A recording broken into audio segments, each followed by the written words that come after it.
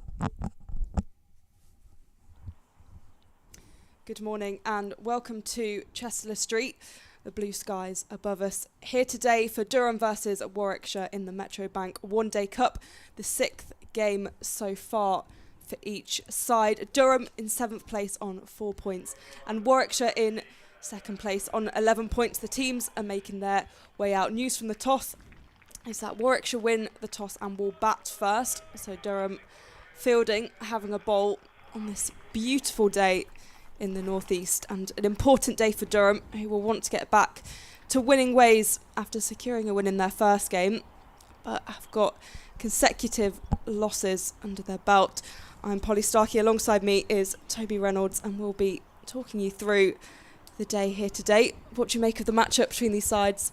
Yeah, it's going to be a really exciting day. I think pretty challenging start for both sides. Warwickshire have managed to find a little bit of form, winning not last game, but the game before, and earlier in the season as well against Essex in emphatic fashion, having been 22 for 5 at one point. Durham, after winning their first game of the season, have had 4 losses in a row and will be looking to try and find form again. But I think it'll be an exciting, good matchup, you'd think, between the two sides as well. Yeah, definitely. I mean, it's been a really exciting competition so far, and I don't think anything's been guaranteed, and we kind of predicted that ahead of the season.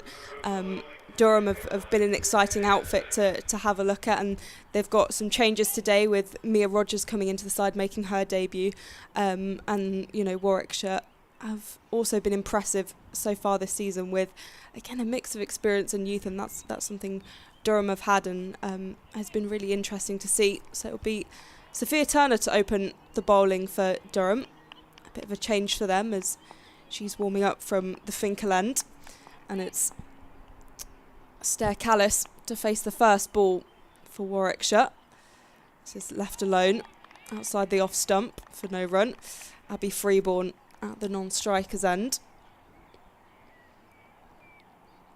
Yeah, solid start there from Turner, and you obviously 50 overs. It's long time. No need for either side to rush into this.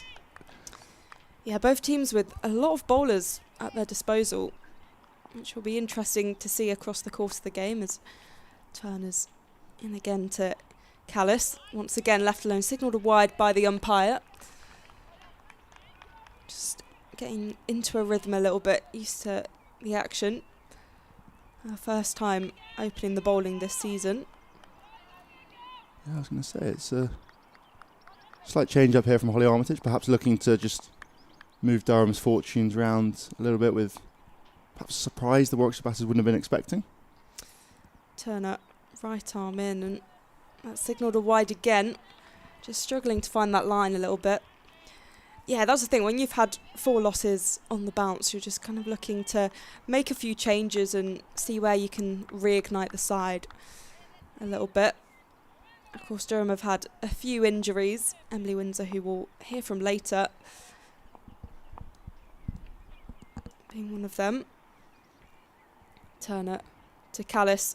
This one's flicked into the leg side, and Warwickshire will be off the mark in terms of runs. So that's 3 without loss. Abby Freeborn coming on strike. Yeah, Warwickshire have been a mixed side so far this season. I saw them lose to Somerset on Wednesday, but they had that really exciting tie to open up their season against Hampshire. Then beat Essex, lost to the Blaze, beat Surrey in an incredible game down at Beckenham, and then lost to Somerset. Turner to Freeborn to face her first ball, and she defends this into the pitch for no run. So they've had a real mix. Yeah, you were down there at Somerset. I was there at Chelmsford in Essex for that thriller as well. They've not necessarily been an up and down side, but it's been a confusing side, I would say, so far. Inconsistent. They've had some really big moments, and obviously breaking the record against Surrey for the total chase down as Turner to Freeborn once again. This time just pushed into the offside for no run. So yeah, it's been a real mix, and they are a bit of an inconsistent side. But yeah, 5th place, 11 points. So they're in a comfortable position. Obviously, this is early days. The tournament goes on until September with different breaks for various competitions. So there's still a lot to be played for. But yeah, Warwickshire have been one of those sides that I was really interested to see how they perform, particularly in the early stages. There's Turner to Freeborn, better ball this time and only able to nudge that to the onside for no run.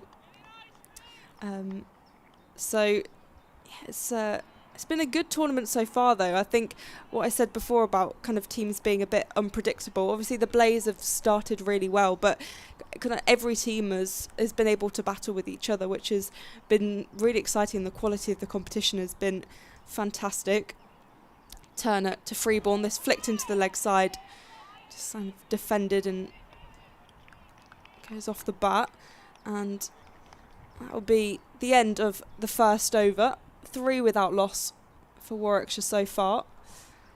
Yeah, you mentioned that the Blaze have had a good start. Lost their opening game, though, to Lancashire, which Very true. I think surprised a lot of people. They were probably, alongside Surrey, who have had a tricky tournament, favourites going into the season.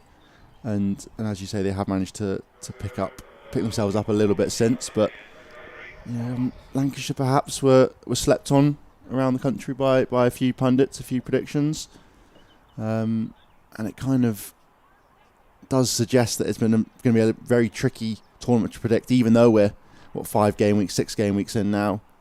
Yeah, I mean, Somerset were the biggest shock for me because they probably had the weakest side. The only signing they made was Charlie Dean, who came from Southern Vipers, and they've always been kind of the weaker side, other than Sunrisers maybe, but they've been the weaker side in the regional era. So I didn't expect tons from them, but when they beat Surrey, I was just like, oh, okay, maybe this season will go slightly differently to how I anticipated. Grace Thompson coming in now to Stair Callis. That was just wide, left alone outside the off stump.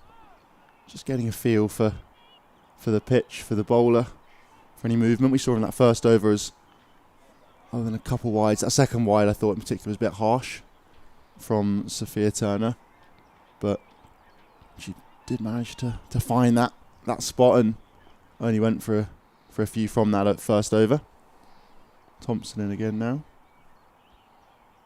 It's angled in again and cut away, but doesn't get a hold of it fully. Just dribbles out to Emma Marlowe at cover.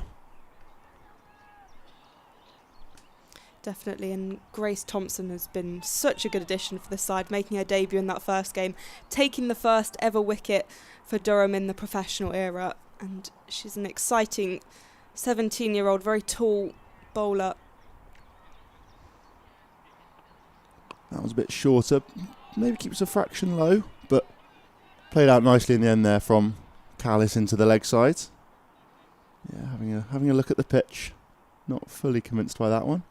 As you mentioned, the height there from Thompson is something that can be so dangerous. You see in all levels of cricket, the fact that everything just seems that little bit shorter, and thinks everything might pop, even though if it's quite full, you might see batters hang back in their crease a little bit more, or look to be really aggressive and try and get to the pitch where can give the bowler a bit of a chance.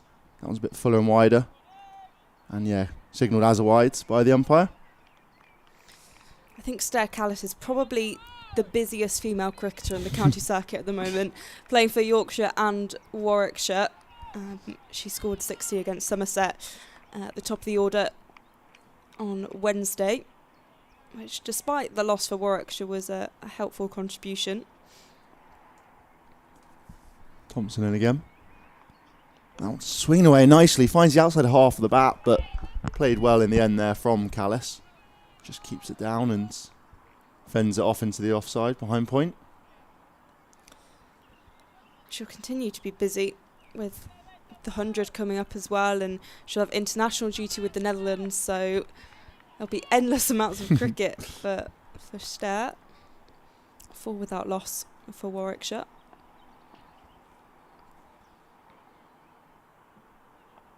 That's driven well there, but straight to the fielder and no run. Very good start, just the one wide from the over so far. It's bowling very nicely to her field. Got one slip in there, catching. Maddie Villiers, kind of a, perhaps not, maybe a fourth slip, even gully perhaps. Quite wide outside the keeper, just off the screen, as well as 4 ring fielders on the offsides. That was shorter and wider, cut away, and it beats the fielder at backward point. Strong hand to it though, will stop it from going all the way. Then going to come back for a second. Emma Marlowe mops up there. It was good running between the wickets there, just taking advantage of the misfield. It's the end of the over, 4 without loss, so a really good over from Grace Thompson. Just the 1 run from it. And it's a good start from Durham.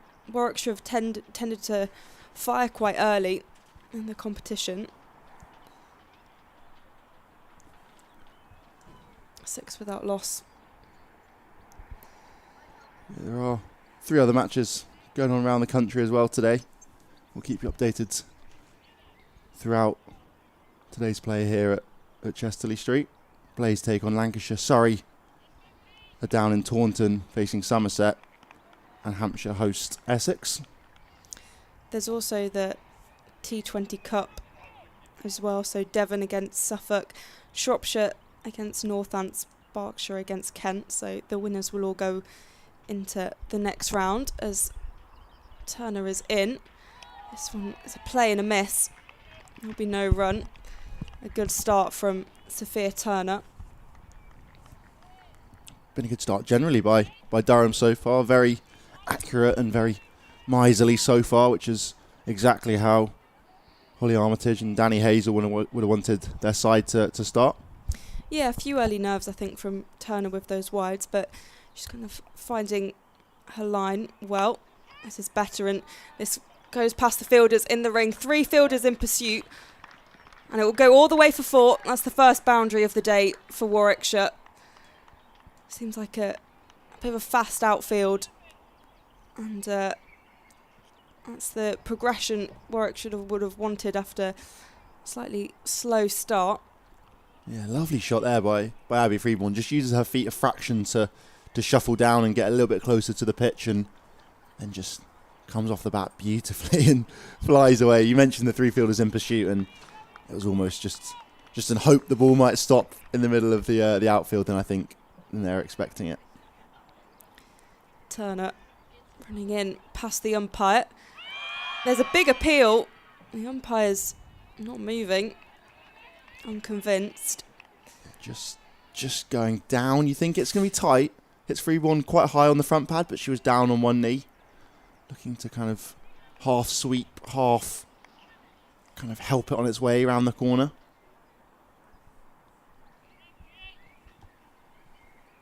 And I think correct decision in the end from the umpire, but would have been very, very tight, I'm sure. Turner to Freeborn. This one flicked off the pads into the leg side.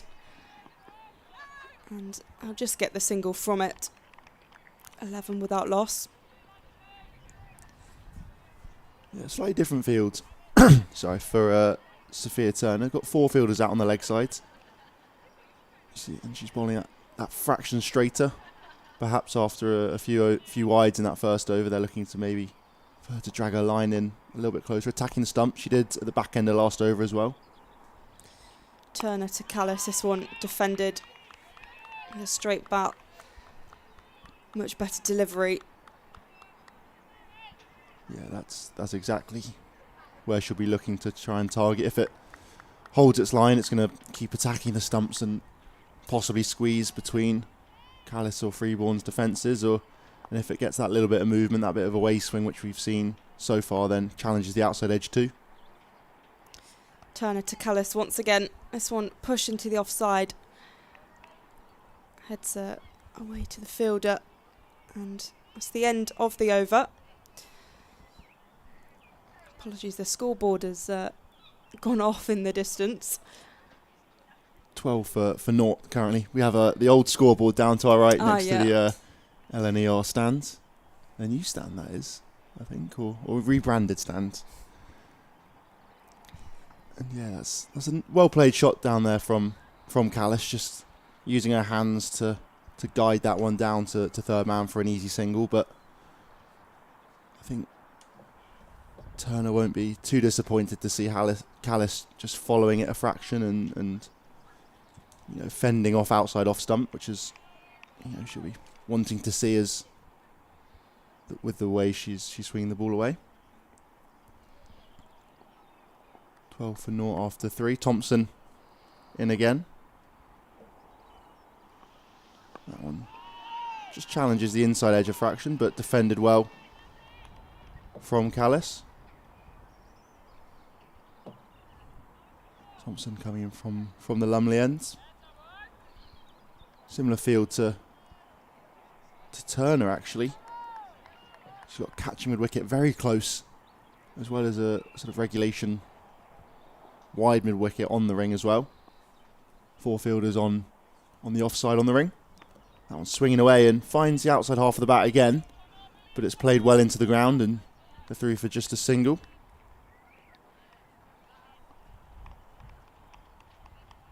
Nice shot again from Callis. She's utilising the space behind square through that sort of third man region very well so far.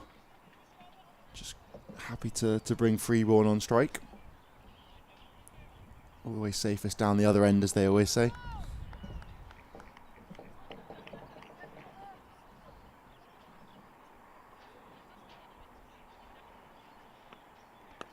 Oh, and yet again, just angled in at the stumps from Grace Thompson. Definitely seems to have been a slight change in plan after the first 2 overs. It's always good to see captains thinking about the field. You always go into a game with plans, ideas, what you want to try and target, but it isn't always necessarily the best option on the day. That one's targeting the stumps again, just outside off stump this time, and Freeborn pushes it into the offsides. No run though. Yeah, Holly Armitage, I think, is one of the best cricket brains in domestic cricket. She's such a good captain, and it's why she did so well with the Northern Diamonds and went on to captain that England A tour, the ODI series in Australia just a few months ago. Thompson in again. That was full and straight, sliding down you'd think, but a semi-appeal echoes around the grounds here at the Banks Homes Riverside Stadium. Grace Thompson has been really good so far. I guess for Warwickshire, this is the first time they would have faced her. But she's just been really effective, particularly economical. Bit of room given there and a big swing. Peel, and it's gone! And there's the first wicket. Grace Thompson has the breakthrough. Abby Freeborn looks to give herself some room, backs away a fraction and a big swing.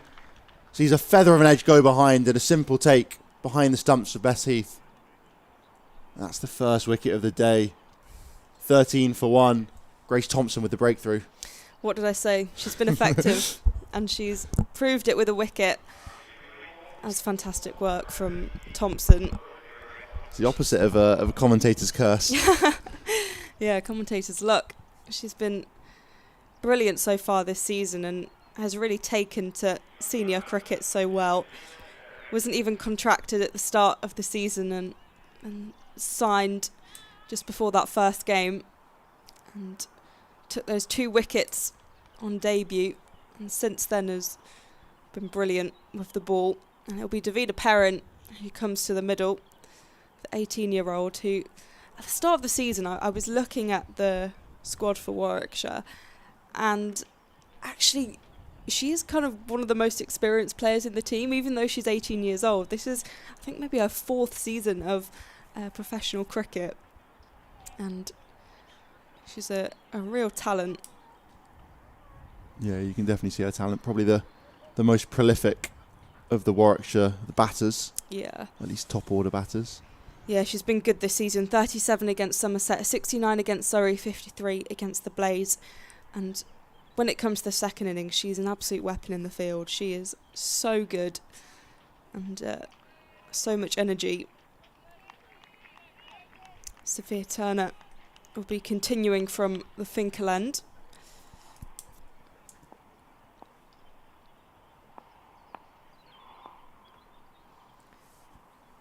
Turner to Callis. There's a couple of shouts, but it's signalled a wide. Perhaps just a scratch of the foot on the floor, or even maybe a slightly, hopeful decision that the umpire might not give a wide if there's a big appeal. Turner at the top of her mark, running in past the umpire, chopped on by Callis, and there'll be no run. Almost chops that one back onto to her own stumps there. I think she was panicked for a second. You always got to be careful you don't turn around and take out your own stumps at times there as well. It's good awareness in the end from the Dutch international. Turner, number 48 on her shirt, to Callis. This one just defended into the offside for no run. Callis just kind of struggling to find rhythm. She's had a good season and plenty of cricket, but it's just finding it difficult against this opening pair.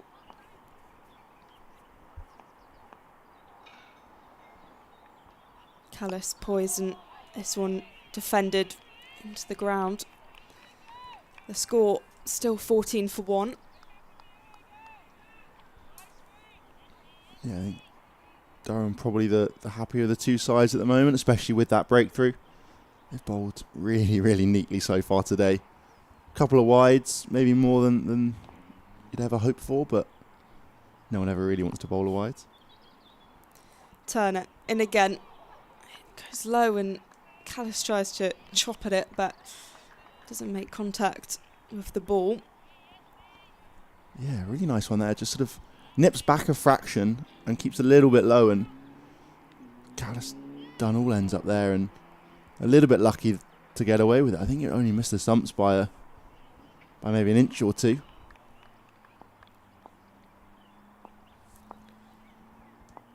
Turner in again. It's Callis defending once again.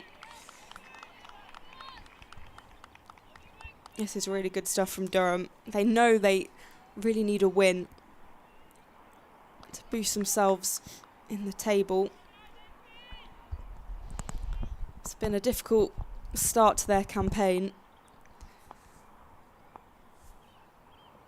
but they'll be looking for a win here at home as Callis reaches for that one and sends it down to third, and that will signal the end of the over. So I'll run through for the single. 15 for 1 after 5, and this is a really good start from Durham, just putting the squeeze on early against Warwickshire, a team that they've really enjoyed firing early, but Durham just prevented them from doing that. Yeah, as you say, just super tight bowling so far. The ball has been swinging around a little bit, but it's the way that they've managed to just place the ball on the perfect line of length almost every single delivery, just not allowing Warwickshire to get into the game. As you mentioned, they look to try and be quite aggressive early on. Not managed to do that yet so far of Warwickshire, but Thompson again now.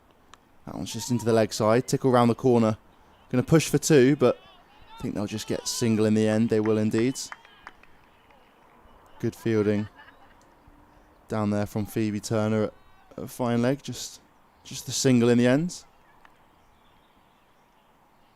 Brings Perrin on strike for her first delivery of the day. And they're bringing in a slip, it looks like they will. Is that Maddie Villiers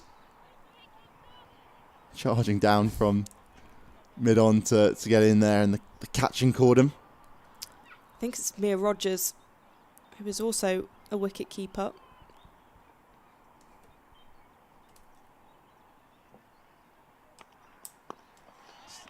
Just patted back to the bowler from Perrin first up.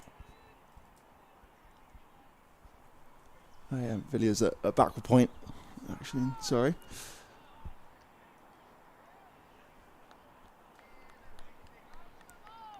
Villiers would make sense. She is one of the best fielders in the domestic game.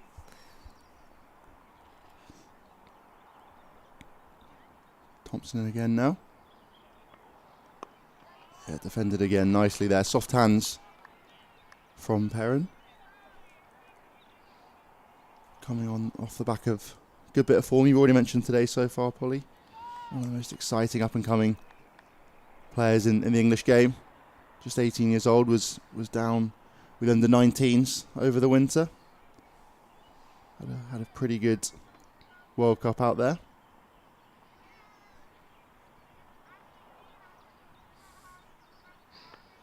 It's full and straight again, but no run from it.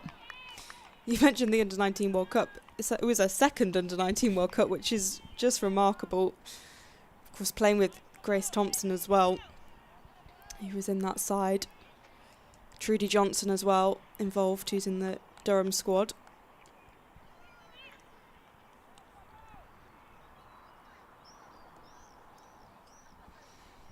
Rogers back out to mid-on. That was fended, just dangled the bat there, does Perrin. Whistles past the outside edge. Another really, really good delivery here from Grace Thompson. She's already got the one wicket. The way she's bowling, she'll be looking to take a few more. Just yet again on the money every single time so far. There's Thompson.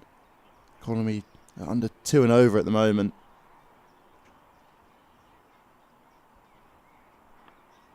That was driven up-ish, and it's going to just scurry away for a single out to third man. Katie Levick mopping up down there. That brings the over to a close. 16 for 1 after 6 overs. Yeah, really tight over from Durham once again. Just the one from it. Esther Callis and Davina Perrin having a discussion in the middle. Just trying to figure out where they could get some runs from. There's not much on offer really. It's been tough going so far for them, unless they're going to try and take the attack back to Durham and maybe look to try and force a few through the offside. There's not been much offered to them so far. The odd one onto the pads that they've managed to turn down to fine leg for a single, but other than that, it's been tricky going. And you even saw with the one wicket of the day, Abby Freeborn looked to try and force one through the offside. Turner into Perrin, nudges that into the leg side, but won't be able to take a run.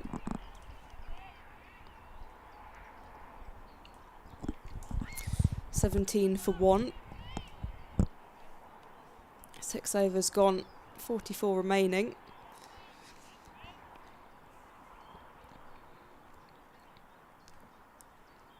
Turner to Perrin. This one kind of cut down the ground. Fielded just outside the ring by Grace Thompson. So a bit of rotation of the strike here, which is positive from a Warwickshire perspective. Yeah, it was good play from Perrin. I think just turned, I wasn't particularly short from Turner, but I think quick hands from Perrin there managed to turn that one into a nice single in the leg side. Turner to Callis. There's an appeal. The umpire's arm moved the tiniest bit, and I thought maybe give it out. Yeah, I think a sensible decision from the umpire there. I think Turner herself knew that one wasn't out. Perhaps slightly half-hearted appeal. The big appeals coming from the ring as much as anything else. You can see Susie Bates just having a chat to Turner. A great addition to the Durham squad as Turner's running in to Callis. This one flicked down to third. Now take a gentle single. Yeah, another good delivery there from Turner. Fraction fuller, just tempting Callis at the big drive, and draws an outside edge. Quite a thick one though, so fairly safe from Callis. 19 for 1.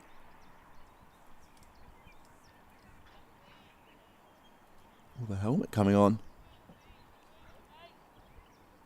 Obviously, Callis and Perrin, Perrin in particular, I guess, looking to maybe use her feet, so the Helmet just allowing Bess Heath to stand up to the stumps, keep her penned in her crease. I always like to see this. Even just sort of mentally just challenges the batter. Turner to Perrin. This one struck into the offside, but will go straight to the fielder inside the ring. Oh, that sounded amazing off the bat. It just flew off the bat. Yeah. It's well fielded in the end. I think by Holly Armitage. Turner at the top of her mark. To Perrin. Once again, push into the offside, but this time beats the fielders inside the ring and will go all the way for 4. That was good from Perrin. Just knew where the gap was. Came well off the bat. 23 for 1. That was a much better over for Warwickshire. Sophia Turner looks a bit frustrated with that one. Yeah, it's a tricky one. I think it was a lovely, lovely shot in the end there from Perrin. Just, yeah, again, after we saw her time the previous delivery so well, it was just manages to turn that one. It wasn't particularly poor delivery of anything from Turner, yet again challenging the stumps. And actually Perrin has quite an open stance, manages to give herself that fraction of width, and just her hands fly through that and it runs away off the bat for 4. 23 for 1, 7 overs gone. Grace Thompson in again now. That one's a bit wider. Thin edge again, it's gone. Another one. 2 wickets now for Grace Thompson. Another brilliant delivery. Stair Callis looks to try and force one through the offside, but can only get the tiniest of edges on it. And yet again, an almost identical wicket from the previous one. And another big wicket. 23 for 2 now. Warwickshire find themselves in. Still inside the power play, but Durham, the team on top at the moment. Wow. Grace Thompson. She is unbelievable. She just looks unplayable at the moment. And yeah, 2 wickets down. This is precisely the situation Durham would have wanted to be in at this point. Yeah, I think that one perhaps not as short as Callis thought that one was going to be. Maybe kept a fraction low as well, and in the end all she can do is get the thinnest of edges on it and ends up back in the pavilion. But it's all coming from the pressure that Thompson's been building. Yeah, she's built it really nicely, and it's so good to see as well, because Lauren Filer's been injured, unavailable, and I guess a lot of Durham's plans would have been built around Filer and having her opening the bowling. So to have, 17-year-old homegrown player taking on that responsibility is absolutely fantastic. The future is bright indeed, as Katie George will be the incoming batter for Warwickshire.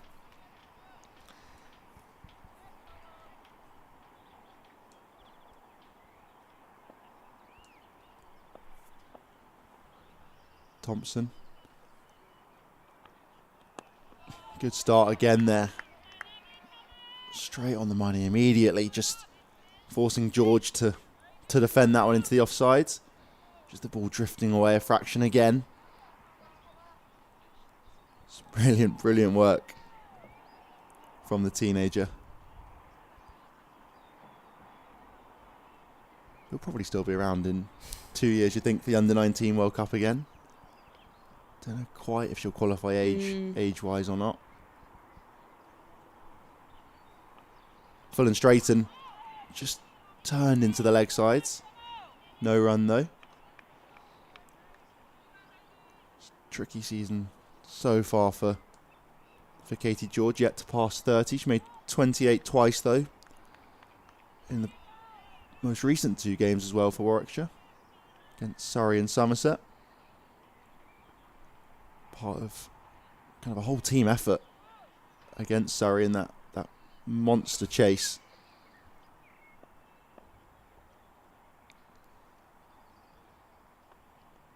That's shorter from Thompson and looks to cut that one through the offsides as George, but doesn't get a hold of it. I was interested actually by Warwickshire's decision to bat first because conditions-wise I think it's a good decision, but in terms of chasing, teams chasing have tended to win so far in the competition, and that's been something that Warwickshire have kind of used to their advantage. So I was intrigued to see them bat first. Right on the top of off again. Brilliant from Thompson. Just offering no width at all there for George. But solidly defended in the end. Yeah, it's been a really interesting competition generally in that respect. I think teams, despite pretty much the players staying almost exactly the same as the regional system, a lot of the grounds have changed. With a lot of test venues being used so far. That one's angled in again. Lovely from Thompson to end her over. 23 for 2, 8 overs gone. Brilliant work so far from that Durham seamer. 2 wickets, both wickets so far today. And has been brilliantly economical. And yeah, what we're saying with the competition generally, I think that perhaps the test venues offer that little bit more safety with the bat and just means you can go that fraction harder. But if you're batting first, it can be challenging to work out the pace you need to go at. And when you're chasing, you know your target, you know the run rate you need to be on, and just allows that little bit more comfort, perhaps. I believe that was a wicket maiden from Grace Thompson, which is good from her. But yeah, as you say, some fantastic venues being used in this competition as Turner's continuing from the Finkel end. There's a few gasps as that goes through to Abby Freeborn behind the stumps. Apologies, Bess Heath, wrong team. At least you named one of the 2 keepers on show today. Yeah, exactly. You can tell I've been awake since the early hours. Something I think to perhaps mention as well. It's a long way up to Durham. Turner to Perrin. This one just defended into the ground. It is a long old trip. I mean, for a team like Hampshire, that's your whole day gone driving up to Durham. Similarly for Somerset as well. Yeah. I was chatting to Danny Warren, the performance director at Essex, about this exactly. Obviously, they were up here first game of the season, and Durham managed to get through for victory. But it can take a lot out of players to do a big old day's travel up here. Turner again to Perrin, nudges that into the leg side, but there'll be no run. Yeah, it's a long old journey.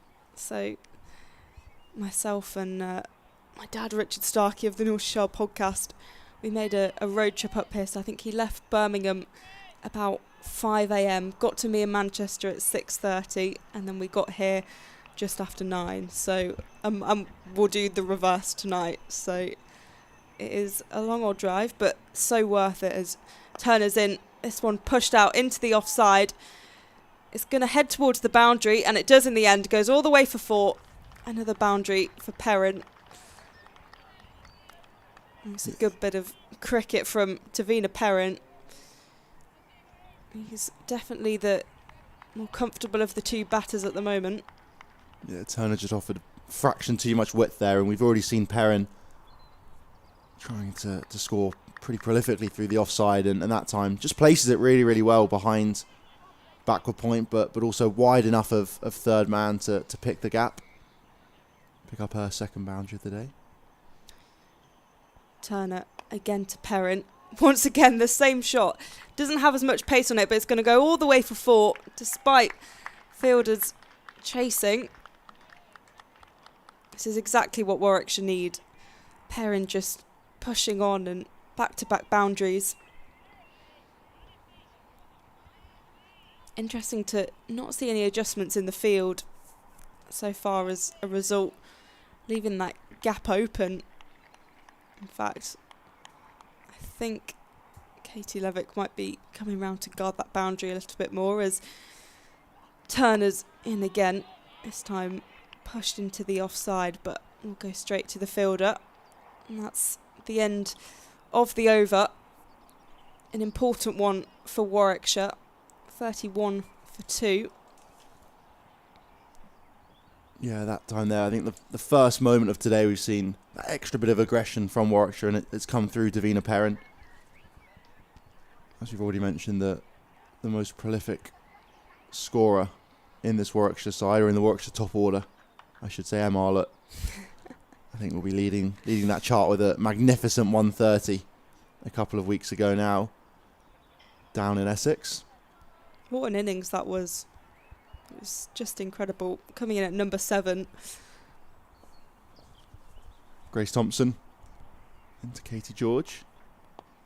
Challenges the inside edge that time, and going to think about 2, but sent back in the end as George. Sensibly so. Yeah, I think when any team of 22 for 5, and I remember I was on commentary chatting with James Patient, who was alongside me, and we were saying if they can get to triple figures, it'll be brilliant. And then they made the 100. Okay, well 200 still quite a long way away, and just slowly they've got their way up to 289 in the end. That one's wide, a cutaway, slightly uppish, but it's a boundary there. Brilliant shot from Perrin. Just latches onto one that's a fraction short. And yet again, times another gorgeous shot through the offside. Fraction uppish, I think. Maddie Villiers, that is, behind at backward point. Thought she was in the game for a second, but flew past her in a moment's notice in the end. 36 for 2. Warwickshire slowly starting to speed up now.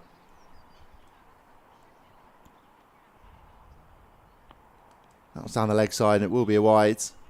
Well taken, though, from Bess Heath behind the stumps.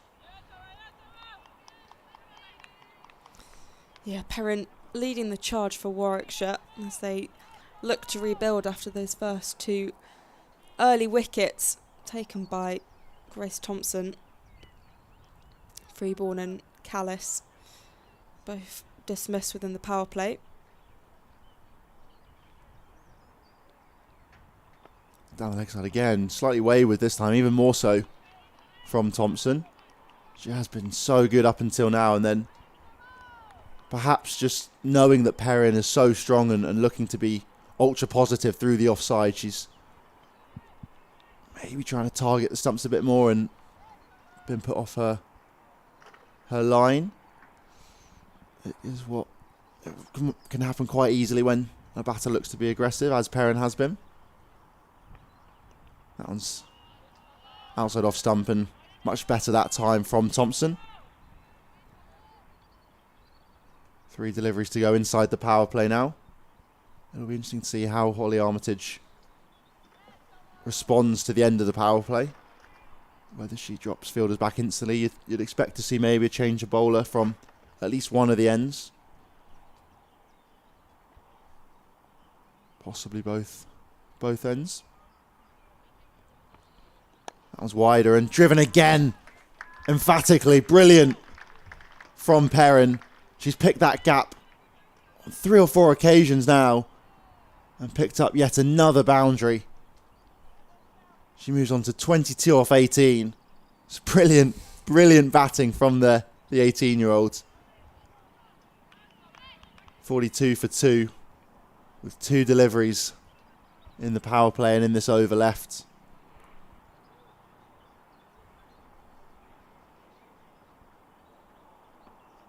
Oh, and that one's past the outside edge. Much better. Again from Thompson. Perrin just rocks onto her front foot and looks to just lean on it, but just does a little bit, does enough to beat the outside edge. 11 runs so far from this over. It's more than Thompson's previous 4 overs combined. Shows how economical she has been. Just like changing field now. We see Maddie Villiers dropping out to the boundary at backward point. And Katie Levick moving up from third man inside the ring now. Perrin comes across her stumps, but drives out to the covers. No run. And that ends the power play. 42 for 2 after the first 10 overs. Perrin been brilliant. 22 off 20. Just effortless so far. Katie George at the other end, 1 off 6. And definitely the pick of the bowlers. Grace Thompson, 2 for 17. But Sophia Turner similarly, 25 from her first 5. And that is the end of the power play. We will see a change of bowler. Phoebe Turner, Sophia's namesake. Yes, Phoebe Turner, leading wicket taker in the competition. And I'd say probably number 1 unsung hero of domestic women's cricket in the last few years. She was the leading wicket taker in the Rachel Hare Flint Trophy, the 50 over competition last season, and has been so good with bat and ball. But really, I don't think gets the credit she quite deserves. Were you surprised to see her not take the new ball? A little bit, but I think having Thompson and the other Turner was great, as this is pushed into the offside. They'll scramble through for a single. Yeah, I guess the thing with Durham is they probably need to mix things up a little bit and test out what works well. And I think Phoebe Turner is the sort of player you can put her in any situation. You can get her bowling at the death, you can get her to open, she can do middle overs, she can kind of go wherever and she'll thrive. And I guess with those players, just put them in. I think she's coming in at such a good time where Warwickshire are trying to counteract good economical bowling, and she's in again, and it's on the offside. They'll run through for 2. Tafina Perrin rapid between the wickets as always. Yeah, good running there. I'd love to see Perrin's wagon wheel at the moment. You think pretty much all of the 24 runs she's made so far today have come through sort of third man, backward point, cover. She's crashed a few. They've dropped a fielder out there onto the boundary at cover, where she has been so prolific. Turner to Perrin. This one dips and signals are wide by the umpire. It's a little bit unlucky, that one. I think perhaps just drops it a fraction shorter than she'd like, does Turner. But I like the intent. I think, Perrin's had a lot of it all her own way so far. Got to get her thinking. 46 for 2 as Turner's in and dips low. No run. I'd say that was perhaps a slower ball. Yeah, just rolls her fingers across that one, does Turner. Smart bowling. You can already see that she's trying to think about this and try and perhaps outthink Davina Perrin. Turner to Perrin. This one pushed into the offside. Again, pound to a kind of wide third. She'll take the 1 run. Yeah, just the 4 fielders out now outside the ring now for Durham. The 11th over outside that opening power play. Turner to George. This one just defended. George struggling to get the runs in 2 from 8 deliveries at the moment. The score 46 for 2. I think it's pretty sensible cricket from George. She knows Perrin's going well at the other end. There's no real need for her to try and rush along. Good amount of batting below her as well. Turner to George. This one pushed a point for no run.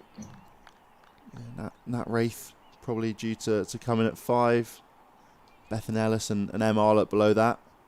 Both have had good starts to the season with the bat. As well as Jarvis Pavley, who I think has been super impressive with the bat, coming in down at number 8, number 9. She's made 31, 25 and 30.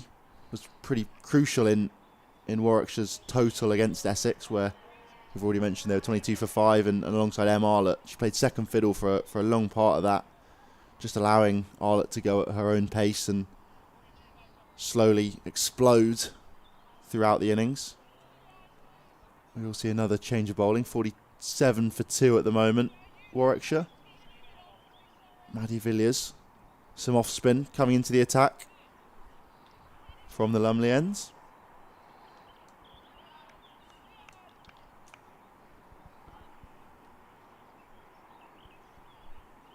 Field-wise, we've got one out sweeping on the offsides, two out on the leg. A sort of deep backward square and a, don't know how you describe that, forward square, wide mid wicket. Use of feet there from Perrin first up, but just prods it into the leg sides. There's another three inside the ring on the leg side too. Regulation square leg, a mid wicket and a mid on. Feet again from Perrin. It's up in the air. It's going to go all the way for a couple bounces and a four. Lovely shot there. Just sensible cricket. Gets right to the pitch and guides that one over the offside for 4 runs. There's a lot of space out there. Pretty smart and easy going from Perrin. And that brings the 50 runs up for Warwickshire. 11.2 overs in. 51 for 2.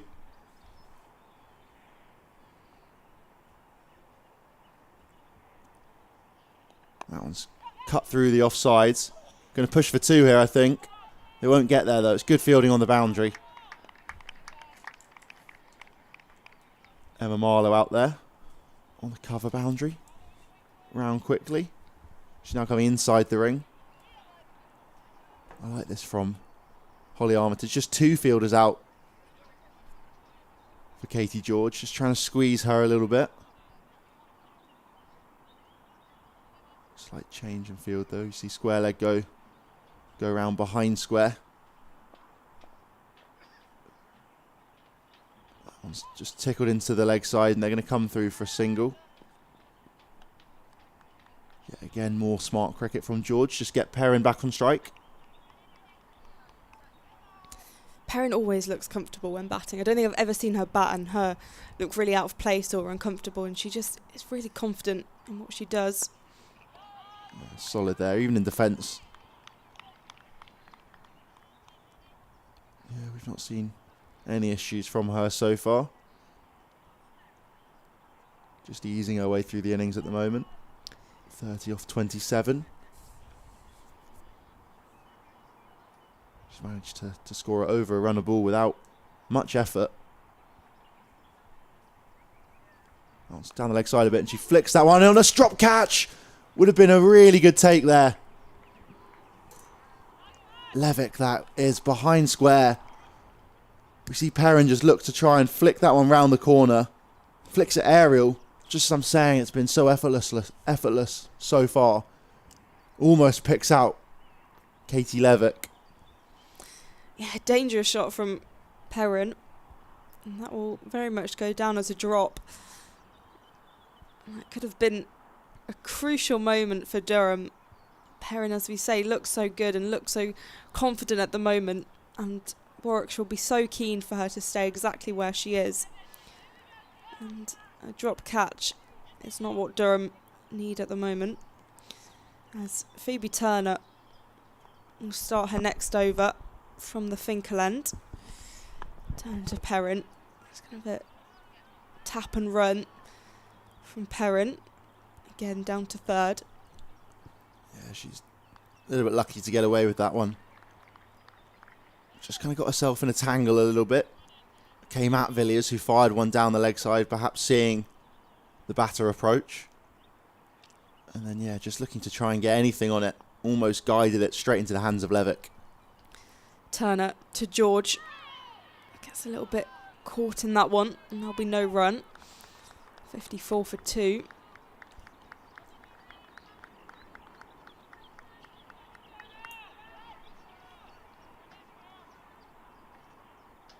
Yeah, again with George at the crease, we are seeing that little bit different field. Only 3 fielders outside the ring when Turner was facing, and there was only 2 with Villiers bowling at the other ends. Smart cricket, clever cricket from Armitage, the captain. Turner once again to George. This one driven back to Turner herself.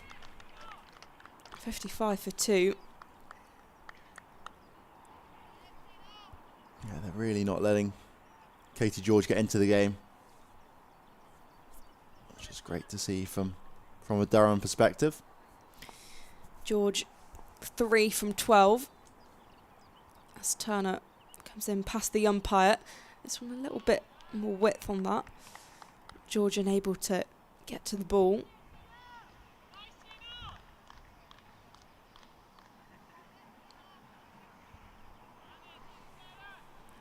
.55 for 2. I've dropped the fielder out now to the rope. George looking to try and bat with a bit more intent. Turner to George. Pushes it into the offside and will run through for a single. There's a shy at the stumps and it goes towards George's head. I think it misses. So slightly wayward from the skipper. I think that is a short extra. I know umpires are kind of clamping down on that sort of thing at the moment as Turner's into Perrin. This one bounces up and will find the fielder inside the ring. There's a good bit of fielding, and that's the end of the over. 56 for 2. God, Maddie Villiers, I think that is. That's phenomenal. Yeah, that's classic Maddie Villiers. That's regulation for her. But just really good reactions inside the ring. That point. Yeah, just brilliant from the off spinner. She's back into the attack now, so she can keep the ball in hand, but just diving low to her right. Not even a thought of a fumble there, just good hand to it, and then no run. It would have, you'd think, perhaps rocketed away to the ropes. Definitely saves at least a single or two. And again now is Villiers. Use of feet from George, just clips that one into the leg sides. Just ease through for a single. Gets Perrin back on strike. It's better from George, just, you know, even though it was just the one run, more expansive shots.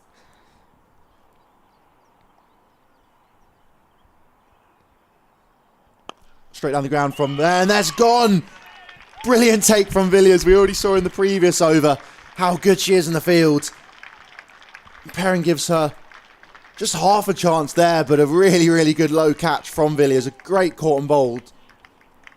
And the dangerous Perrin heads back to the pavilion.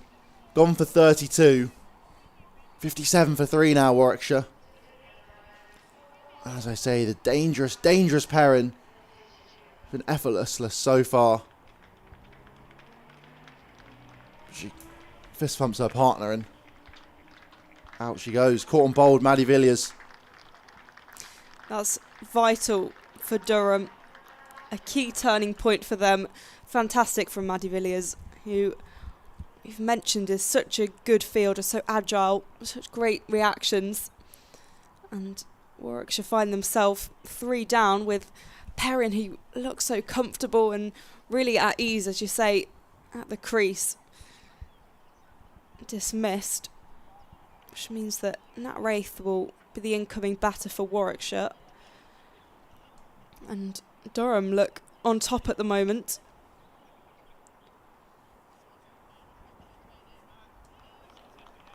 Yeah, the home fans will be pleased here. Down at the Banks Home Riverside. Yeah, decent amount of spectators in. Plenty in the pavilion, members area. And then a couple to our right in the LNER stand. It's a beautiful day for cricket as well. Lovely warm weather and blue skies. Just defended first up there from Wraith. Wraith, who got a half century against Surrey and 34 against the Blaze. So it's been in decent nick so far this season. Use of feet first up and just chips that one over the leg side for a single. Thoughts of 2. Slight misfield out there from Thompson. But no 2 in the ends. Intent early on from Wraith. Using her feet. Doesn't want to get stuck on the crease. George back on strike now. Just flighted up from Villiers and defended into the leg sides. Just 2 runs so far from from the over, and the one big wicket of Davina Perrin. Feet from George this time, but yet again defended. That ends the over. A very, very smart and a big, big over from Maddie Villiers. Davina Perrin goes, or gone even, for 32. 14 overs gone now, 58 for 3. Durham find themselves in strong command at the moment up here in the northeast. For Durham, they'll want to maintain this control. They've got themselves in such a good position and they're really craving that win. They had that amazing first win against Essex and it looked like everything was going their way, and the last 4 games it hasn't quite fallen into place. So to be in this position now, they've got to take advantage of that and push for more and get a few more wickets and really restrict Warwickshire, because we've seen the totals Warwickshire can put on. They've 208 against Hampshire, 289 against Essex, 211 against the Blaze, that huge 314 against Surrey and 249 against Somerset. So they're a very capable batting side, Warwickshire. Bat deep as well. We've already touched upon it with Pavley in at 8, Wong in at 9. Davis made 50 last game as well. Turner in from the Finkel end, and that's defended into the offside for no run. Yeah, as you say, they pretty much back down to number 10. Hannah Baker, the only batter in their lineup not to have passed 28, I think. Wow. Oh, that's impressive, that start. Turner into Wraith, pushes that straight to Holly Armitage for no run. Yeah, they do truly back down the order, and yeah, someone like Pavley and Wong who can kind of whack it about a little bit, having them coming in later could prove fruitful. Yeah, we saw on the opening day of the competition how much of an impact the tail have here for Warwickshire. Turner to Ray, flicks that into the leg side, and that'll just be the single, putting Katie George back on strike. Yeah, that first game against Hampshire, wow. I mean, what a way to get the season started. I think every game had some sort of excitement within it. Obviously up here it was Grace Thompson taking the first wicket for Durham in their professional era, as Phoebe Turner in to George pushes that into the offside. There's a misfield just outside the circle by Sophia Turner, so I'll get 2 in the end. It's good running. But yeah, tie against Hampshire, and then of course excitement with Surrey against Somerset, and then Lancashire beating the Blaze, which I don't think many people expected ahead of the season. Turner past the umpire. This one's flighted a bit, flicked into the leg side. Fielded well on the boundary there, but once again, good running, pushing for 2. 63 for 3. Yeah, that opening round, I think, just set the tone for what has continued this season. You know, in that Lancashire, the upset against the Blaze, but also Emma Lamb, first 100 of the competition of the new professional era within the county setup. Turner in again. This one defended by Katie George. And that's the end of the over. 63 for 3 after 15. And we've obviously got other games in the One Day Cup. We mentioned Hampshire against Essex. Hampshire are 77 for 2. Lancashire against the Blaze. The Blaze are 61 for 3. And Surrey are 106 for 2 against Somerset down in Taunton. We've also got the Vitality T20 Women's County Cup. Durham are going to enter in that third round. It's the second round at the moment. We had 5 or 6 games yesterday, and now Devon take on Suffolk, Shropshire against Northants, and Berkshire against Kent. So that'll be exciting. Already Oxfordshire are drawn against the Blaze in that third round. Feet here straight away from Wraith, but no run, just finds the fielder diving in there at extra cover. Yeah, I'm super excited. I think cup competition First time in a long time in English cricket that we have one. Wheelie's in again now. Wraith just turns that one into the leg side for a single. Yeah, so far in round 3, the fixtures set to be Surrey against Hampshire, Glamorgan against Lancashire, Oxfordshire against the Blaze, and Yorkshire against Essex. 3 games still to be decided. In fact, Durham against Somerset, which will be down in Exmouth on Friday. Feet there from George, and brilliant shot. Lovely there. George picks up her first boundary. Just uses her feet, gets the pitch, and just muscles that one down the ground. No chance for the fielder at mid-on. 68. They move on to now to Warwickshire, looking to try and counter-attack after a couple early wickets. Yeah, I think there's a couple really interesting fixtures in that third round. I'm excited to see, I think in particular Yorkshire versus Essex, I think will be an interesting one. Yorkshire obviously professional next year. Billy's in again and no run. But they've obviously centrally contracted quite a few. Stair Callis playing in this game will probably be back at Yorkshire for that.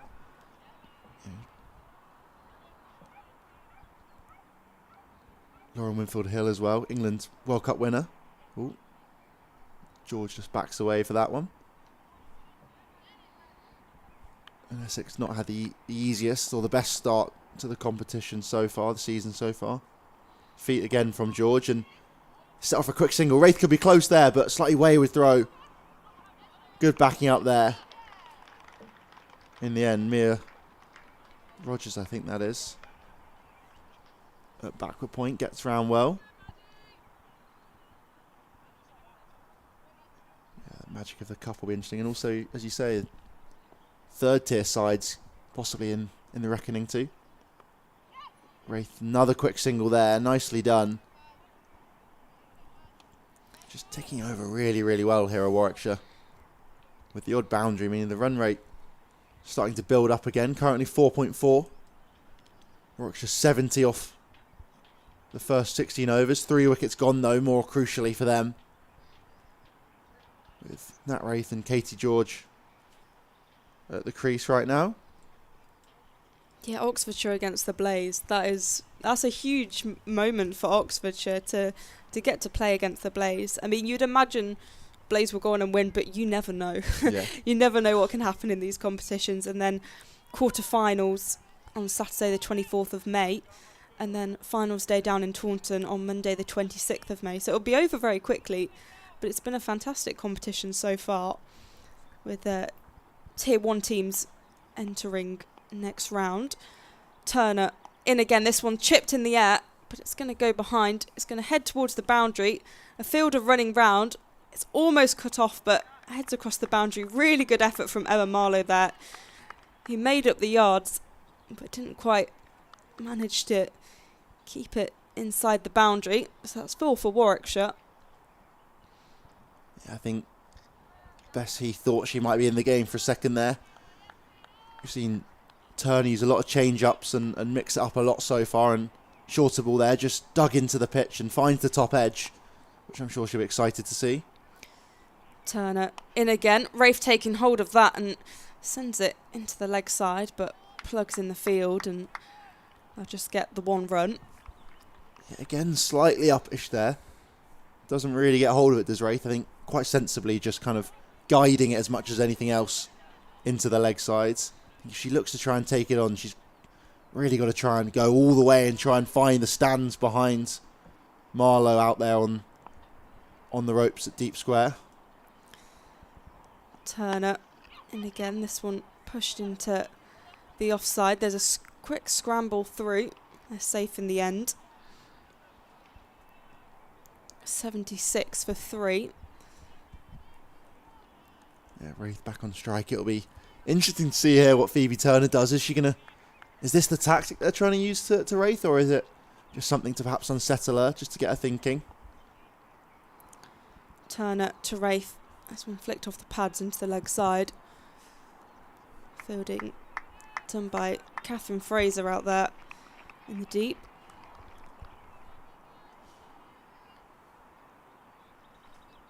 A wicket probably needed here If Durham want to slow Warwickshire down, who were starting to rebuild after the early loss of a few wickets. Turner in again. This just defended for no run.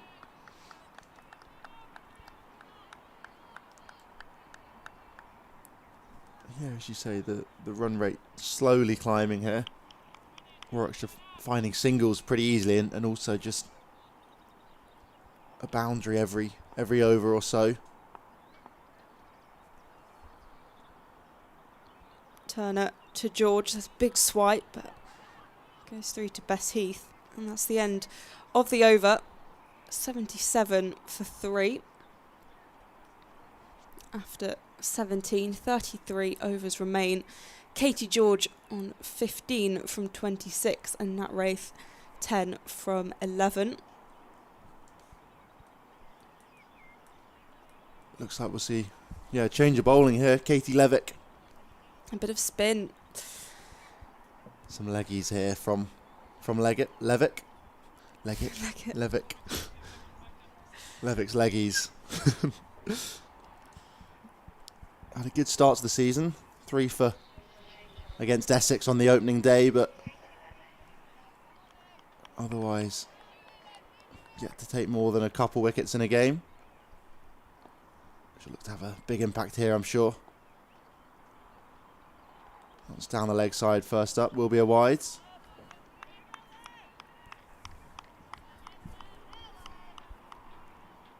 Been around the domestic game for a while is Levick, 33 years old she is. That one's just flicked into the leg sides. Single there for Wraith.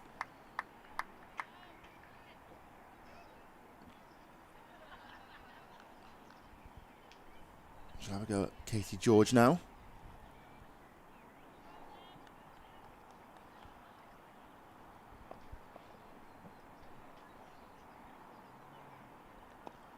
Yeah, again, just into the leg sides.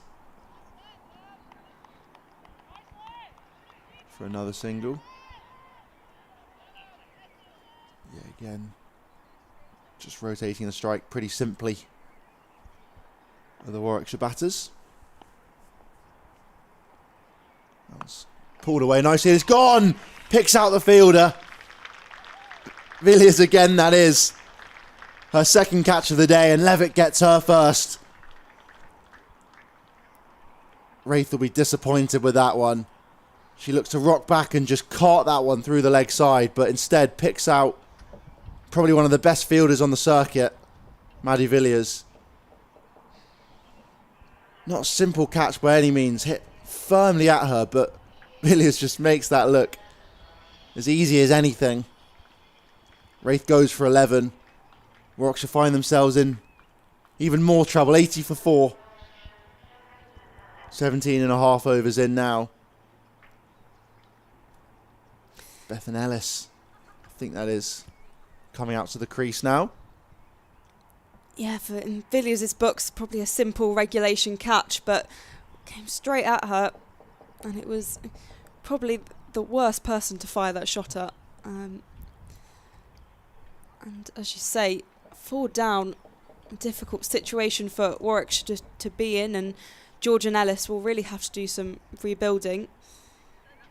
I thought George and Wraith did well to kind of rebuild after the loss of Perrin and up that run rate a bit and try and take on Durham. It's just been slowed down a bit by Katie Levick coming in. They're struggling a bit more against the spin.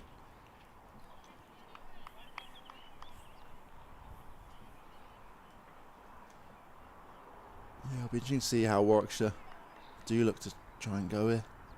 Still got over 30 overs left in their innings.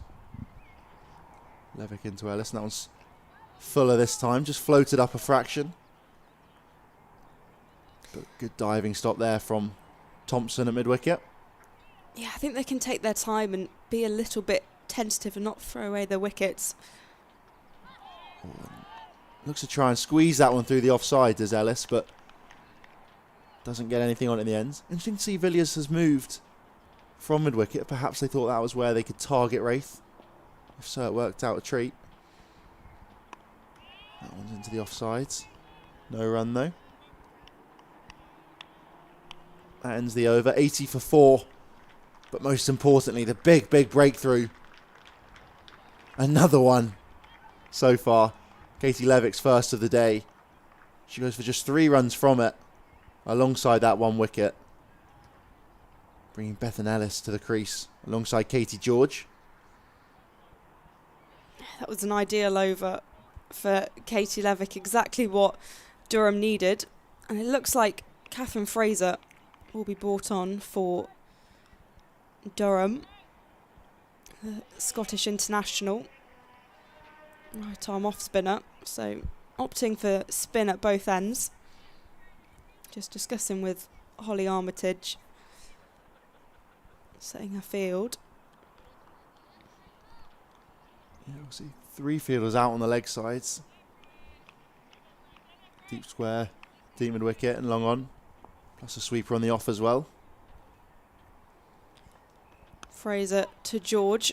This one on the back foot and heads towards the boundary. Will be fielded safely by Sophia Turner, but they'll get 2. It's interesting, Catherine Fraser, I've kind of always seen her more as a bit of a bowler, but her batting this season has been outstanding. Really contributing well with 43 against Surrey, 30 against Somerset. So kind of stepping up in that role despite coming in later in the order. But she's, I mean, for Scotland, she's put in some good innings with the bat. So it's no huge surprise. Fraser to George once again. This one a little bit wider and it beats the diving fielder inside the ring. Sophia Turner will put in a shift again, cutting it off. But once again they'll get 2. Yeah, she's busy out there on the ropes as Sophia Turner. Quite a long way round to go for that one. She's quite a long way in front of square, considering there's only 4 fielders on the offside. I think Fraser's probably got to try and tighten her line up a little bit, drag it in towards the stumps a fraction more. Fraser to George, who nudges that, just defending it for no run. Better ball. Still a little bit wide of the off stump.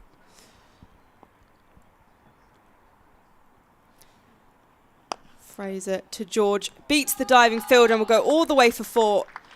Well struck, and Phoebe Turner couldn't get to that one. That'll be 4 for Warwickshire. A needed boundary. Yeah, well struck there from George. We've seen it a couple of times, I think, from her. Looking to go down the ground, use of feet. And so it just powers it past the fielders at mid-on and mid-off as much as anything else. Fraser and again. This one nudged into the leg side. They'll scramble through for a single. Rotating the strike nicely.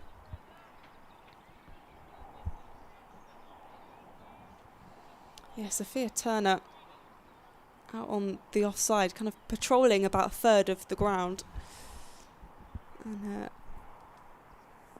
she's done well so far as Catherine Fraser is in again.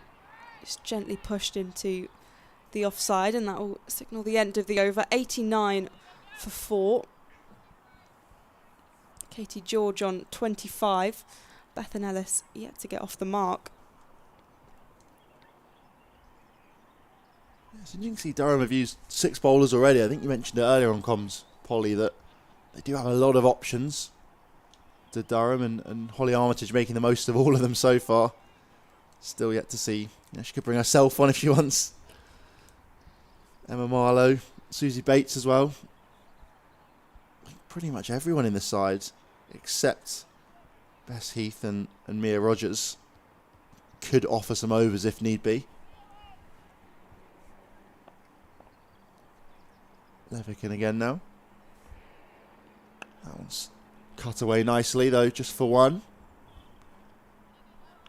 I think we'll have to see quite a few injuries though to see 10 of the of the 11 perhaps have a go.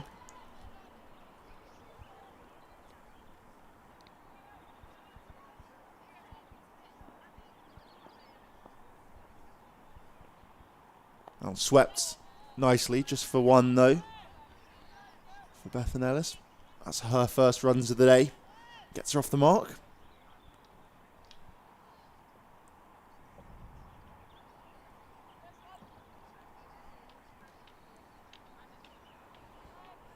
Armitage again just having a bit of a chat with her bowlers. She's been very vocal so far, bringing in deep square leg inside the ring, perhaps tempting George to sweep. We've not seen her do that so far today. She does there though and doesn't get a hold of it. She looks frustrated with herself for that one. Attempted the sweep and it didn't quite work the way she envisioned. Bit of cat and mouse here, I think, from Armitage and the batters so far today. Feet from George, but can only get to the ball to defend it. Out to that skipper, Armitage.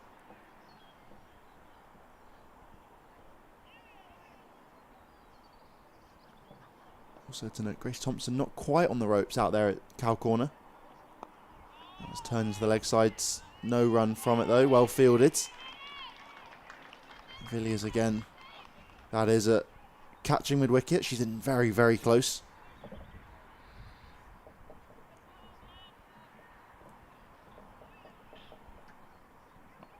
(26 off 36). Katie George is at the moment. Looks to go down the ground this time, but doesn't get a hold of it and just rocks her head back in frustration. End of the over, 91 for 4. 20 overs gone now. 2/5 of the way through the innings. Katie George, Bethan Ellis at the crease. And the run rate just being slowed a fraction. We saw Davina Perrin really up the ante a little bit before she fell. Katie George taking on the mantle since. 26 off 37. It does feel like it's mirrored those first 10 overs quite well. And you've had the periods where Warwickshire have kind of upped the run rate a bit and then Durham pulled back. So as you say, it has been quite cat and mouse as Catherine Fraser's in for her second over.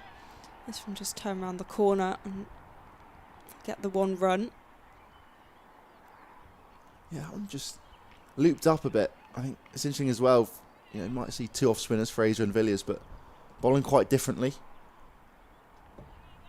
Fraser looking to give it a bit more air, perhaps challenge the batters to try and hit the ball and force it either over the top or through some gaps. She's coming around the wicket now as well.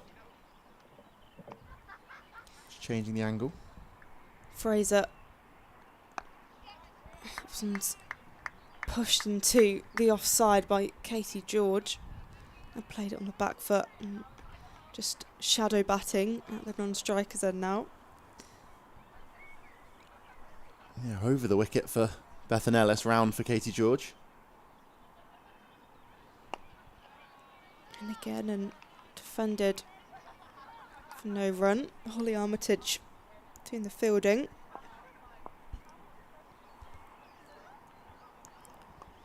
Fraser in again, just kind of edged off the bat to point. There's a shy at the stumps and it'll be well backed up. So I'll just take the one run. 94 for 4. Yeah, Ellis in a little bit of a tangle with that one, but escapes unscathed. Fraser to George once again on the back foot and pushes that to the hard-working Sophia Turner. They'll run back for 2 in the end.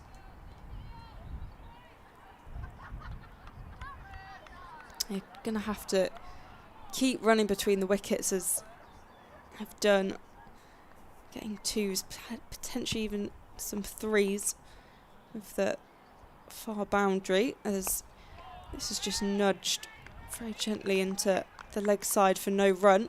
So that finishes the over for Catherine Fraser, 96 for 4. So a decent over from her. Yeah, just 5 from it. Good start again from Fraser. George onto 29, her highest score of the season. I'm sure she'll look to try and anchor this innings. 4 overs till drinks will be the the main thought at the moment, you'd think. Just get there, bat sensibly for the time being. Put pressure back on the bowlers if you're offered any opportunity to. Any bit of width, anything a fraction short, fraction full. Levick will continue. Use of feet there, and it's gone. Just chips it straight back to the bowler. Ellis will be super disappointed with that, you'd think. Just an easy catch for Levick. Simple caught and bowled. The second of the day. Ellis goes for 3. Looked to use her feet, but could only find the bowler. That was really poor. That's pressure for you. Just straight back to Katie Levick. A really simple catch at the end. And it's not looking good for Warwickshire. 96 for 5. It does bring in Emily Arlott, who is very used to coming in lower down the order and having to put in a shift. I was going to say, she's probably thinking that 96, whoa, bit of luxury today. Yeah. Came in at 22 for 5. A couple of weeks ago against Essex, scored a magnificent 130. Helped the side up to 289. In a memorable victory down in Chelmsford.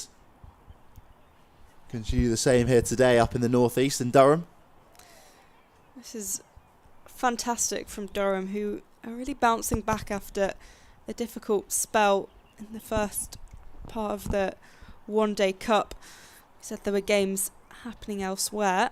Hampshire 103 for 9 against Essex. The Blaze 95 for 4 against Lancashire, so a similar score to here. And then Surrey 142 for 2 against Somerset. So a variety of results, and then yet to start Devon against Suffolk in the Vitality T20 Cup.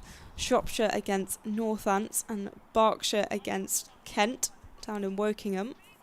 Yeah, Bryony Smith going really well. Already in the 60s for Surrey. She's been in great form so far this season. The skipper down at the Oval. Or Beckenham, I guess. It's where they're playing for these rounds of fixtures.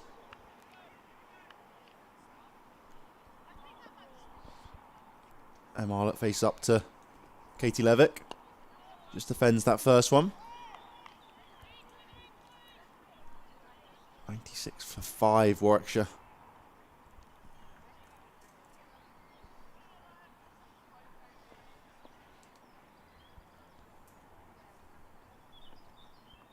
Floated up again from Levick and nutmeg there, but gets enough on it to just slow it down and allow her skipper to get round and field.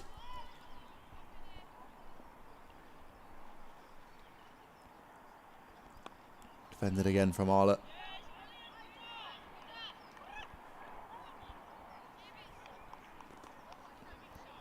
We know how smart a cricketer she is, but also how devastating with the bat she can be. Durham wants to see the back of her as soon as possible. It's driven down the ground just for a single on the penultimate ball of the over. 3 fielders outside the ring. It was for Arlott, and it will remain the same. Sweepers on both the leg and offside, as well as a long off. That one's cut away there, but only finds Mia Rogers at backward point. 97 for 5, Warwickshire are. Another wicket gone in that over. Katie Levick, second of the day. Bethan Ellis back in the pavilion. A very useful over from Katie Levick. Economical and wicket taking. That's what she does though, isn't it? She's been brilliant for over a decade now in women's domestic cricket. Even longer than that. I think it was 2008 she made her Yorkshire debut. So over 15 years. Yep. She's seen the game change so much. The women's game has changed so much in that time. Nothing professional about it back then. Phoebe Turner is going to come back into the attack. Holly Armitage opting for some pace again. Turner to Arlott. Defends that for no run. Good start to the over. 97 for 5. Yeah, Levick's just gone for 6 runs in her first 3 overs. Wow. She's inside the top 10 for most economical bowlers this season as well. Just ties up and ends. Turner to Arlott. This one's shorter. She doesn't manage to get it away.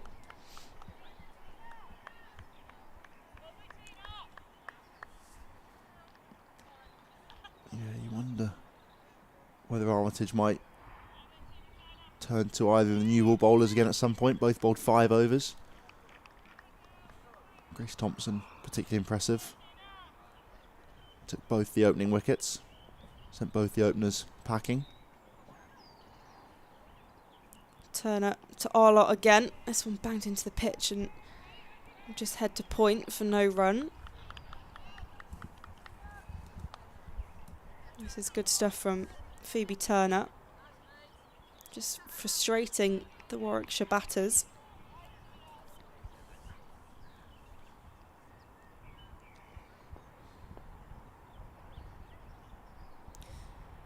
Turner past the umpire. Nudged into the leg side. There's a misfield, so take the 1 run. It was Maddie Villiers dived over the ball.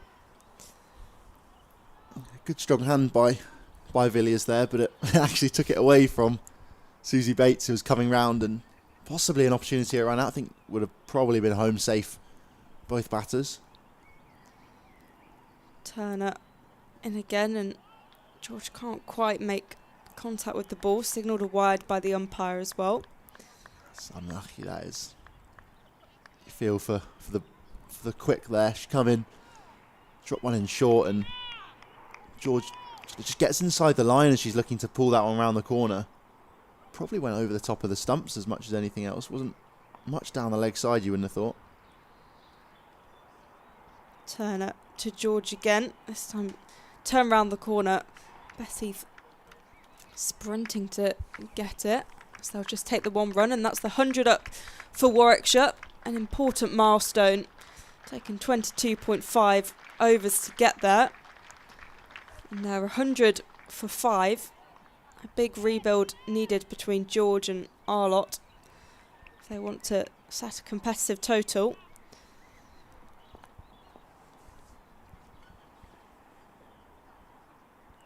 Turner to Arlott.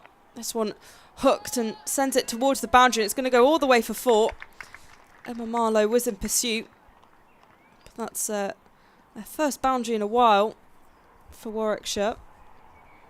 It's been a barren period for runs, but 23 overs gone, 104 for 5. Katie George on 30 from 42. Emma Arlott 6 from 9.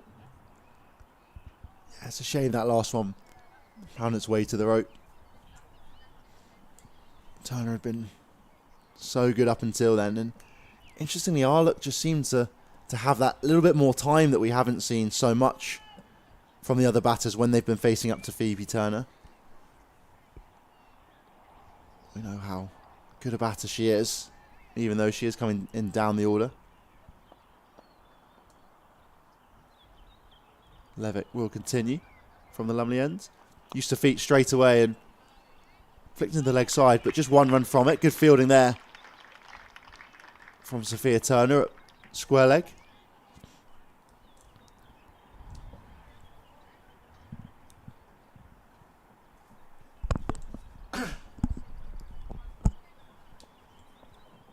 Arlott on strike now. Just drives that one down the grounds. Good rotation again.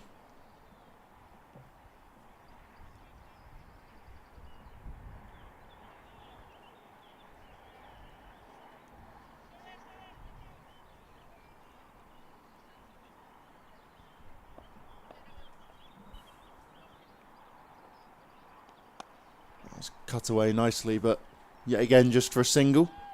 All slight misfields, but well recovered by Emma Marlowe. Just one run from it in the end.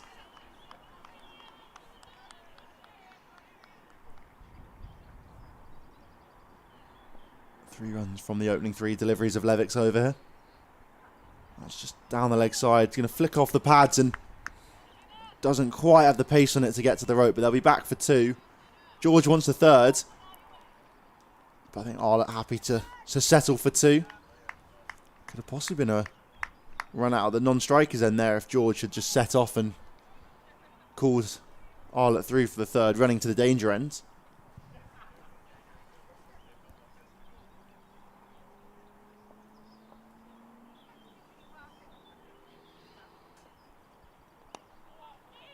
Just fended into the offside for a single. 6 runs from the first 5 deliveries.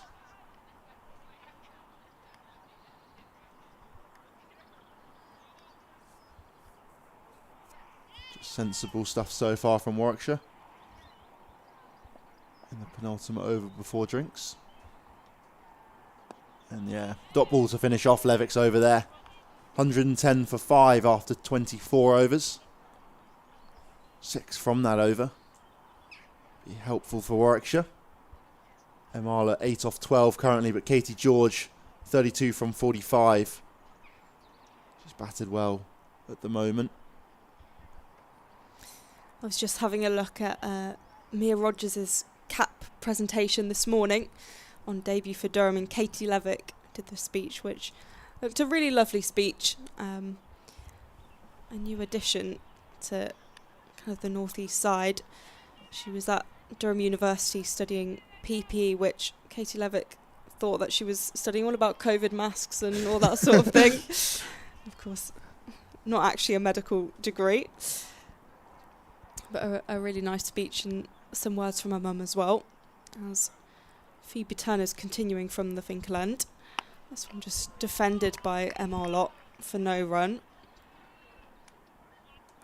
But for a lot of these teams, there's been a debut for pretty much all 11 players on the pitch. But it's nice to see some lovely cap presentations across the counties.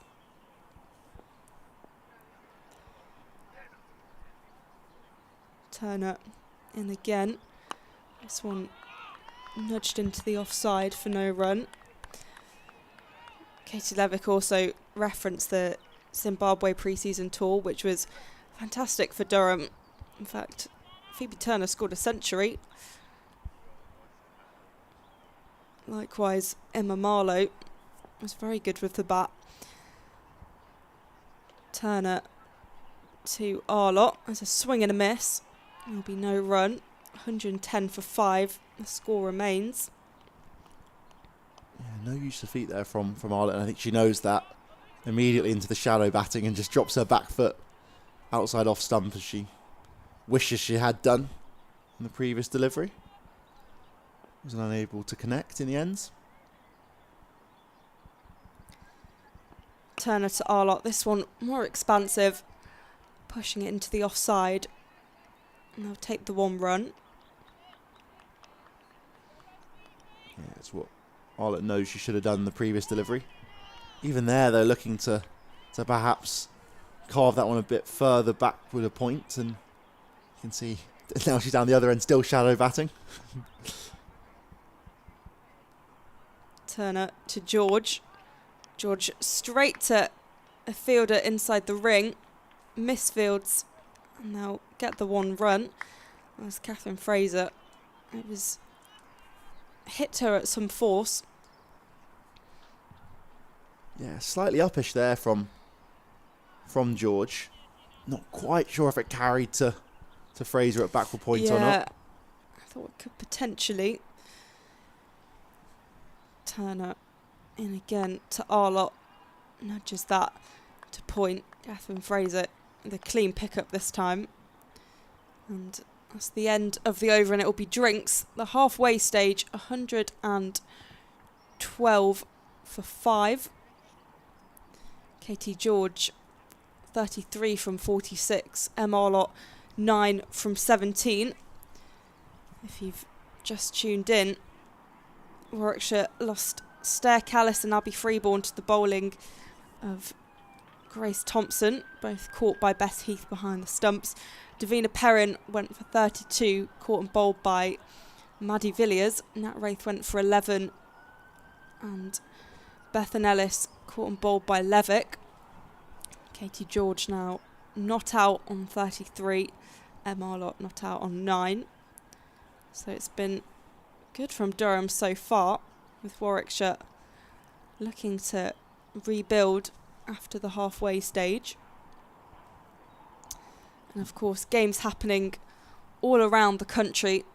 So we've got Hampshire 128 for 3 at the halfway stage against Essex, and that's down in Southampton. The Blaze are 102 for 5 against Lancashire, and that's at Emirates Old Trafford in Manchester. And Surrey are 168 for 2, just past the halfway stage against Somerset, down in Taunton.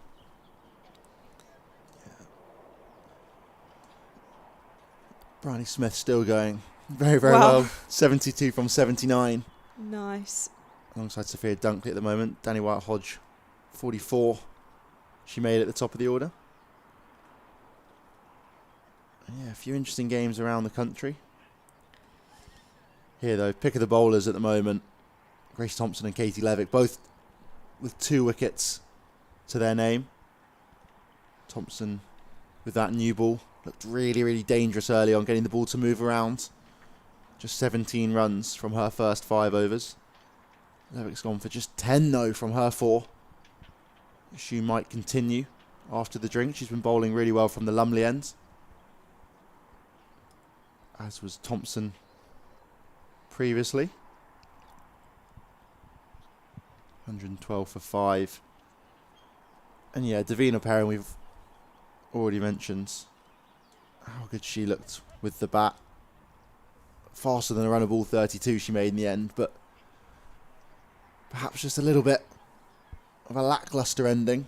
Just a simple caught and bowled, similar to what we saw with Bethan Ellis as well.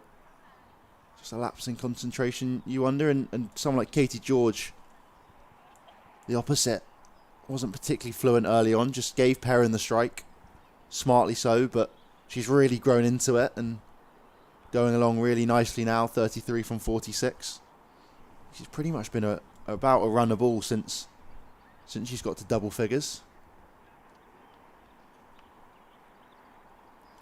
Pretty much without any chances too, other than, well, we're slightly unsure of whether it carried or not in that last over.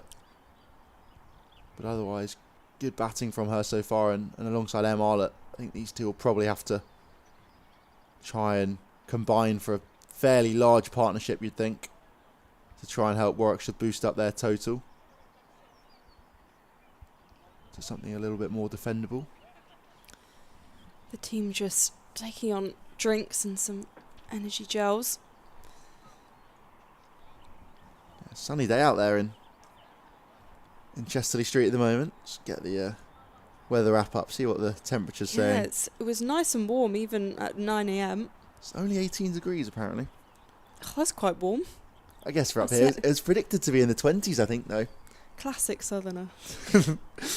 There's roasting. We're saying 22 in London at the moment, up to 24 later on. 112 for 5 at the halfway stage as play will commence shortly.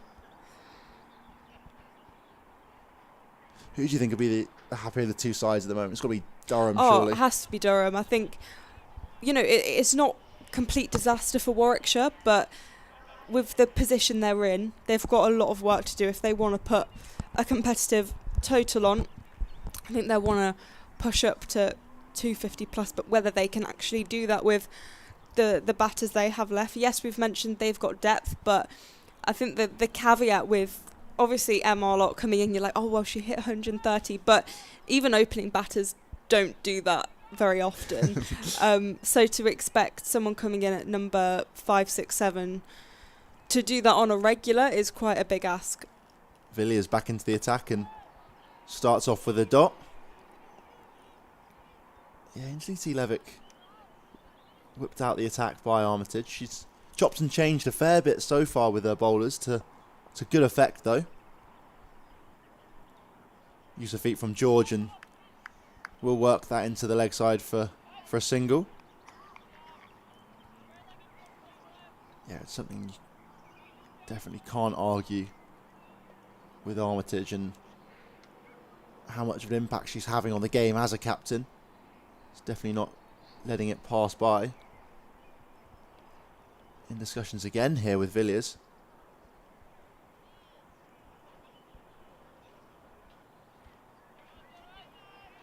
Definitely a student of the game is Armitage. That was floated up a little bit more and beats the outside edge this time, does Villiers. And again having a chat with her skipper. It's something perhaps that as a sort of part-time leggy, a part-time spinner, she can have a good knowledge of as well. That one's floated up again and looks to work them in the leg side, does Arlott, but just gets it caught up under her. Change of field again now. Yeah, Sophia Turner coming into pretty regulation mid-wicket, I think. Yeah, allowing Grace Thompson behind her to go a bit further in front of square. Just not wanting to allow the easy single into the leg sides. That was hit down the ground, but back to Villiers. 9 off 21, Arlott currently. 9 off 20, sorry.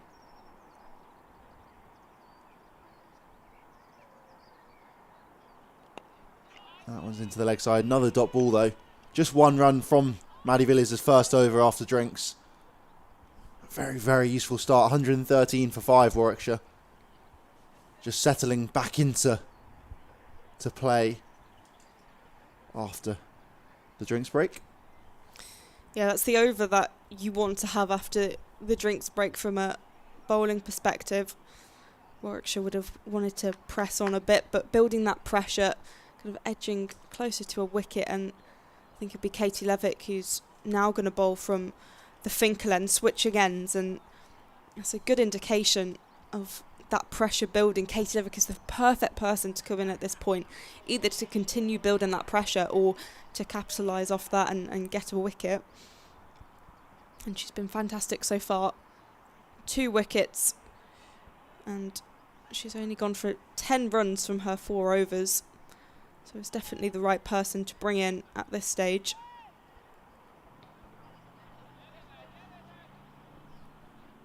Yeah, different field again for Levick. Just the one out on the leg side. Looking to challenge George to sweep. They are dropping another one out to long on, but there is a sweeper out of cow corner too. Plus one at long off and on the offside boundary. Levick to George, who pushes that to Sophia Turner, who is working very hard on the offside.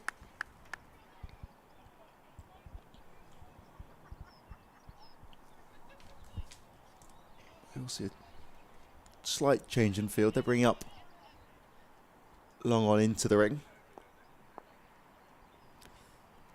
Levick to Arlott. This one's chipped in the air. Will head towards the boundary, is unable to be cut off, and that will go all the way for 4. That's a good strike from Arlott. Yeah, just didn't try to overhit it, just chipped it as much as anything else over the head of mid-wicket, and not much of a chance there for Maddie Villiers sweeping out the cow corner boundary. Just raced away. 118 for 5 as Levick's in again. This time beats 2 diving fielders inside the ring. Grace Thompson will have to come round and cut it off.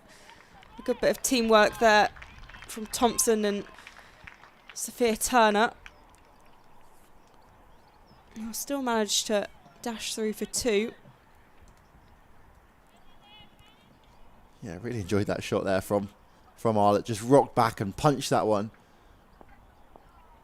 You might not have seen it on the Oh, you could just about on the stream. This one's just pushed at point. Yeah, I quite enjoyed that Armitage and I think that's Fraser at mid-wicket and short mid-wicket just both beat diving inside on it.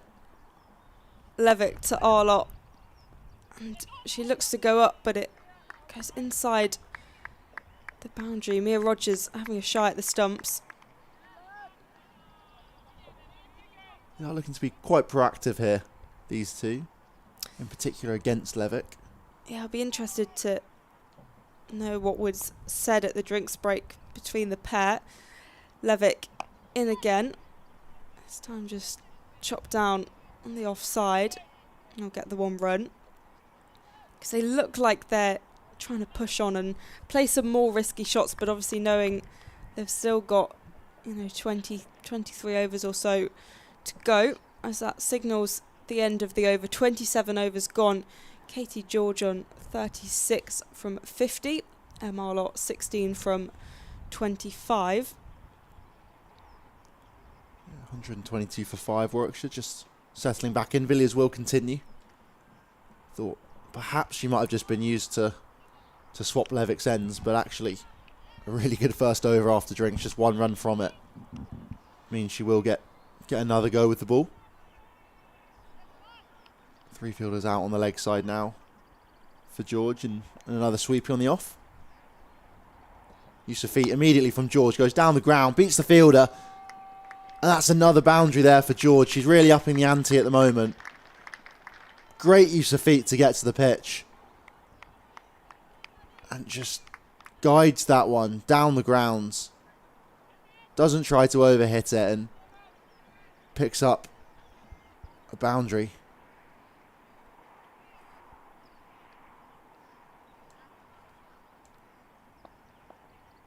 Third boundary of the day. Just tickles that one into the leg side, no run.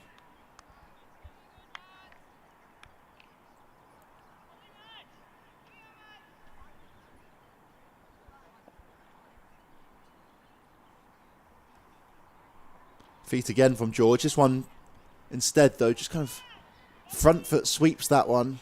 Well, not sweep, front foot pull I guess. For a single out to deep square.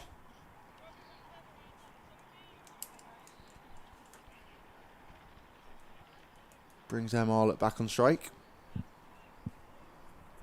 Fielder comes in at deep square inside the ring though. That one's defended straight down the ground, no run. It's a nervy position, I think, for Durham, because Warwickshire are trying to up that run rate. That was flicked into the leg side, no run though. Need to be careful not to let all their good work go to waste with the ball. It will allow opportunities, you think, though. Villiers again. Arlott looks to use her wrists to flick that one into the leg side, but doesn't connect and ends the over with a dot ball. 127 for 5. Katie George 41 off 53. Arlott 16 from 28. Both settling back in after drinks. 28 overs gone now. And we'll see another change of bowling. Sophia Turner coming back into the attack from the Finkel end. So far, 5 overs, gone for 25 runs. Opened the bowling for Durham.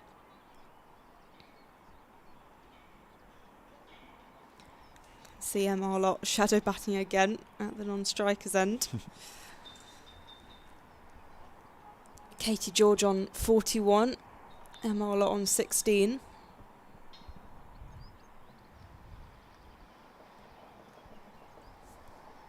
$127 for 5 with 22 overs remaining. We're just tuning in. You're hearing the voices of Polly Starkey and Toby Reynolds as we talk you through Durham versus Warwickshire here at the Banks Homes Riverside in Chester Street in the Metro Bank One Day Cup. The 6th round of matches. Turner to George, just prodded into the offside for no run. Yeah, challenging the batter straight away there. Sophia Turner really, really good. Right on the top of off, not offering any width with her first delivery. Turner in again. This time big swipe at it by George. No connection.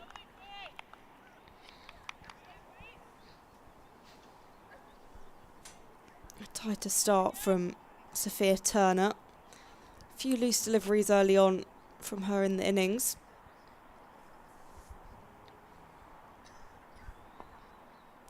Number 48 on her shirt. This one pushed into the leg side. A scrambled single. 128 for 5. Arlott now on strike. Yeah, again good from Turner. She started well this morning. Perrin got on top of her a little bit at the back end of the power play though. Into Arlott. Just pushed to the leg side, but no run available. A lot more control, just 1 from the over so far.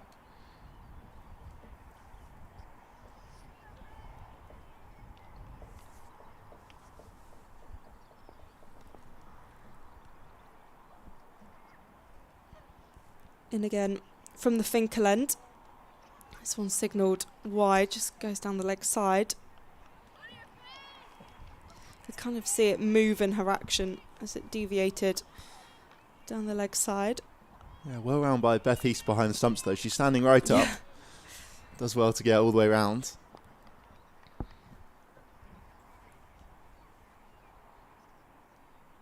Turner to Arlott. This one more on the offside and it's pushed out to Grace Thompson.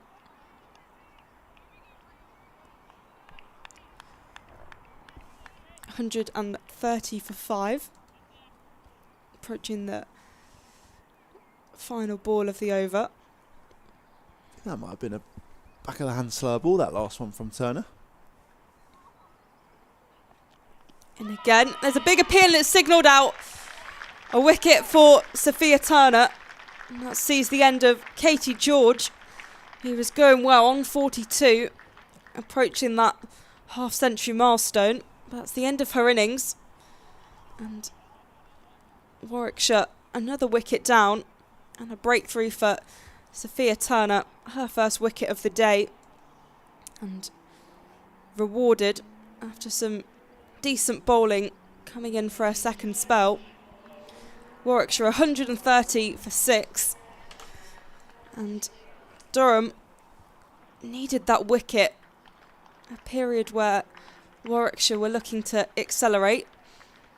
It'll bring Karis Pavley to the crease, a capable batter, can fire quickly. As an applause for Katie George as she walks off. A valiant effort and an important innings in Warwickshire's batting.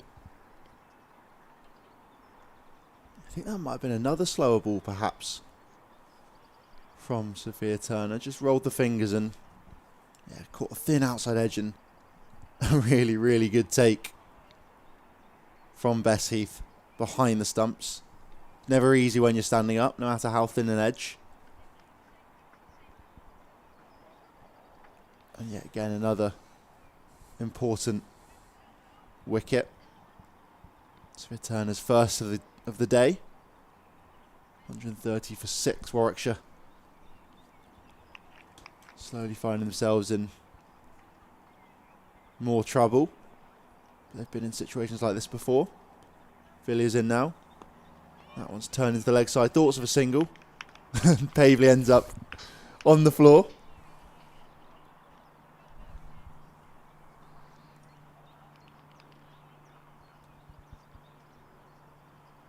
Pavley likes to be busy at the crease. Look for some singles, I'm sure, when she gets on strike.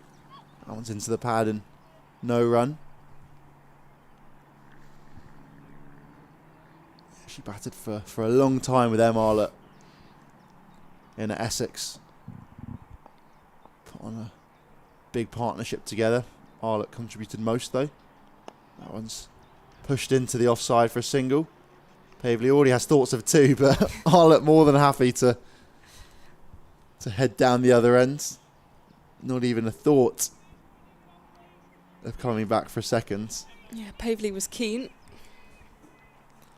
Does bring a left-hander on strike. A different challenge for the bowlers now. Villiers will be turning the ball away from Pavely. Look to try and target the outside edge, I'm sure, if the ball can grip and turn. Or otherwise, if it skids on, which we've seen a fair bit today, then might challenge the inside edge. Some LBWs bowled between bat and pads.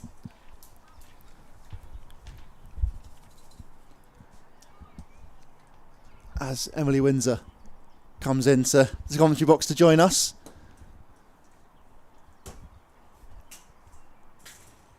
That was cut away there from Pavely, but finds extra cover straight away. Emily, how are you? I'm good, thank you. Lovely day up here in the north and pretty happy with this start from Durham. Obviously, long way to go in the game, but 6 wickets down, only 133 on the board. Floated up from Villiers this time and driven but well fielded there from Turner in the covers again. So yeah, pretty happy with where the team are. Yeah, we just got to look to capitalise here because Warwickshire do bat deep. We've seen that in their game so far. Another good ball from Villiers there. No run. But I think Holly's shuffled the bowlers really nicely and you've seen spin being effective. I mean, we've got some classy spinners in our side, but yeah, Grace Thompson with the ball up front. She did her job perfectly, picking up some early breakthrough, but it's important now. We've got 20 overs left and in this position we'd want to bowl Warwickshire out. But as I said, they bat deep, so we can't take anything for granted. And I think that's where the domestic game's grown massively for me, is the tail enders aren't really tail enders anymore. Everyone bats. So yeah, from a Durham point of view right now, I'm very happy. Was it something talked about before the game by the girls in the dressing room that Holly Armitage might look to try and rotate through the bowlers quite a lot, or is it something she's just got a feeling for as much as anything else? Yeah, I guess a feeling for. I've actually never played under Holly yet, unfortunately with my injury, but I think she's renowned as one of the better captains on the domestic circuit, so it'll all be on gut feel. I think the main thing we talked about was picking up wickets. As Sophia Turner's in, this is sent into the leg side. It's going all the way for 4. It was a good shot from Arlott, who you mentioned they bat deep, and we've spoken many a times about her 130 against Essex. Yeah, they've got a lot of firepower in that. We haven't seen Izzy Wong yet, who we know can whack a long ball and can play a very destructive innings towards the back end of the game. So it's important that we stay tight, we stay aggressive. We're trying to take wickets because that's how we're going to restrict them as well. Turner again to Arlott. This one set down the ground to Catherine Fraser for no run. But yeah, I think that was the main messaging from both, from all the coaching staff, was from a bowling point of view, how can we take wickets? What is our option? What is our plan? And if a batter plays a good shot to that plan, then that's fair enough. But if we execute and we take wickets regularly, which we have so far, then we're in a good position. Turner to Arlott, beats the diving Holly Armitage. Catherine Fraser running round and Grace Thompson eventually picking up. As you mentioned, you haven't played yet due to injury. How's the recovery going? Yeah, I'm still very early days. I actually just came back up north. I went home for a bit because I was actually just laying in bed and couldn't move myself or my leg for a couple of weeks. I came back up this weekend, which has been really nice to see the girls. But yeah, got a long way to go. Still got another couple of weeks on crutches, which they're the most annoying things in the whole wide world. And then, yeah, get back to it. But like, I've started things already and I've got a goal in my head when I want to be back, and that's as quick as possible, to the annoyance of the physio. I'm a physio as well, but I'm an annoying player because I'm like, can I do this? Can I do that? Please, can I do this? Can I bat? So, yeah, I'll do all I can to be back out there as quickly as I can. Turner now coming round the wicket. This one nudged to square. There'll be no run. It's just frustrating timing more than anything. I Yeah. find it really hard. It's the first time I've ever been injured in terms of in a season to miss games of cricket. So it's a challenge, but just finding different ways to keep myself busy. Commentary being one. Nice to come and join you guys. And I suppose moving to a new team, it's bad timing as well in that sense, as Turner is back in again round the wicket. Straight to Susie Bates for no run. How have you found the move up north? I remember, I think it was 2021 or 2022, speaking to you, and you had been at the Trent Rockets and you thought Nottingham was north. So this must be really far north for you. It is north, but do you know what? I love it up here. It's been great. It definitely doesn't rain as much. That's the one thing I'm going to say. I said to you about the weather, but it doesn't rain as much. I will stick up for the north in that sense. But it's a great group of girls. It's a great club. Turner continuing and goes to square again.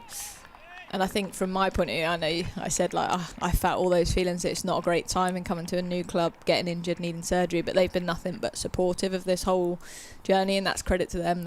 And I sort of got that feel when I came up and visited them that they would be a very supportive family. Obviously I did not imagine this, but they've not made me feel bad in any sense for being in the position that I'm in. But really great group of girls. Really enjoyed the area. It's an area of the country I've never been to. The beaches, unbelievable. Yeah. And then it's blue sky and sunny, so Exactly. what more could we want? Yeah. I always say the beaches in the northeast are the best. I mean, I've now been to Sydney and I still think the beaches in the northeast are better. That's a statement and a half, that. Yeah, Northumberland and Durham are so beautiful. Villiers continues and single for Arlott, first delivery of the over. Pavely, slight slip there. She really does look to be busy, and hopefully not to any issues for her. She's up and okay though. I think they've got a lot of busy cricketers, I'd say. Yeah. They've got batters that want to score runs, which is what brings the wicket-taking opportunities. I mean, they've got players like Pavely and Perrin who are so fast between the wickets and are always wanting to push for 2 or 3. It can cause issues, but on the whole, it's a benefit for them. It's driven down the ground, but fielded well again from Maddie Villiers. And Durham's a big playing surface, isn't it? Obviously, we're slightly to the right as we look from our commentary position, but you've got to run well here to win games of cricket. That's a bit shorter this time, but can't find the gap. Can Pavely? Yeah, nice over this so far from Villiers. Just putting a bit of pressure on Pavely with some dot balls, and again, that can bring the wickets. She had to get off the mark. Tickles that one into the leg side. They're going to push for 2 here, and she's going to not quite come back for it though. And Em Arlott, yet again, I think happy to just take an easy single. Take the strike. Yeah, Drops the next strike. over. She's in fine form.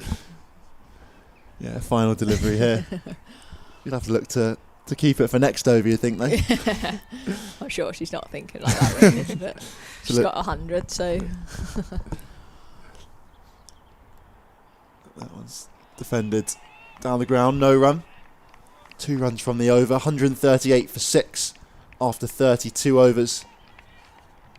Yeah, tight over that from Villiers. Controlled really nicely for her 7 overs so far, just 25 runs, picking up the wicket, which you saw she was thrilled about. I think it was her first, actually, so far. I know she's bowled really tight and deserved a wicket, but it's one of those where you've not actually got over the line, so at a new club to finally get one. She had a lot of head rubs, and yeah, everyone was buzzing for her, which that's a big thing for me here. It's a massive team feel club, like everyone's so happy for each other's successes, and works very hard behind the scenes as well as one group. So yeah, I'm looking forward to hopefully seeing them push on today. I think getting a nice win at home will do the girls wonders. That must have helped settling in, be super easy, as you mentioned, how friendly the club is. Oh, massively. They do take the mickey out. Well, actually, do you know what? To start with, they didn't at all. But now they've got to know me, and apparently it's a sign of affection. They take the mickey out of me for being southern. Like anything I say, Katie Levitt, who's about to bowl, is the perfect person. Anything I say, she just repeats it in my southern accent. Levick starting her next over, and that's defended straight back to her. There are quite a few of you guys from down south. Maddie Villiers, obviously Essex. Lauren Filer as well, coming from, I think, Western Storm. She was with before. She's West Country. Levick in again, and that's defended for no run. Yeah, variety of accents within the team. I was taking the mick out of Toby for being surprised that it's warm up here. It was at 18 degrees, but he said it was cold. It's not cold. I'm in shorts and t-shirt. Levick in again, this one driven straight to Susie Bates. Really good pressure this from Durham on Pavley. She's faced 13 deliveries, just scored the 1 run. Not letting our lot get on strike as well. Levick to Pavley, it goes through to Bessie behind the stumps. This is really good from Katie Levick. Something's happening here. I've got that feeling. Levick to Pavley, once again defended. We've spoken about a couple of players already, but who's impressed you as you've come into this team? I think in terms of young with potential, there's 2 probably standouts for me. Levick to Pavley again. There's a couple of shouts from around the ground. That finishes the over for Levick, 138 for 6. A maiden over from Katie Levick. Yeah, I think for me, Phoebe Turner, I think I've played against her and we'd always see her as a threat, but in Zimbabwe she scored a fantastic 100. And I really think she's got a bright future ahead of her all-round game. I loved when she bowled today. About in her first over, she bowled a bumper, so she's aggressive with the ball. She's got the pace. She hits the pitch hard, and then I think we will see her grow into probably a top-order batter. To be honest, I think at the moment she's obviously 7, and she's played some really good innings for us there. So she's one, and Grace Thompson's another. Again, she's young, she's raw, she's 17 years old. She is one for me that will be one to watch for the future. She's 6'2". Do you know when someone's got all the attributes? And she's a character. To be honest, they're both characters as well. But as young cricketers go, those 2 would be my ones to look out for. 1 run there. First for quite a few deliveries for Warwickshire. Just flicked down the ground by Marlett. I'll tell you who else actually. Catherine Fraser. She's 19 years old. She is a youngster, and honestly, how she acts as well, it blew my mind when I found out how old she was. But she's a cricketer that goes under the radar, I think, a little bit. She's not the one that the names would be in flashing lights necessarily for her, but she always does a job with the ball. She's taken the new ball sometimes in games when Holly is asked, and she does some handy middle order runs. She can whack a long ball as well. They're going to scamper through for a quick single here. Get through fairly simply in the end. I think a direct hit could have been close.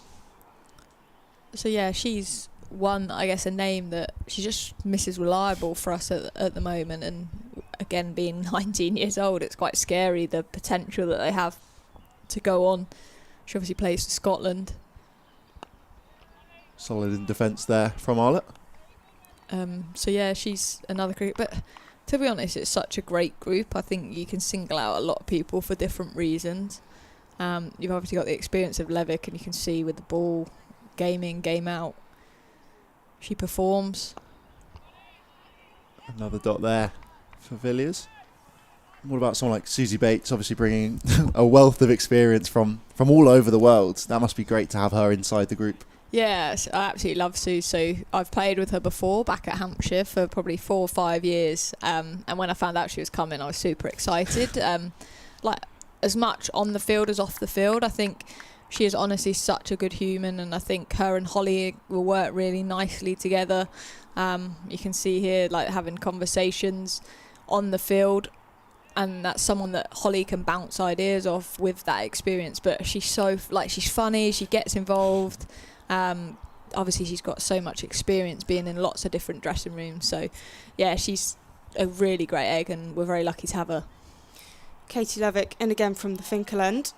This one defended for no run. Yeah, and I remember the first game against Essex when Grace Thompson was bowling. After every single ball, Susie Bates was going over and speaking to her and giving her advice, and that advice is so invaluable. As Levick is in again and straight back to her for no run.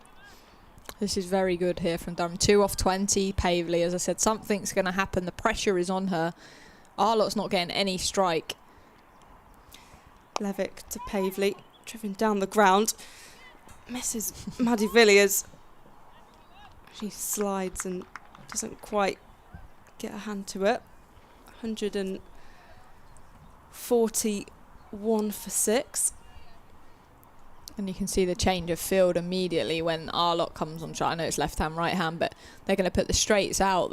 They've got the fielders out one either side, and they're going to say to Arlott, go on, hit me down the ground, hit one, and I'll happily bowl at Pavely here, because at the moment they're going nowhere in terms of runs. And at Arlott, you feel a big shot could be coming because of that. Levick to Arlott, just drives that down the ground. I'll take one gentle run. It's interesting because it's something I noticed when Arlott did get a 130. She batted with Pavely for a long time, and actually she just held the strike for a large part of it, faced 4-5 deliveries every over. Whereas now, perhaps because Pavely has been in on the runs a little bit more since then, she's perhaps a little bit more comfortable giving Pavely some strike. And yeah, I think Pavely can play. I think it's one of those that these young cricketers, they all come through and can bat. And I've seen her actually in second team cricket last year when we played against her, she scored some very useful runs. But it's now obviously the competition for places towards the top of the order. But as you said, they're familiar batting together. But I think Durham are doing well to restrict here. Levick to Pavely, who tries to have a big swipe at that. Doesn't quite come off, and there'll be no run. it's perhaps something you need to credit to Holly Armitage as well, the way she's managing the field. That perfect example. There's one ball left. We drop long off to say you can take a single, we'll get you back on strike. Levick to Pavely, and they'll take the one run. Goes to Susie Bates, the fielder who was just moved. And that's the end of the over. 143 for 6 after 35. 15 overs remain. Pavely on 4 from 23. Arlott 26 from 43. Yeah, run rate dropping again. It was up at sort of near 5s at one stage, and it's been slowly coming down. I think, as you mentioned, Holly Armitage in particular, just really, really smart the way she's been doing it. And just not allowing Warwickshire to get going. And I guess it's when Warwickshire choose to go here as well. There's a bit of this cat and mouse, I'd say, now, with obviously losing 6 wickets. You then kind of pull yourself back in. You don't go too hard too early because you want to bat the 50 overs. But at the same time, you need to keep the run rate climbing. Driven there from Pavely, but a slight bobble, I think, takes that past Thompson. It will be a boundary. First boundary in a long, long time there for Warwickshire. She drove that one well, but slightly disappointing, I'm sure, for... Yeah, Phoebe Turner, that was at mid-off. Will be disappointing, especially when you're building pressure on her. And I know as a batter, getting that first boundary away, you then sort of can relax a little. Use the feet and flicks that one into the leg sides. Just for a single, though. Brings Arlott back on strike. Fielded out there by Emma Marlowe. Yeah, and I guess from Pavely's position, when you get yourself into this position, if you get yourself in, you've got to go on and capitalise, and you can catch up, and a player of her ability will. Into the leg side again, but no run, and big swing of the arm there from Arlott. Disappointed she's not cashing in, I think. She's had a few of those, just picking out fielders. That one's, yeah, again, driven out on the offside this time. You can see Arlott, as you said, getting frustrated, which I think sometimes comes when you're in a bit of a flow. She obviously, a wicket fell, then you then don't get much of the strike. Drives through the offside there, doesn't get a hold of it though, and thoughts of a shy at the stumps there, but Pavely's home in the end. Yeah, she's definitely getting a little bit frustrated, looking to try and sort of up the ante and be a bit more positive, but hasn't got a hold of any yet. That was flicked into the leg side, beats the dive, and she will get a single for it. And will retain strike for the next over. 149 for 6 after 36 overs now, Warwickshire. Pivley again wanted to go for the second. She started very, very keenly. Do you know what? I reckon if you threw at her end and her partner didn't shower her, she could accidentally come out her crease to turn for two. I actually think it's a wicket taking option against her. I can't lie, because she turns blind sometimes. Got to send the message across the analysts. Get it on. It's a tactic, but it's good intent, isn't it? I think I like to see that from batters. I think it's very easy when you hit out to the sweepers to sort of jog that one. You know it's going to be sort of a simple or long one, some people call it. But if you put the pressure on by running aggressively, then all of a sudden the fielders are under pressure and the mistakes can be made. There'll be a change of bowling from the Finkland, and Catherine Fraser will be back into the attack to our lot. There's a call between the two and they'll run for the single. Phoebe Turner fielding, and that's 150 runs up for Warwickshire from 36.1 overs. What's the scores at the other grounds then? I've been itching to find out. I can't. We have no phone, So Hampshire 179 for 3 against Essex down in Southampton. The Blaze 153 for 6 against Lancashire. And then, there's rain down in Taunton. So Surrey 218 for 2 as Fraser's in again round the wicket. Pavley. Bryony Smith's got 100, have I just seen. Turned up from Bryony Smith. So many hundreds this year. Tammy Beaumont 200. 2 and 2. Yeah. And then Emma Lamb's been batting well as well. Fraser in again. Missed time from Pavley. There's no run. Do you know what though? We mentioned Tammy Beaumont, but I think there's been hundreds from a variety of players, which I think is so rare that we've seen actually. And I don't know whether that's because we have really nice weather, pitches are great, we're playing on good pitches. Fraser again to Pavley, and there's no run. Or it's just that game is developing. Obviously contact time with coaches is increasing, and it's good to see some more hundreds out there. Yeah, Ella McCacken against Lancashire the other week. A really good innings from her. As Fraser's in again. Pavley nudging that. Still going for 2. Yeah. She's keen. She wants to up that run rate. Yeah, Bryony Smith's become the 10th player to ton up this season. Wow. Including 2 for Tammy Beaumont. Good old list. Very good list. A lot of domestic cricketers that have been around for a long time on that list. Fraser to Arlott. He strikes that. I will just find Susie Bates at long on. Yeah, a little bit of frustration again there from Arlott. She's obviously looking to try and put pressure back on the Durham attack and hasn't quite been able to do that at the moment. She's 29 off 48 right now. I think she's perhaps a lot of that frustration is coming from the lack of strikes she's getting. Pavley at the other end 10 off 29.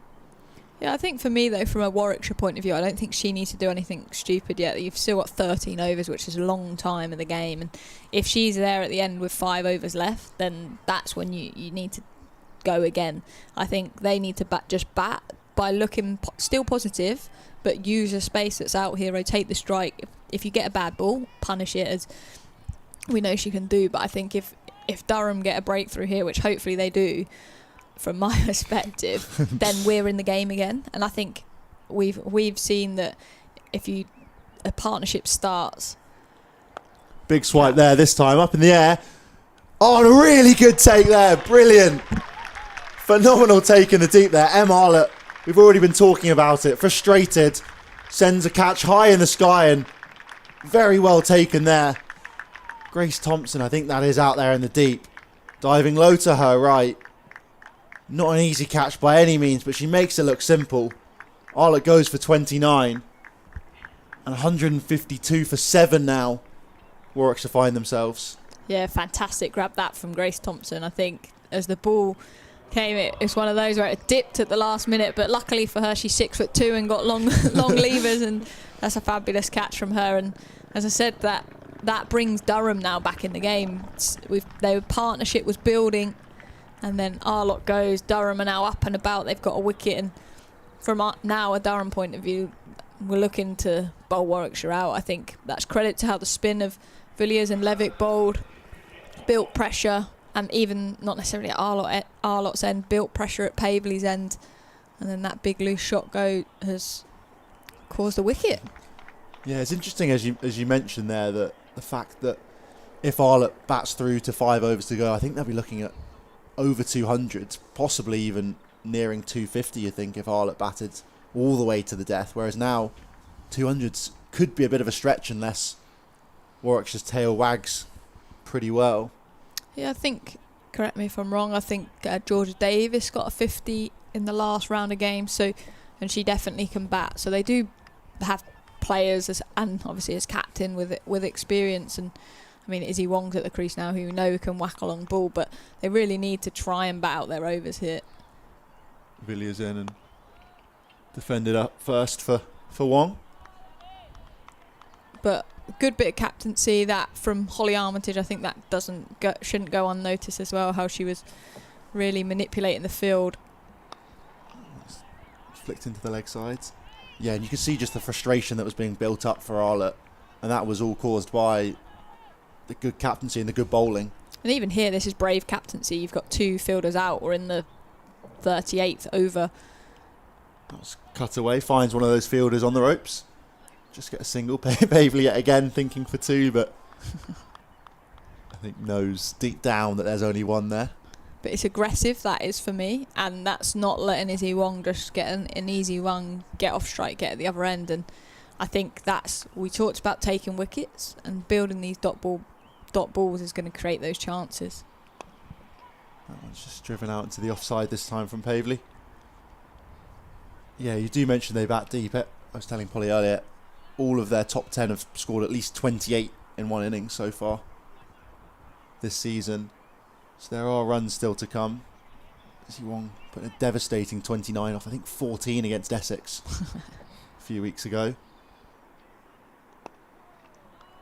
Just defends that one out though this time. Ends the over, 2 runs from it, 1 wicket, another big breakthrough. Em Arlott back in the pavilion, 154 for 7, Warwickshire are.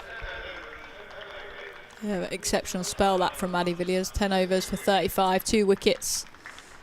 She bowled very well for this Durham side here. And yeah, much needed wickets for her in terms of just that little bit of confidence to settle, and I'm sure she's going to get many more now because she's been bowling beautifully, but not necessarily picked up the rewards in previous games, so really nice for her to get a couple here today. Catherine Fraser back into the attack from the Finkel end to Pavely. Hits it straight to Holly Armitage for no run.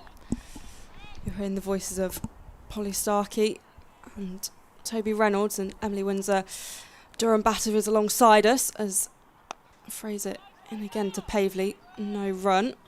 There's a delay down in Taunton for Somerset against Surrey, but also a delay to the start of Devon versus Suffolk in the T20 Cup.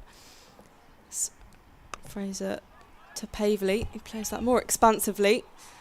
Will be fielded by Emma Marlowe on the offside.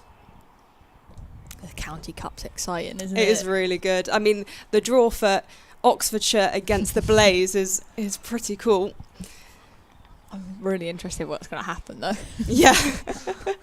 Well, you never know. There could be an upset in the cup. I hope there is. Somewhere along the line, that would be brilliant. There is. Fraser in again. This one played into the leg side by Arlott. Yeah, so Shropshire take on Northants and Berkshire take on Kent. Berkshire-Kent will be interesting. Kent haven't done that well so far in Tier 2. So it's been really interesting to see that competition so far. And it's Fraser's into Arlott. There's no run. And of course, Durham will play Somerset this Friday down in Exmouth. I'm really sad because I think our route to the fight, whoever wins that game plays the winner of Hampshire versus Surrey, so it's all Tier 1. Fraser tries to field her own bowling, but there's no run. Yeah, that is frustrating. That's the thing about the draw of the cup is, I mean, I felt for Derbyshire getting Yorkshire, who kind of had to play a giant in that sense, and they also had to play them a couple of days before in Tier 2 and got absolutely battered both times. So it's been an interesting draw. But that's a really good addition to the domestic calendar. And I think it's going to be something we see grow over the years. I think at the moment, obviously, Tier 2, Tier 3 are sort of establishing themselves. We're seeing some Tier 2 teams picking up Tier 1 players. For instance, Glamorgan, I think, are doing that really nicely. But other teams, I know that people get cup tied, so they won't necessarily play in this competition. But I think once things settle, it'll be interesting to see where those competition goes, and potentially more upsets will be seen, because I think at the moment the difference in standards is quite large. Levick into the attack and just floats that one up. But you never know. Exactly. Cricket as well, I think, as a sport, kind of suits cup probably really well, because all it takes is a batter to have a good day out, or a bowler to take 5 early wickets or something, and suddenly any team can be really struggling, even if they're a top Tier 1 team.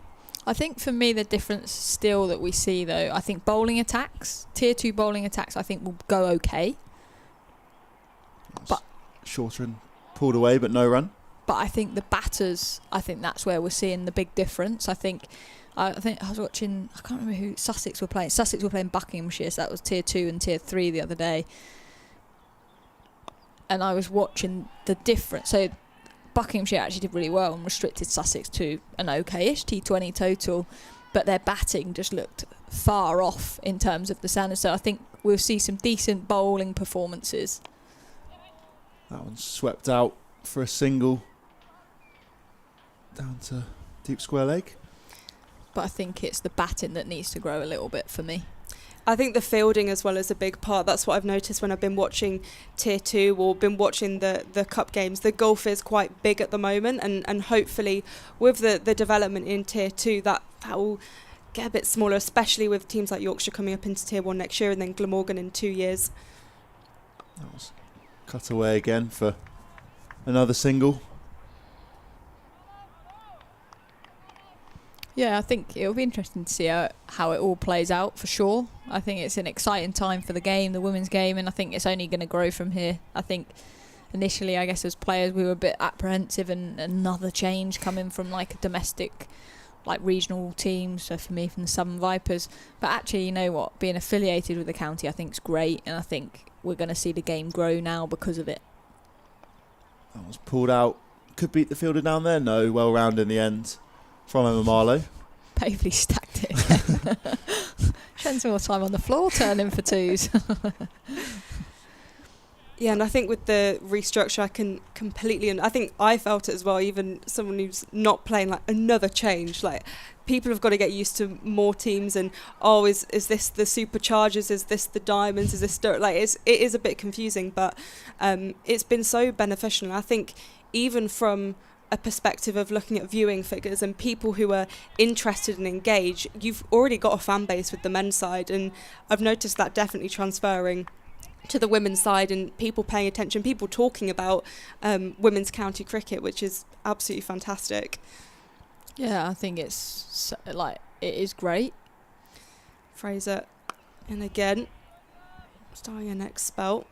I think a big thing for me here as well is the link we have across with the guys, and like you play a game of cricket, the guys will wish you luck. If they're training, they hang around and watch. There's a real interest across both. Fraser again to Pavely, defends that. And I think us learning from them is a massive in terms of our professional journey. I think us generally as cricketers, those that have even been professional for this whole era, we're still new to that. Fraser again beats the diving fielder, and it's going to race away for 4. That's a needed boundary for Warwickshire. Pavely striking that nicely. Yeah, good shot that from Pavely. Just timed the ball, got on top of the bounce, hit the off spinner straight back down the ground, and that will then give her the 1, because Holly Armitage will let Susie Bates sit on the fence.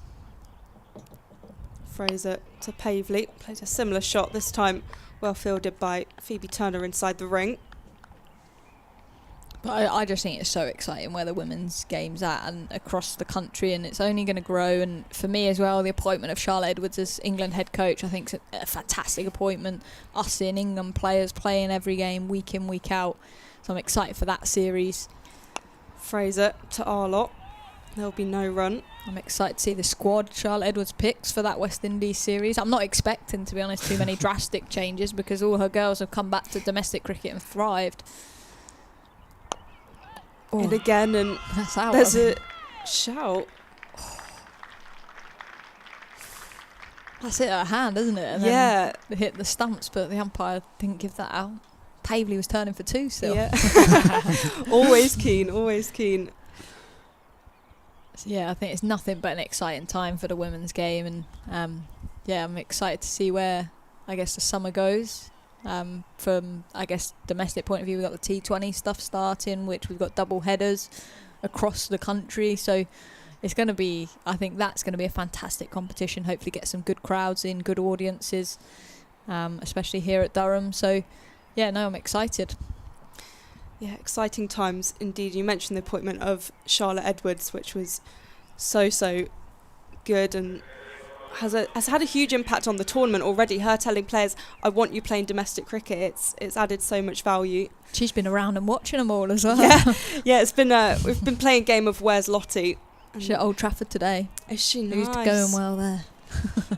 I'm not that Keep she an will eye. pick a team on one game, but Amy Jones 50, Grace Potts 3 for at the moment. Nice. Blaze 173 for 8 over there. there you go. But I just think it's great because the best are playing domestic cricket, so why wouldn't you want to come down and watch that? And to see some other players performing as well against these players is so good. That's a good shot. Phoebe Turner in, back into the attack, and that's 4. No, brilliant fielding out there. They're only going to get 2 for it in the end. That's fantastic work out on the rope. Maddie Villiers. Who else? She's been everywhere today, taking catches off her own bowling in mid-wicket. One of the best on the fielders in ropes. the game for me. Great athlete. Works very hard on that side of her game as well, which is credit to her. Around the wicket for Phoebe Turner. Targeting the stumps and driven nicely. Not quite going to beat the dive there of Sophia Turner. Get 1 for it though. I do think on that occasion they could have got the 2. Pavley was ready to go. I mean, when she's batting with Izzy Wong, I thought Izzy Wong would be the sort of person that'd be keen for the second, but playing maturely at the moment. Still got 8 overs to go. 8.4. And I'd break that down into balls if that was me batting. That's still 68 if I've done my maths correctly. No, it's not. That's not correct at all. Shorts this time and pulled from Wong. Just chips that one into the leg sides. They're going to come back for 2 this time. Slight stumble from Wong as she turns. 52. Now 51 deliveries, which if you break that down, if you add another 51, even if you get 1 run a ball, if you get another 51 deliveries, that's 220. So yeah, that's a competitive target. So that would just be my thought process as a batter. And if I was out there with someone, I'm like, come on, that's 51 balls. You back yourself to get a 50 most times. Just into the leg side, no run though. Especially towards the back end of an innings when the field is spread. So I think sometimes you look at that and you think 8 overs, let's go. But that's a lot of time still in the game. But from a Durham perspective, 3 wickets to get, let's bowl Warwickshire out. 170 for 7 Warwickshire at the moment. Izzy Wong on strike here. That was cut away nicely. Going to push for 2? No, just settle for a single that time. Aggressive bowling from Phoebe Turner into the pitch. She's not afraid to use her bumper either, is she? Yeah, she's bowled a lot of short deliveries today. That first one I think ended up going for a wide, but she's rushed a couple batters. Have you faced many of the girls in the nets, or have... I faced a few of them. Lauren Filer was my least favourite. Don't enjoy that at all. Slower ball this time. Going to be full toss and looks to put that one away, does Pavley. Yeah, it does really, really well there. And it's going to be a free hit with that. Waist high full toss.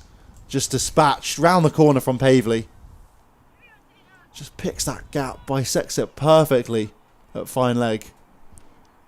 Yeah, I think she just looked to go for a slower ball there and just executed that, which if someone of her age, and that's going to happen. And I'm sure if that was the conversation with Holly and Holly was aware that that was going to happen, there's nothing wrong with that. But free hit, buckle up. Switch it from there. Pavely. Oh, gorgeous. That is phenomenal from Pavely. Premeditated it, but gets the bat right up and ramps it over the keeper's head. And that really starts to build to the total. On that note, I'm off. Seen enough. Seen enough. Brilliant. Thanks so much, Emily. It was great speaking to you, and we'll possibly see you in the second innings. 180 for 7, Warwickshire now. Starting to ramp up. Building up the run rate. Pavely there just almost doubling her strike rate in just a number of balls. Oh, that was a brilliant shot. Good to hear from Emily Windsor, Durham batter. Hear her in sight. So 180 for 7 here, 8 overs remaining. Caris Pavely 30 from 47, Izzy Wong 7 from 12. And it'll be Catherine Fraser bowling another over from the Finkel end. This time to Arlott, who plays it straight to point for no run. Really interesting actually what Emily Windsor said about just breaking it down into balls when you get to this point, as Fraser into Arlott, flicks that into the leg side, will take the single. Of course, Caris Pavely looking for the second. They just opt for the one instead and thinking, oh, actually, this could be 50 more runs. We could maybe up this to 60. And not thinking about overs, but really thinking about it in deliveries. Fraser now coming round the wicket with her off spin to Pavely. He looks to play that down the ground, and it's going to go all the way for 4. It's good intent from Caris Pavely, who's now 34 from 48, leading the charge at the back end of this innings. Warwickshire have done really well to get up to 185. They're 7 wickets down, but they're looking confident against the Durham side, who have bowled well at them. Yeah, that last one from Pavely, she's really just upped the ante. I think she's started to find form. But that last one just timed it exquisitely. Gave the fielders no chance. Fraser again, it's straight back to her.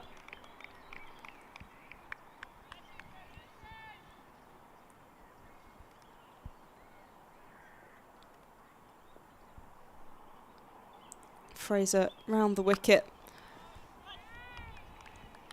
It's again a dot ball.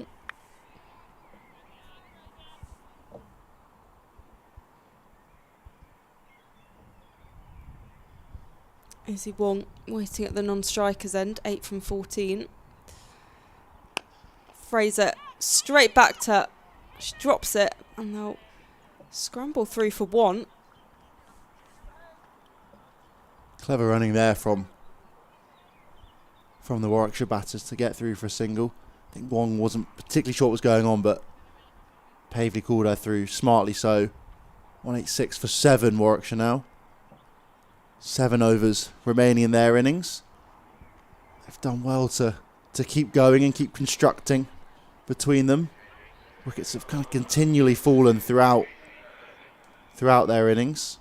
A couple fell within the power play, and Perrin rebuilt alongside George for a while, making 32 and 42 respectively, for another flurry of wickets. And then Arlott built with Pavely, who's currently not out, on 34. And then Arlott fell for 29, bringing Wong to the crease. Between them, they've got their side up to 186 for 7. Levick on again. 2 overs remaining in her possible 10. Use of feet straight away from Pavely, and will take a single into the leg sides.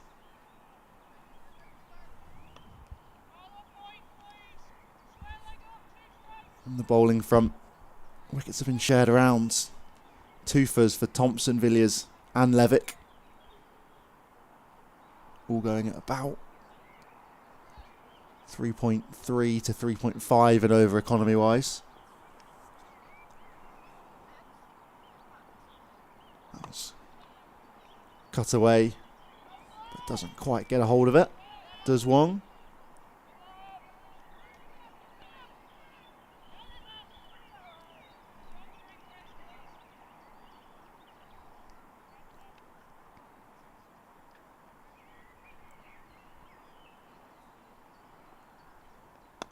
That was pushed into the offside, just down the ground for a single.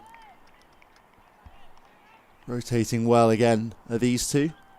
It's something when Arlott was in with Pavely, they struggled to do a little bit. You could see Arlott's frustrations coming through before she fell to an excellent catch from Thompson. One cuts that one, but no run from it.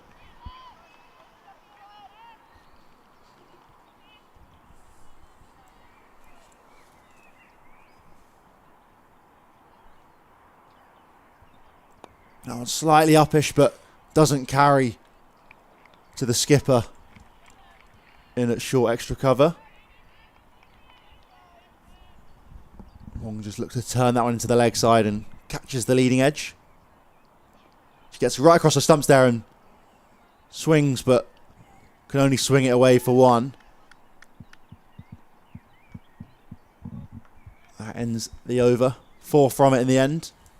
190 for 7. 6 overs remaining, 44 gone in Warwickshire's 50 overs. Wong and Pavely at the crease. Ticking along nicely so far. Fraser to continue from the Finkel end. Just having a discussion with Holly Armitage at the top of her mark. 36 balls remain. Pavely on 37, Izzy Wong on 10. Catherine Fraser coming in to Wong, who tries to have a big shot at that and doesn't pay off.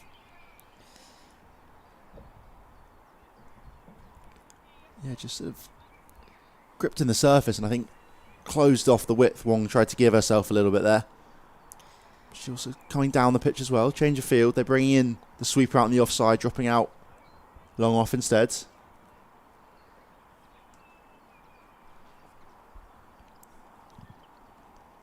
Fraser to Wong.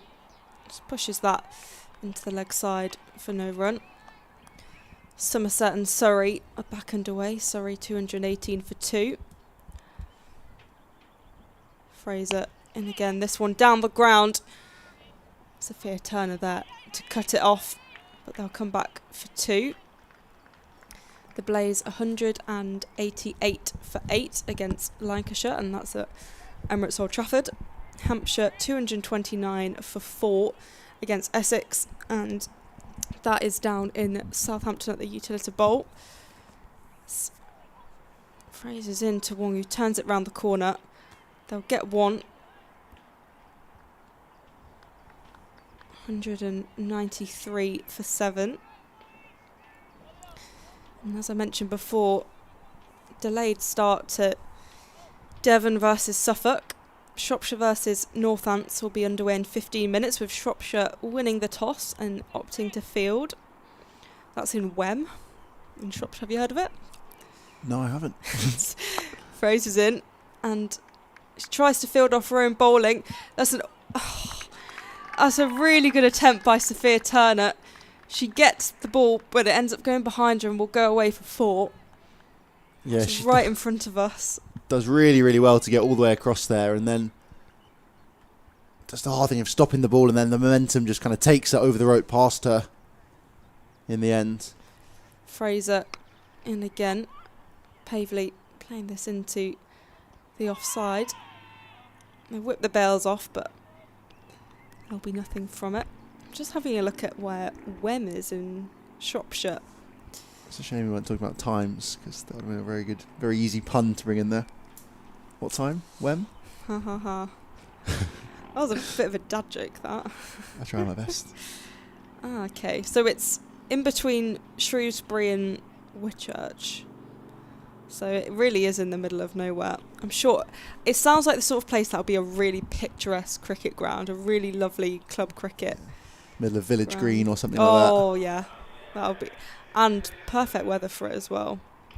Well, there's been a bit of rain down in the southwest. Yeah, it's not quite southwest. It's more like West Midlands. Yeah.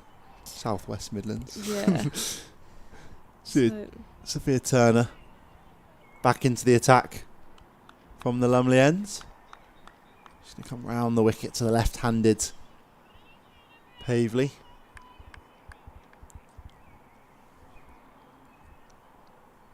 Three sweepers out on the leg side, plus the usual one on the cover boundary. Use of feet straight away from Pavely there. Going to come through for a single. She'd already made most of that 22 yards coming down the wicket. Makes it home fairly comfortably in the end there.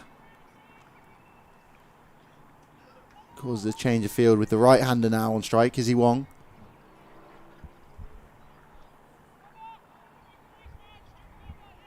Having people a lot straighter for Wong, both long on and long off. Out of the ring, I think. No. Armitage herself's going out to deep mid-wicket and bringing in long off. So we'll have an identical field just for the right-handed Wong. So mirrored.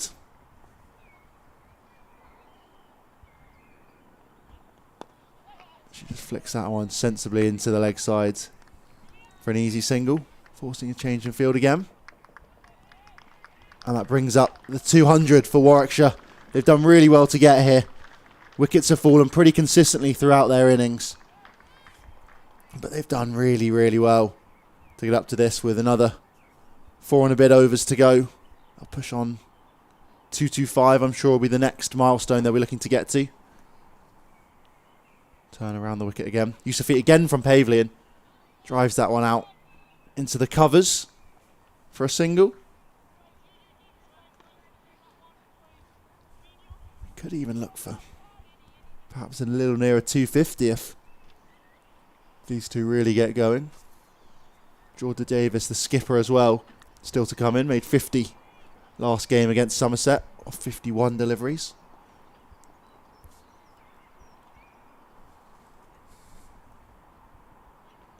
That's a big slash there from Wong. Just a single from it in the end though. Can't quite find the gap. Can't beat the fielder out there on the ropes. And that brings up a 50 partnership as well. Out of nowhere, I'd say. Pavely 34 of them. Wong 15. Just look up at the scoreboard and these two have added a lot to the total. Pavely on 44 right now. Just drops that one into the offside, but no run. On the penultimate ball of the 46th over. 25 deliveries remain now.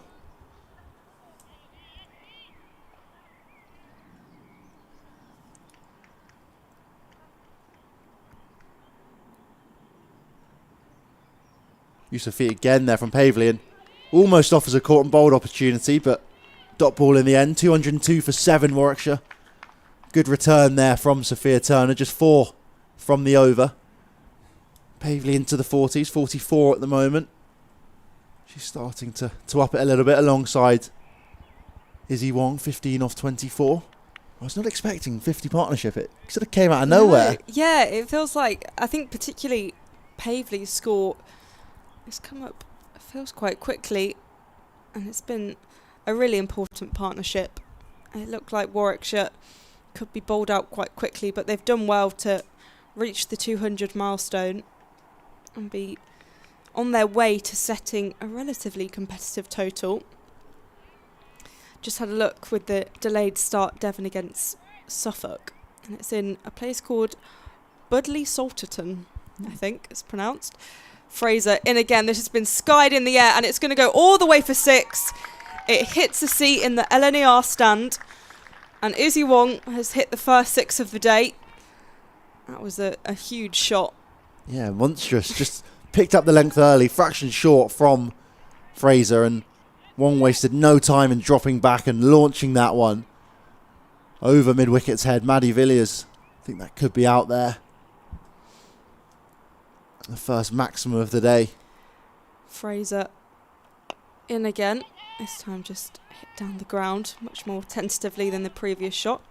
So yeah, this game in Budley Salterton, which is just south of Exeter, right by the sea. It looks like, again, a very quaint cricket ground, as Fraser's in again, this time lofted in the air, but goes safely to Susie Bates. But yeah, delayed start because of the weather.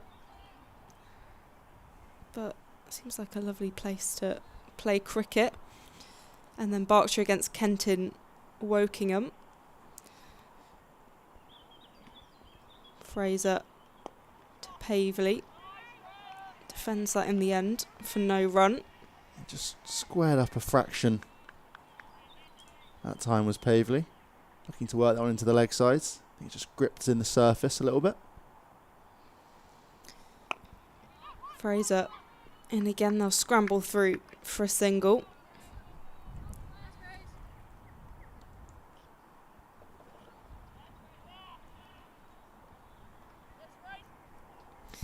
Interested that they haven't bowled Grace Thompson that much other than her opening spell. As Fraser's in again, there's some misfields inside the ring. So they're going to manage to get 2 in the end. Good running between the wickets, and that's the end of the over. So Fraser's bowled 8 overs. Warwickshire 212 for 7.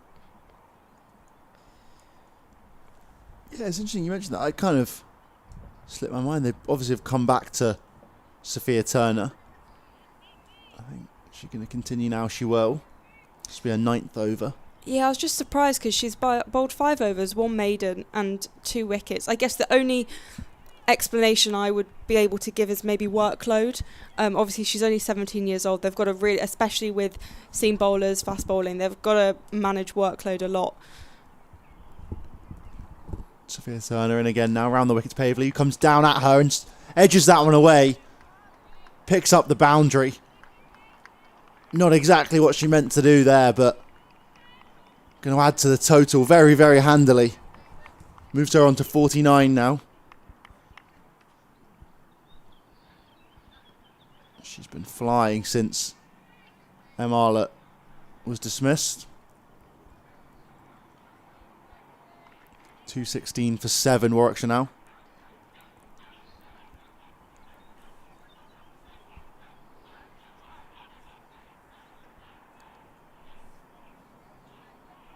They're going to bring in deep square now and drop out long off. Pavey's look to go down the ground quite a lot, using her feet to great effect. We've also seen a few inventive shots from her as well, though. That time she cuts it away and she's going to scamper through for a single. Might run all the way to the rope. It will indeed. Another boundary for Pavely. That brings up her 50 after a sticky start. Pavely's flown to 50. And that is a crucial, crucial innings for Warwickshire. 53 from 63. Her strike rate, having been under, run a ball under, even a run every couple balls for a long, long time, is really climbing now. She's been phenomenal in the final few overs. Swings that one, could be stumping. Not out. She gets her back foot in just in time. She's also a gymnast. Yeah, that was a big stretch back. I think she almost ended up in the splits to stay in her crease. I mean, that would have been a disappointing way to go. Just reach her 50 and then get out. But good recovery from her.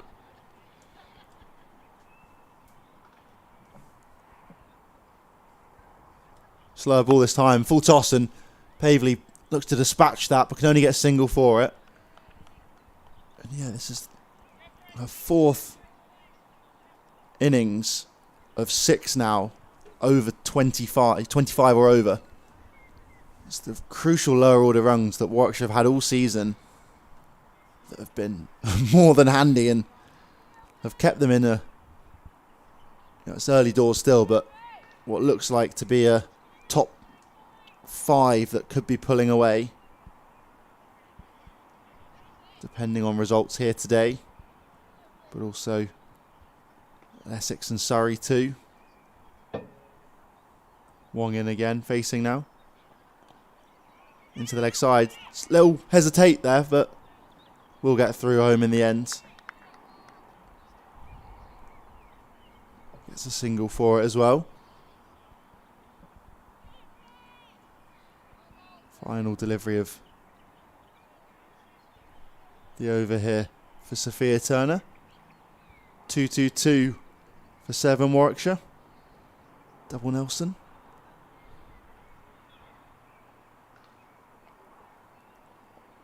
Cross her stumps here. And that could be a wide. No. It's a no ball though. Yeah, I don't think it quite ended up on the strip in the end. I did think, is the umpire not going to signal that a wide? Anything there, yeah. It took a second. Yeah, probably deciding between wide and no ball. Will that be a free hit as well? It is indeed. Get the and Karis out. Pavley's on strike.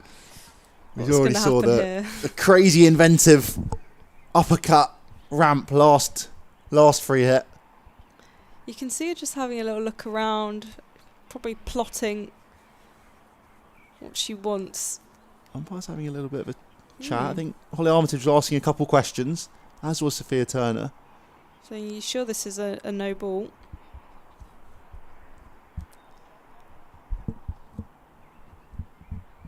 It is indeed. I wonder if they were just asking whether or not it landed on the cut strip. Looks like there's a bit of a debate between Armitage and the umpire. Just going to have a look at the replay and see where it did end up landing. Yeah, it was right on the edge. On the cusp. And the umpire did think immediately. Obviously not able to change the field here. With the batters not changing strike, sorry. She's got fielders 2 straight down the ground, a cow corner and a sweeper out on the offside 2. I think Phoebe Turner forgetting they can't change the field, perhaps suggesting a bit of movement. In comes Sophia Turner though, and use her feet straight down the ground. We'll just get 1 for it. Well bowled in the end there for Sophia Turner. Managed to stop Pavley from adding any more to the total than that single. 2-2-4 for 7 Warwickshire. Good control of the situation and bowled a decent ball to prevent Pavley getting too creative and finding another boundary. I thought she might maybe look to reverse sweep or switch hit or something over third man. They had 2 fielders inside the ring at backward point and short third man, but that was probably the region that was least protected, or perhaps on the leg side similarly, but there was a pace off in the end. Be Katie Levick to bowl her final over. I was thinking about who's going to bowl the final 2. Katie Levick was definitely one in mind. Potentially Phoebe Turner. She's got 3 overs left. Catherine Fraser has 2 left. Sophia Turner's got 1. And of course Grace Thompson with 5 left as Levick's in to Pavley. It's just defended straight back to her. Sophia Turner has 1 more as well, so she may continue, I guess. Yes. Levick in again, tries to swipe it. She ends up flying round. Signalled a wide by the umpire. Penultimate over of the innings.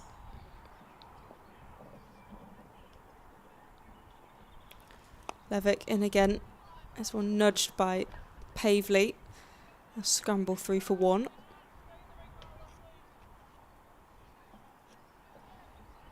Pavley just retying her shoelaces as Levick and Armitage make some adjustments in the field. Grace Thompson going out into the deep again.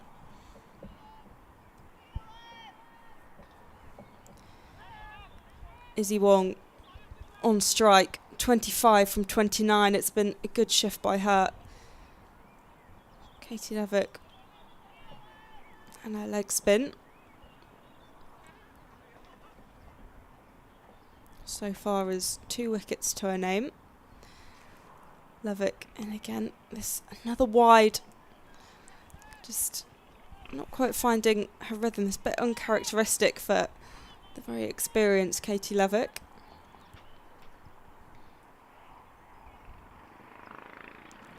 Levick in again. This one slashed down the ground. They'll go for one in the end, very comfortably. Yeah, there have been a fair few wides and no balls in the last couple overs, just helping Warwickshire boost their tally a little bit. Yeah, I think extras of 15 so far as Levick's in again. This one straight to Holly Armitage just for the one run. Up to 16 after that last wide, I think. Yeah. 229 for 7. So we approach the innings break. Levick to Wong, who sends that racing away to the boundary. Emma Marlowe in pursuit, but he'll go for 4. That's good from Wong. Not much power to the shot, but enough to get it to the boundary on the leg side. 233 for 7. So we approach the final ball of the over. Levick to Wong plays that down the ground. He'll get the one run, finish the over 234 for 7. That's Katie Levick's bowling done. 10 overs, 1 maiden, 2 for 40 in the end. So good contribution from Levick. Looks like Sophia Turner will continue for the final over of the innings. It's a big responsibility. She opened the bowling. She's now closing the bowling, wrapping it up for Durham. Bowled 5 up top and has now bowled 5 back to back, I think, to close the innings out. Yeah, final 6 deliveries here. Izzy Wong going really, really well. She hit that one massive 6, but otherwise just ticking along nicely. 31 off 32. Pretty effortless. Turner in now though, and Wong chips that one away. They're going to get through for a single. Does well to just jam her bat down, and almost a bit of a nutmeg there.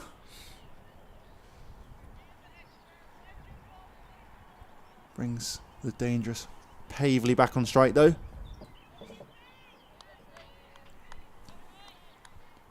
He's managed to take Durham for 8 boundaries in her innings so far. She really caught up after a fairly slow start.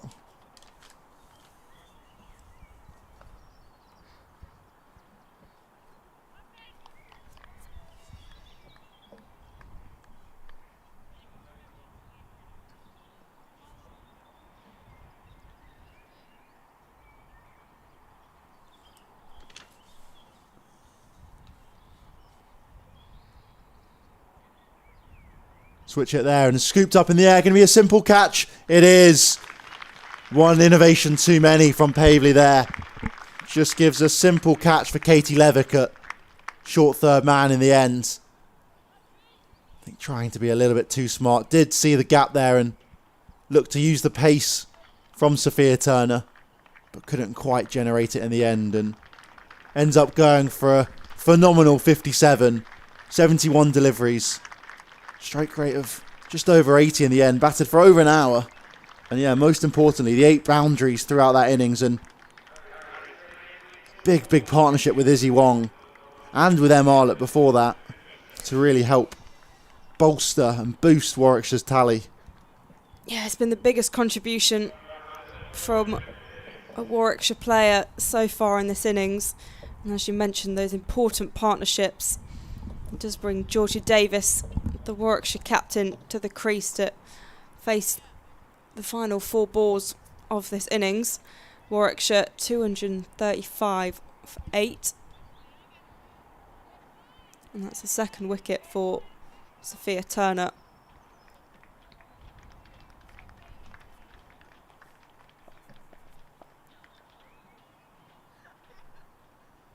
Skipper Georgia Davis on strike now. It's down the leg side. It doesn't touch anything and signalled as such for a wide by the umpire. Sophia Turner hurrying back to her mark there, wanting to get through this as quick as possible. Get to the innings break, allow Durham to regroup a little. That was pushed into the offside. They're going to come through for a quick single. Could be tight. No, home safe in the end for Izzy Wong. 2-3-7 for 8. 3 deliveries to go. 250s. Probably out of the question unless Wong goes big here. But either way, they've impressively gone up to a more than defendable total. Use of feet this time. No, well taken though behind the stumps from Bess Heath. Wong looked to give herself a little bit of room.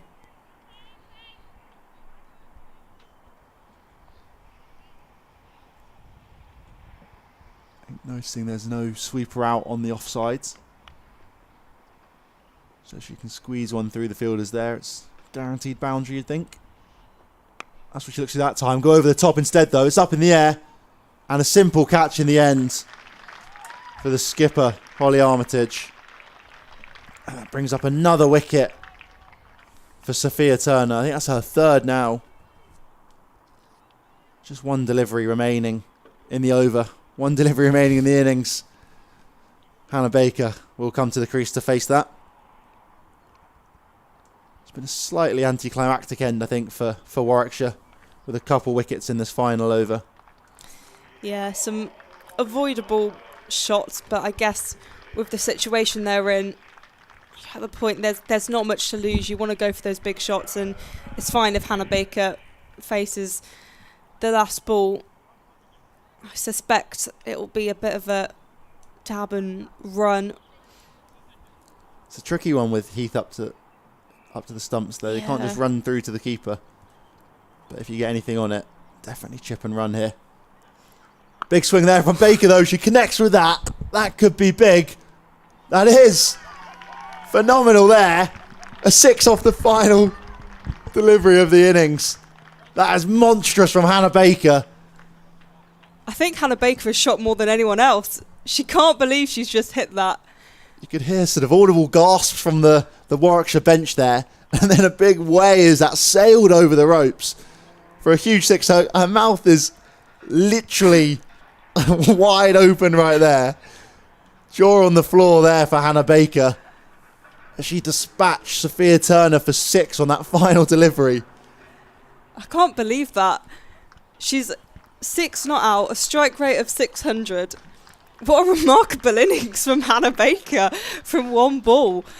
Wow. I was not expecting that at all. I think we're expecting, as I said, like a little tap and run, maybe defend the ball and scramble through for a single. But what a shot, and what a way to finish the innings. Warwickshire finished 243 for 9. As we said, Hannah Baker 6 not out from one ball, and Georgia Davis 1 from one ball. Give you a little rundown of the innings. Callis and Freeborn dismissed early on by Grace Thompson, who was fantastic with 2 wickets there. Davina Perrin 32, Katie George 42, and then good partnerships with Emily Arlott, Karis Pavley with the 57, top scoring for Warwickshire, and Izzy Wong with 32 from 35. In terms of wickets, the aforementioned Sophia Turner 3 for 58 from her 10 overs, opening the bowling as well. Grace Thompson 2 for 17, as well as Maddie Villiers and Katie Levick picking up 2 apiece. So Durham will be chasing 244. We'll be back shortly after the innings break to bring you the second innings of this game.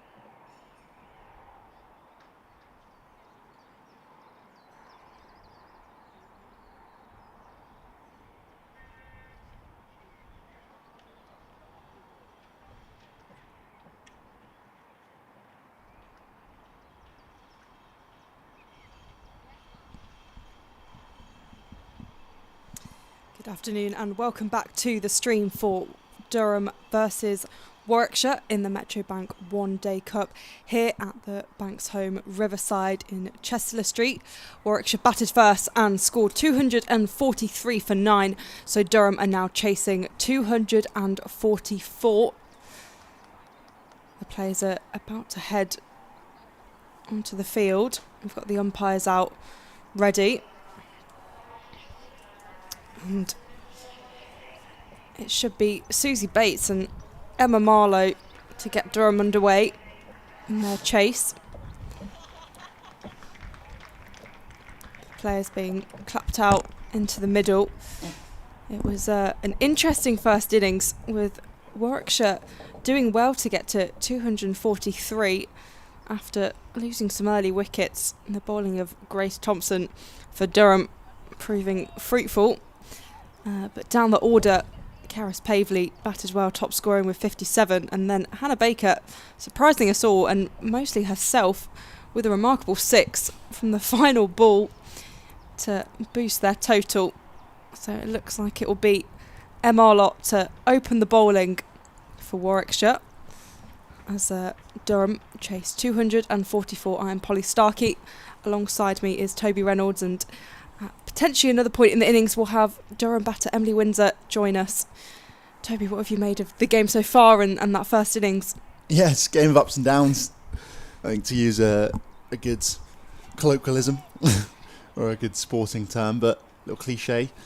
You know, Warwickshire really struggled early on, and you know the fact that they were, I think, about 100 for 5, 90 odd for 5, before the tail wagged yet again for them. That it's seemingly a continual source of runs down the order. You know, we've already mentioned, I think, that pretty much everyone has now scored 50 inside their top 10. I think it's only Izzy Wong and Katie George this season who are yet to pass 50, with Wong bowling in now. I mentioned Izzy Wong opened the bowling for Warwickshire to Bates, who has a swipe at that. Just goes through to Abby Freeborn, the Warwickshire wicket-keeper. See the ball passed around Stair Callis there. He's said she's probably the busiest cricketer on the circuit at the moment, playing for Yorkshire and then on loan here at Warwickshire. Georgia Davis, the captain, the former policewoman, keeping the team in order. Got Emma Arlott to the right of us, who I'm sure we'll see soon with the ballers. Wong is in again, 95 on her shirt. This time played into the leg side by Susie Bates. The exciting overseas signing for Durham. It's nice to see Bates, one of the most experienced players in the game, batting with Emma Marlowe, kind of very much her junior. She is going to face her first ball. Just taking guard. Yeah, I think Susie Bates had already been involved in the Olympic basketball by the time Emma Marlowe was born. As Wong is in again, runs past the umpire. Swipe at that, and it does go behind. It's racing away to the boundary, and it was going to go for 4. It's good from Marlowe. Good start.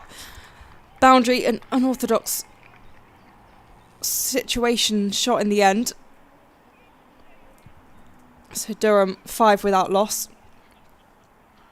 Chasing 244.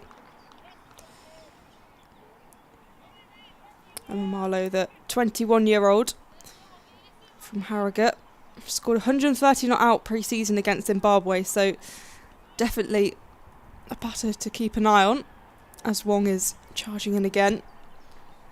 Marlowe poised. This one signalled wide, just wide off stump.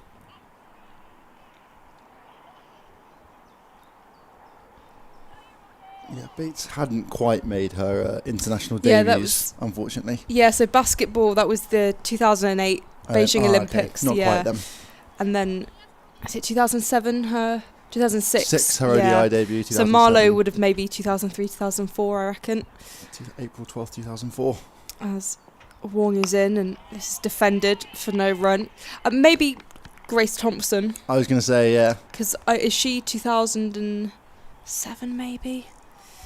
Well, definitely, yeah, Grace Thompson.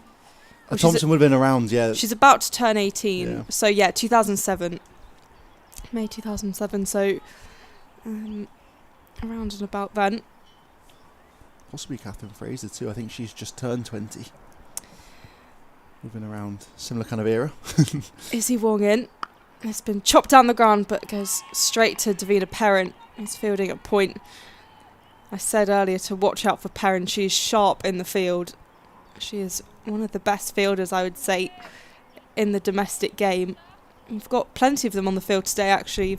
Davina Perrin, Katie George is definitely up there, and Maddie Villiers fielding for Durham, who was excellent. Caught and bowled for her as Wong continues her over here. This is defended for no run.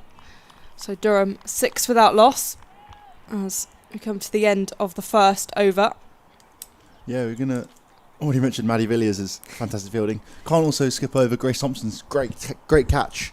Phenomenal take out there at deep mid-wicket earlier today to help dismiss Arlott. And, I mean, yeah, been some great fielding on display. That last one from Perrin. She'll have to do a fair bit, I'd say, though, to overtake either of those two in the top tier of today. So 6 without loss. Bates coming back on strike, and there'll be a change of bowling. I suspect Katie George bowling from the other end. Opening pair that we've seen across the season so far.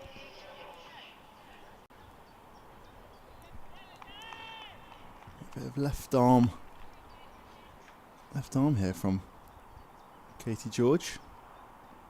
Just a different challenge for Susie Bates and Emma Marlowe to face up to. Driven straight down the ground, firmly first up, but no run for it. I'm sure Bates will look to rock onto the front foot as much as possible. Use a big front stride, as she so often does. Two fielders outside the ring, currently inside that first power player, both behind square at the third man and fine leg. Do have a slip in there catching Nat Wraith. That was full and straight and turn into the leg side. No run though. Yeah, both teams have had a wicket keeper that's been able to go in the slips, which I think is so useful. Obviously with Durham having Mia Rogers and Warwickshire with Nat Wraith, who was regularly the keeper down at Western Storm in the regional era before making the move to Warwickshire this season. In again, George. That was down the leg side, will be a wide, yes, signal by the umpire.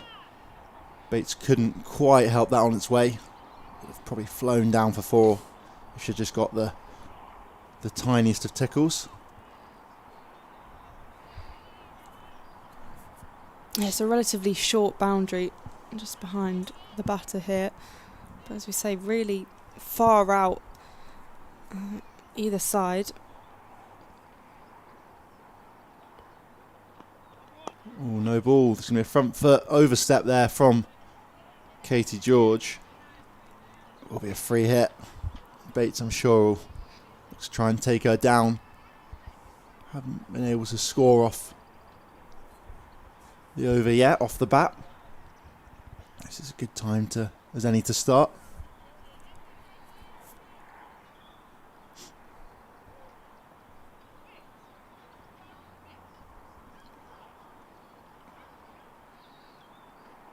Use of feet and smacks it down the ground. That will be 4. Gorgeous there from Bates. Uses her feet, gets the pitch and just swipes that one away straight down the ground. No chance there for mid-on to get round to it. And a lovely shot to get the first runs off the bat off Katie George's bowling. That's how you respond when you get a free hit. It was a lovely shot by Susie Bates. Durham 12 without loss.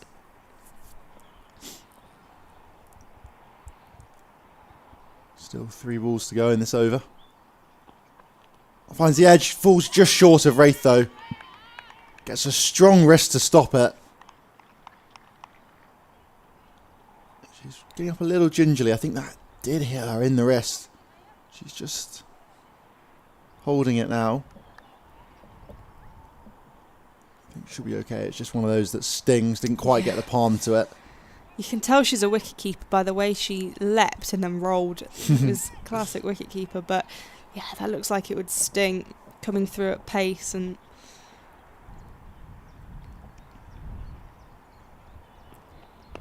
Bates turns that one into the leg side, but yet again, no run. Bates obviously making a memorable 93-0 out on debut in the opening game of the season up here at Chesterley Street against Essex.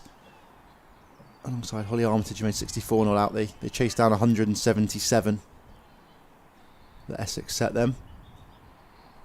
She's not quite been able to find form since. Making a couple 20s. She pushes that one into the offside this time. Ends the over. 12 without loss after 2 overs. Bates 5 off 9. Emma Marlowe 4 off 4. 2 overs gone. A solid start so far for Durham. scores from elsewhere. Essex are 17 without loss in reply to Hampshire, setting a total of 273 for 5. The Blades were all out for 222. Lancashire now 17 without loss in response.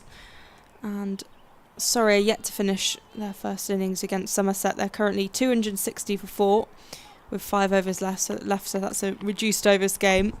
Will be DLS affected. As Izzy Wong is going to bowl a second over from the Finkel end. Signalled a wide by the umpire, just struggling with their line again. We also mentioned in the first innings about the Vitality T20 Women's County Cup.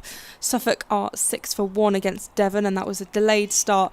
Interestingly, Northants are 70 for 6 against Shropshire, so down against a Tier 3 side, which is very exciting. So we'll see how Shropshire reply to that. As Wong is in again to Marlowe, who defends that for no run. And then Berkshire versus Kent is about to get underway in about 10 minutes. Berkshire winning the toss and opting to field. So lots of excitement, and a reminder that Durham will take on Somerset in the T20 Cup down in Exmouth this Friday. So that's a game to definitely keep your eyes on. The winner progressing to the quarterfinals, with finals date at Taunton on the 26th of May. Izzy Wong continuing her over. This one defended a much better delivery, full and straight from Wong.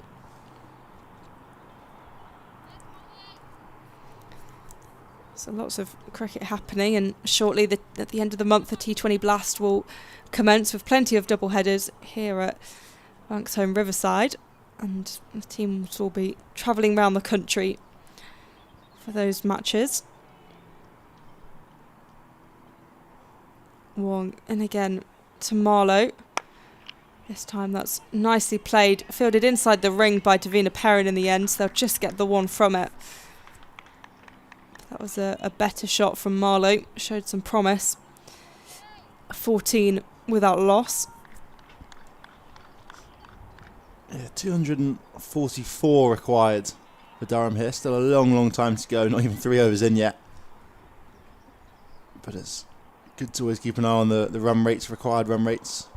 Just under 5s required at the moment. Wong, and again, this is left outside the off stump. Very graceful leave by Susie Bates. Yeah, I think it's also, there's no need to worry too much about rates. We saw how much Warwickshire managed to explode at the end. I think they were on about 160 with 10 overs to go, adding almost the hundreds in the final 10 overs without much trouble really. Only a couple big shots. Wong in again, and that's defended for no run.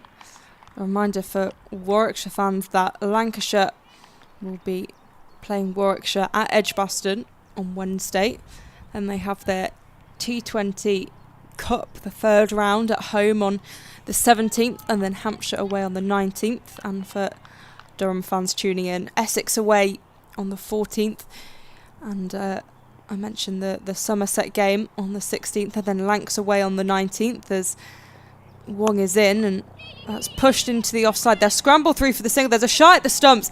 If that had hit, that would have been out, I reckon.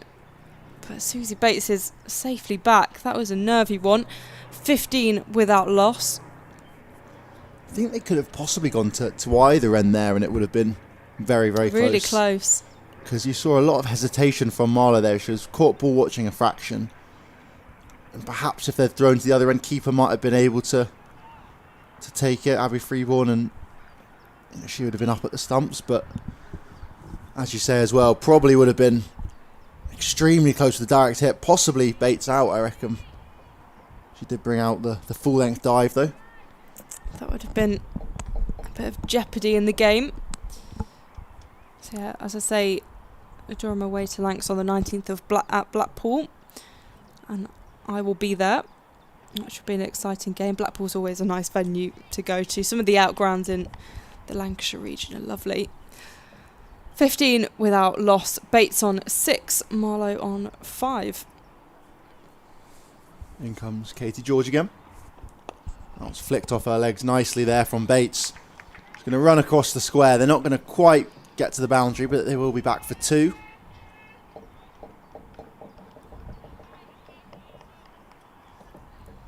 Lovely shot there, though, from Bates, just helping herself to freebie off the pads.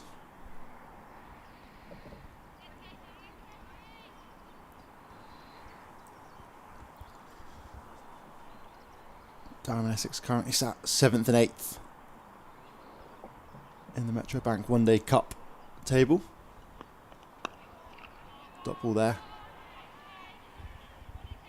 Durham picking up a victory over Essex in the opening round, which we've discussed throughout comms today. Essex picking up their first victory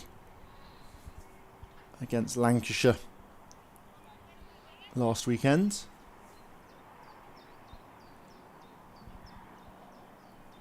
You'd think if Durham can claim victory here, they'll be up the table a fair bit, nearing Warwickshire. That was slashed down to third man, nicely guided.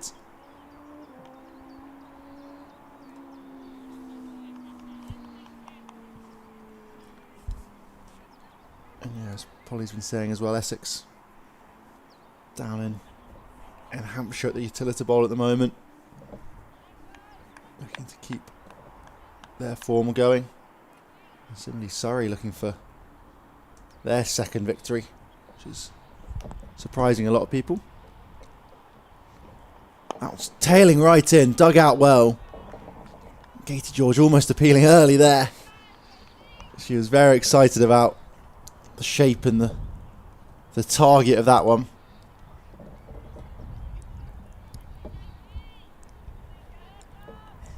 Just tailing in at Marlow's toes there.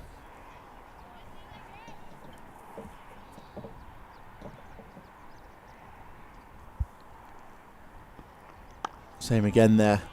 Angled right the way back in. Defended well again from Marlow though. He's not had the easiest start with the bat to the season. She made 27 against the Blaze in the second match of the season, but otherwise yet to stamp her authority on the One Day Cup.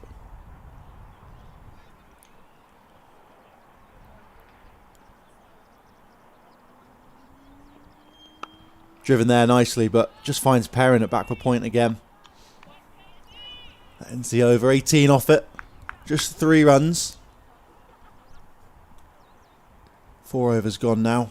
Still a long way. 226 to win. But Durham are ahead of the DLS, not that it's likely to rain. Yeah, I think there's probably... I don't know what the opposite of rain is when it's really hot, like... I was about to say a sandstorm, but there's not much sun near here. Heat wave, yeah, too humid to play. Yeah. Humidity stops play, I don't know.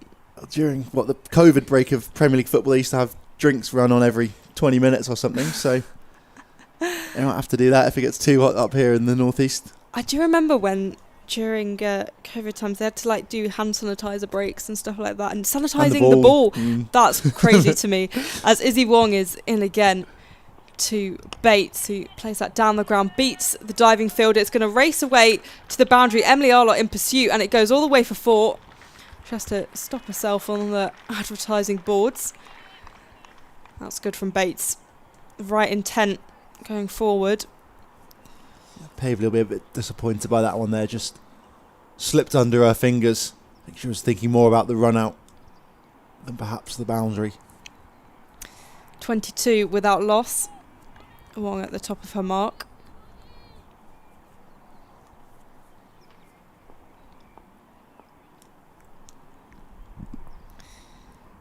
Wong to Bates. This is left outside off.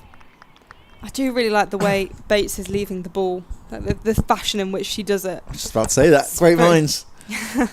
Very stylish. Just gets her front pad right the way down the pitch and hands right the way out of it. Just having a look at Shropshire Northants again, and Northants at 97 for 7. It's looking good for Shropshire as Wong is in again here for Durham versus Warwickshire. Signalled a wide. We've seen a couple of similar balls just wide on the offside from Izzy Wong. He's struggled with line and length over the past few years. This season there definitely have been improvements, and she looks a lot more kind of comfortable in her run up and her stride and having more control over the ball, but there are those occasional hiccups as she's in again.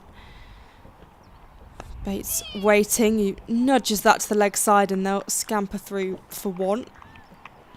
24 without loss.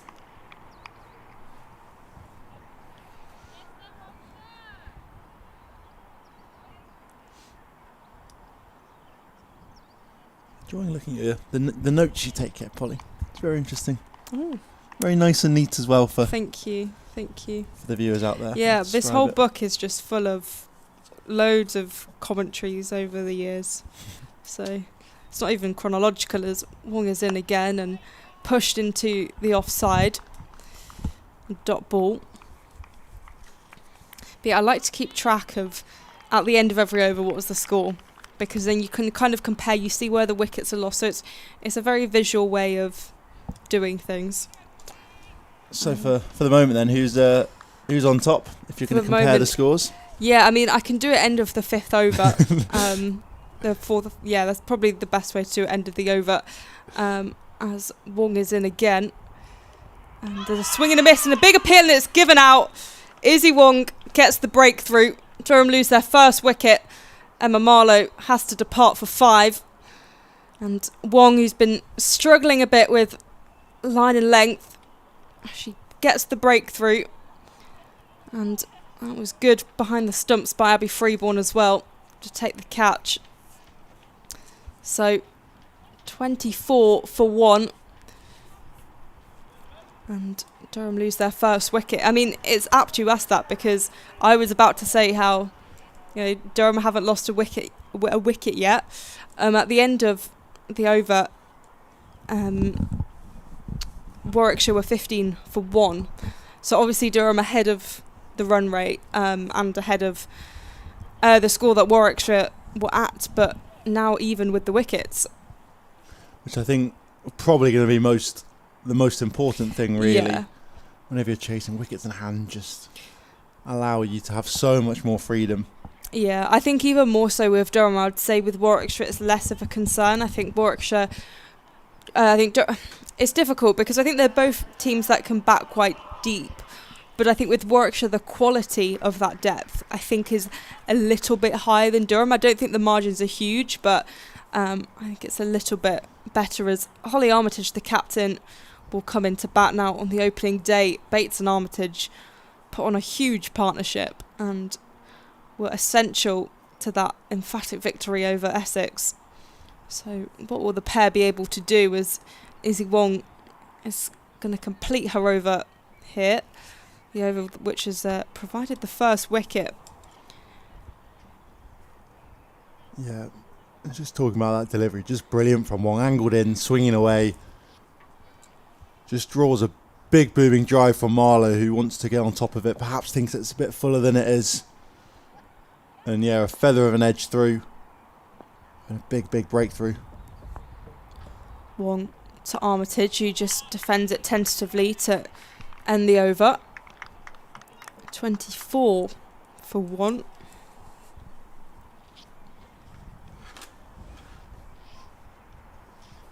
Yeah, I think these two are going to be pretty critical in Durham's hopes of chasing, well, another 220 to win. Holly Armitage, probably the most in form Durham batter. Made 64 not out against Essex, already mentioned that, but she made 81 against the Blaze, 89 against Somerset, 25 against Hampshire as well during the week. So it's only really Surrey that she's failed to score runs against so far this season. Bates back on strike now. Katie George, the left armour, to continue. Draws a drive there from Bates. But doesn't really connect with it again.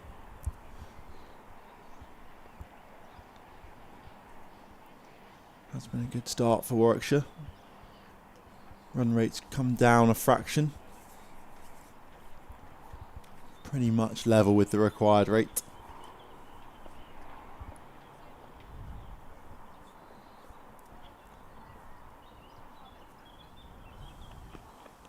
Flicked off the legs there from Bates. Topples forward slightly, but survives and no run from it.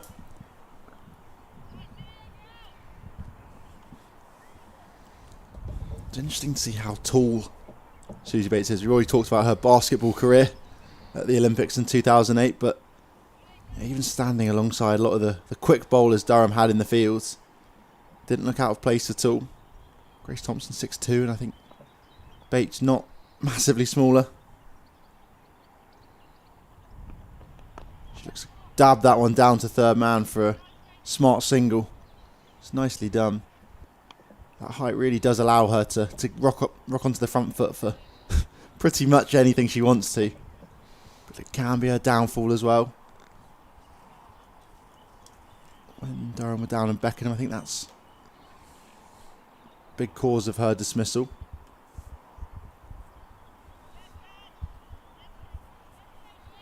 Apparently she's 5 for 8. I'm not so sure about that. Big drive there, lovely. And that is another boundary for Bates. Times that one. Sorry, Armitage, her first of the day. Just rocked onto the front foot and caressed that one through the covers.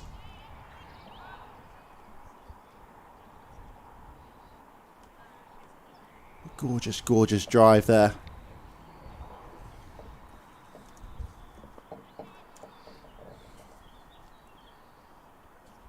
Down as 5-7. Yeah, 5-7. I mean, I'm not surprised, to be fair.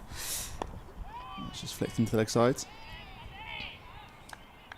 I was surprised when you said you thought she was tall, because I've never thought of her as a tall Really not? player at all. No. I've actually thought of her as like... I know, I was surprised when I found out she played basketball, because, yeah, she doesn't strike me as a tall player. But you mentioned 2008 Olympics. Do you think she could get to LA 2028? 3 more years? That should be 40 by then, probably. Age is just a Possible. number. True. She can continue, I'm sure. Another slash there from Armitage. And that will be another boundary. Another lovely, lovely strike to end the 6th over. 9 from it in the end. 33 for 1, Durham are. Bit of width on offer there from Katie George, and Holly Armitage snaps it up and smashes 2 boundaries in that last over.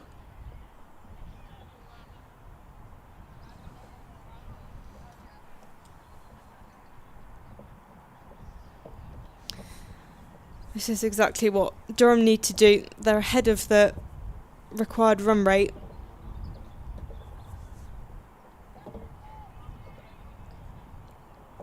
And I think this pair of Bates and Armitage is precisely what Durham will want to build, a big platform to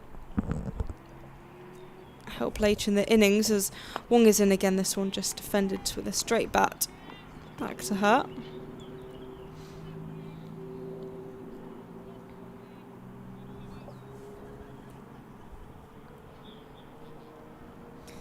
.33 for 1. 211 runs required for Durham to be victorious here at Banks Homes Riverside in Chester Street. Wong in again to Bates. This one flicked into the offside, racing down to third. And that'll go all the way for 4. A fantastic shot by Susie Bates. Just well placed and pierces the field. She's now 19 from 23. She's been offered width a few times and cashed in more often than not. She's throwing her hands at it, but not recklessly. Wong once again to Bates. This time just driven straight to George Davis at long off. There'll be no run. So a mixed over so far from Izzy Wong.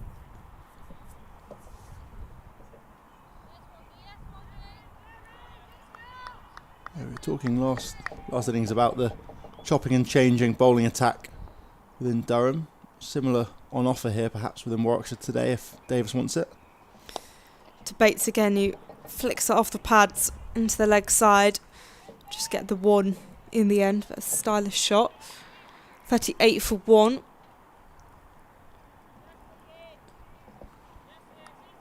Georgia Davis just having a little chat with Wong.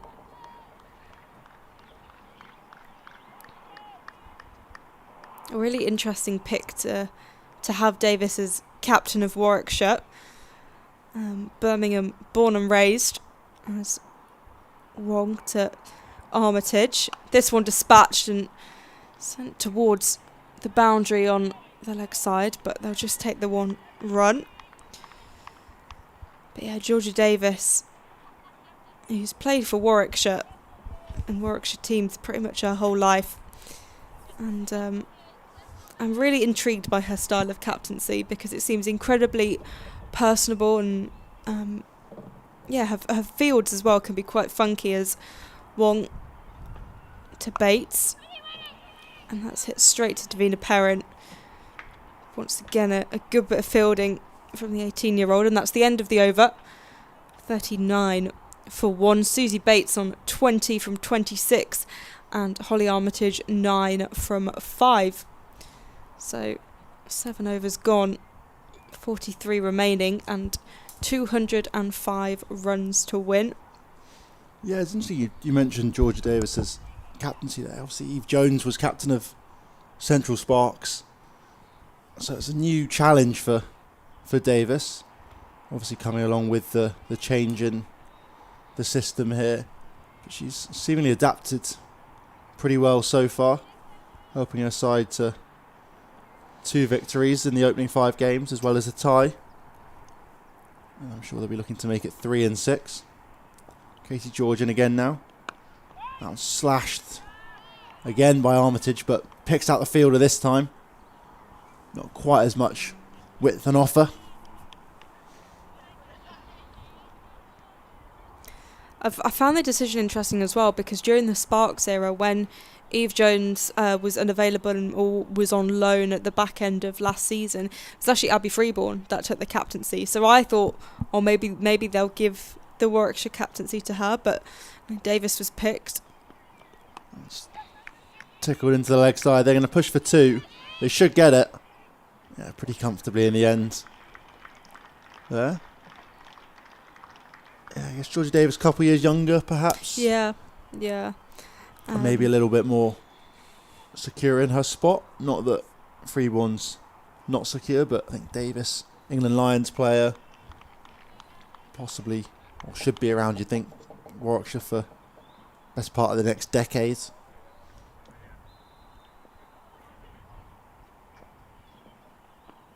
was dragged in a little bit, and they're going to come through for 2 again. Similar to last delivery, just turned into the leg side.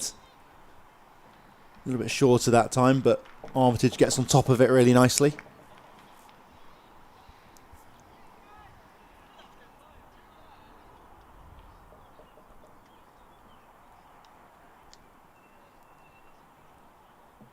Yeah, other Lions in the squad. Pavley and Wong were both down there in Australia during the winter. It's a pretty Lions heavy bowling attack here for Warwickshire.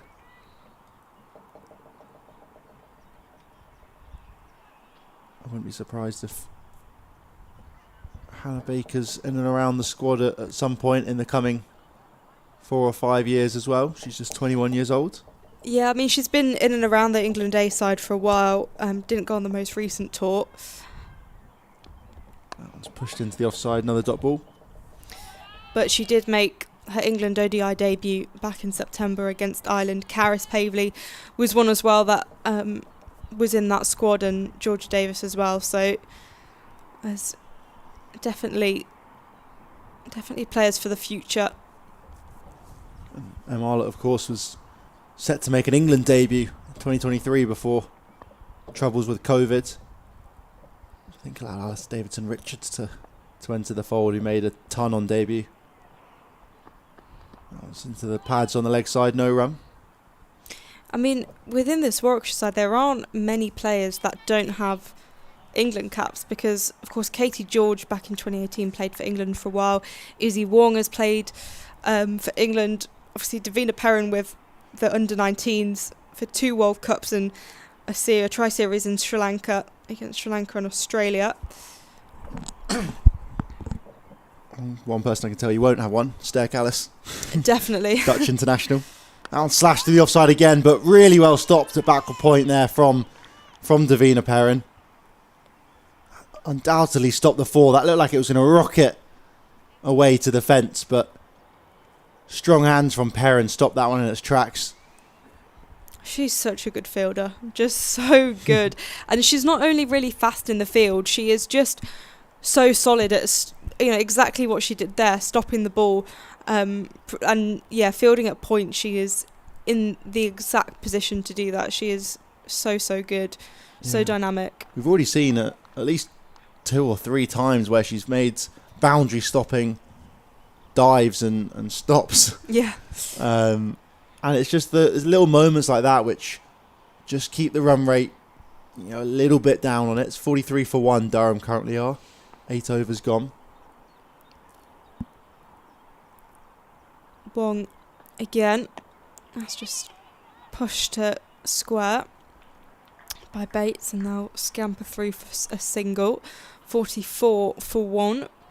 200 to win. Yeah, you'd think if, let's call it three boundaries inside the power play, that kind of adds another 12 to the total. You'd think that would possibly then maybe look to change a field, and you'd want someone back covering on the offside. It changes the dynamic quite a lot. Wong in again. This one driven back. 2 fielders in pursuit. It's going to go for 4. That's a great straight drive by Holly Armitage. It's got to be shot of the day so far. I did enjoy Pavley's, was it a reverse uppercut? Yeah. I don't even really know what that one was, but I think you're forgetting Hannah Baker's 6. True, that surely has to be true, shot actually. of the day.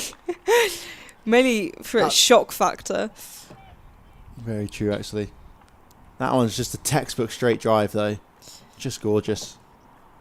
Wong to Armitage, and this goes through to Freeborn. Keeps low. If I was Hannah Baker, I would just watch that on repeat. If people weren't calling me an all-rounder after that, I would be thoroughly disappointed. 48 for 1. 196 to win. Yeah, it just showed Warwickshire about even deeper than anyone expected. Wong to Armitage. Defends that with a straight bat. There'll be no run. This is better from Wong. Yeah, it's been a really, really good opening spell from Izzy Wong. Got the breakthrough a couple of overs ago now. Managed to get Emma Marlowe to edge behind. But there's been a lot of control alongside her usual pace. Long in again, and it just finds the fielder inside the ring. So there'll be no run on offer. Found Nat Wraith, who's moved from slip, and it looks like Katie George has kind of replaced her, perhaps the second or third slip.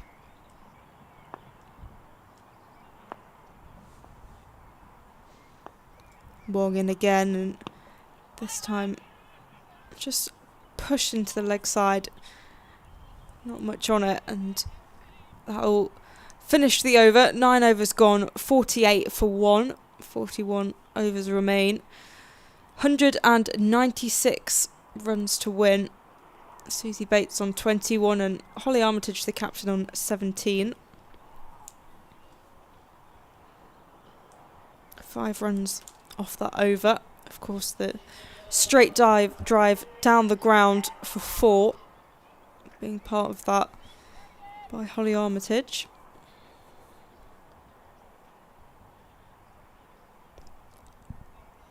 Change of bowling, we'll see here. Arlott into the attack. She's had a good start to the year with the ball. 3 for 39 against the Blaze, 4 for against Somerset a couple of days ago. Been very, very impressive season so far for her. Especially when you factor in that 130. Phenomenal 130 against Essex. Match winning 130.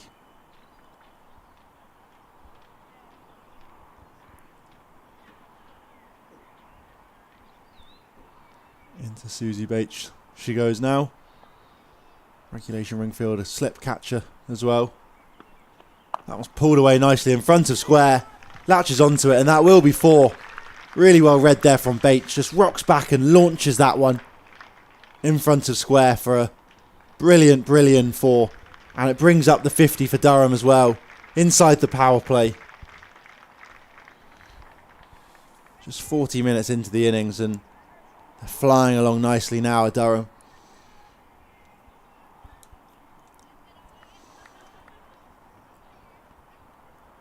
Into the final over of the power play.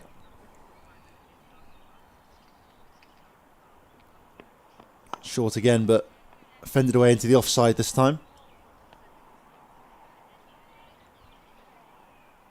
Good bowling from Arlott. Much better line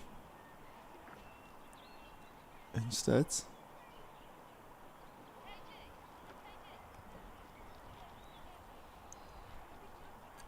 Slight change of field. Katie George coming out of the slip cordon, moving into mid-wicket, it looks like. Yeah, Pavley moving a fraction straighter. Going in catching as well now, coming a few yards in with George out on the ring a bit squarer. That was pulled in between them, but Katie George does really well there to get down to it. And stops what could have been another 4.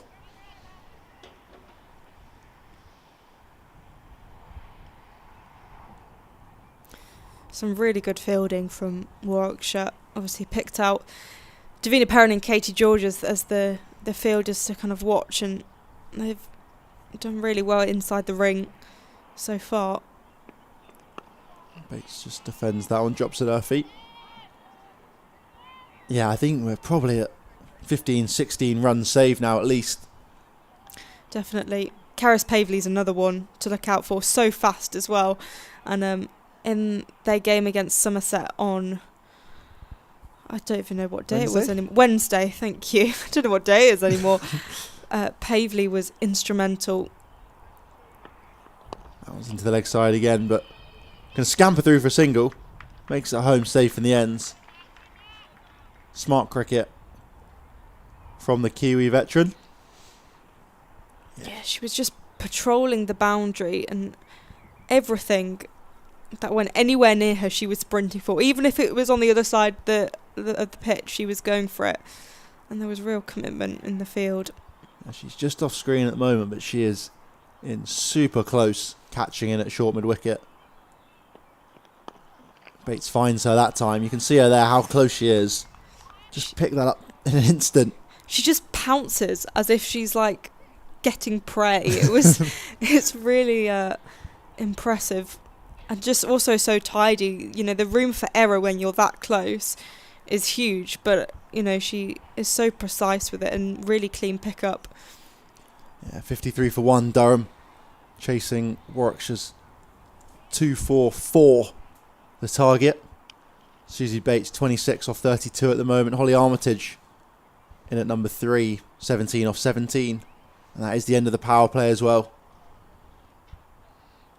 Go on then, Polly, tell us what. Look at your scorebook, sorry. At the end of the power play, Warwickshire were 42 for 2. So Durham are 11 runs ahead and also have another wicket in hand. So Durham kind of in the driver's seat here, but obviously can't get too ahead of ourselves. 40 overs to go, so plenty of cricket still to play, and Georgia Davis is going to be the change of bowling from the Finkel end. The captain bowling round the wicket, straight to Katie George. Yeah, I think more importantly than the runs is always going to be wickets. You think if these two bat three, no matter how slow they go in the middle, it's going to get close at the end. George in again. This one defended by Susie Bates. I also like Georgia Davis bringing in Arlott for within the power play and not just bowling George and Wong at the start, as this one has been pushed to deep square. And that'll be the single. So just kind of mixing it up a little bit and bringing in Arlott a bit earlier, I thought was quite an interesting decision. And then of course bringing herself on to put a bit of spin in, and I'm sure we'll see Hannah Baker shortly as well. Of course, you got Pavley as well, who can bowl some left arm off spin as Davis is in, and a couple of shouts, but slightly interesting shot there from Armitage. There's no real need to be that inventive and try and force anything, but I guess she's trying to manipulate the field. Davis in again. Let's go straight through to Abby Freeborn. I mean, Davina Perrin, I remember during the Sparks era, she was bowling seam and leg spin. So she's always an option. I don't know how much she's been bowling in the nets as Davis is in again, and this goes to Katie George on the offside. But of course she's quite important in the field, so yeah, and I mean they have plenty of bowlers anyway, so I think they'll be fine, but there are options. As the end of the over, 11 overs gone, 54 for 1. Susie Bates 27 from 35. Holly Armitage 17 from 20. Yeah, I think spin in particular, they've got a lot of bases covered with the left arm finger spin of Pavley, and then right arm off spin from Davis we've just seen there, and also Hannah Baker some leggies as well, so they perhaps wouldn't need Perrin for that. And even with seam options, we've already seen them use Arlott, Izzy Wong and Katie George, and if they need to, Bethan Ellis as well. I'm sure Bethan Ellis will bowl a few overs. Something that you often see in the women's game in particular is there's very few players who don't have a very strong second skill, and even a lot have a strong third skill. We talked about Perrin there, fielding as well as her bowling and batting. Arlott in now, that was short and forced through the offside, and it will just about beat the two fielders. It's not got enough pace on it to go to the ropes, so they'll just come back for 2 and have to settle for that instead. That was a good team effort in the end. Obviously not the best fielding inside the ring, but Georgia Davis backing up, and obviously the ball slowing up in the outfield was helpful, but nonetheless got to it quickly and just the 2 runs. Oh, it's just dropped at her feet. from Bates. Good cricket all around, really. 56 for 1. Durham currently are. DLS at 44. Perhaps more useful actually than required run rate.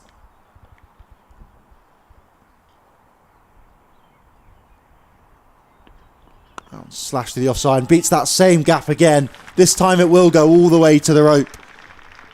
And another boundary for the brilliant Bates. 29 she was on, now on to 33. Moves Durham into the 60s as well. Taking Em Arlott for another boundary. 6 from the first 3 balls already. She's looked very, very dominant so far.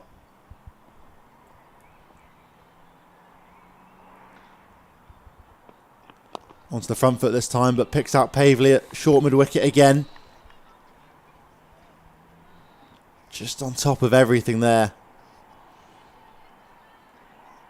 It's just such a clean pickup, and you just know that if they ever even thought about attempting a run, someone's going to be run out, because it is so clean and precise.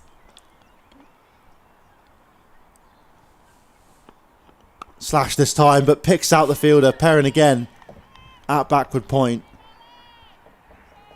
Bates a little bit disappointed. You can see she couldn't find either side of Perrin.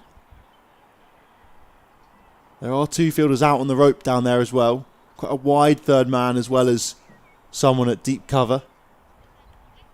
But I think if you time it right, either side of Perrin, could be tricky for either of those 2 fielders to get round. That was defended into the leg sides to end the over. 60 for 1 after 12 overs. Durham find themselves in a good position. Helmet being brought back on to Abby Freeborn. But Durham will be happy with where they are. Bates and Armitage set at the moment at the crease. You'd think the skipper, Georgie Davis, will continue. 60 for 1, 12 overs gone. As we say, 184 runs to win, which seems quite achievable.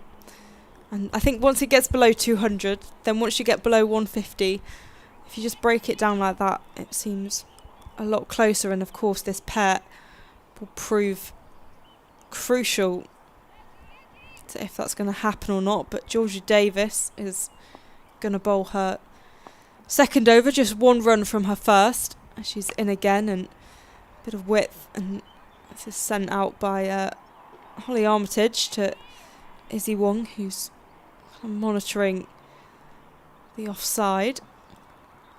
Yeah, I think you are right. I think 200 is always quite a big milestone. It's much more achievable just mentally getting to 200, I think. Davis again, and just finds the edge of the bat. It's racing away down to third. Fielder in pursuit. He'll just pick it up.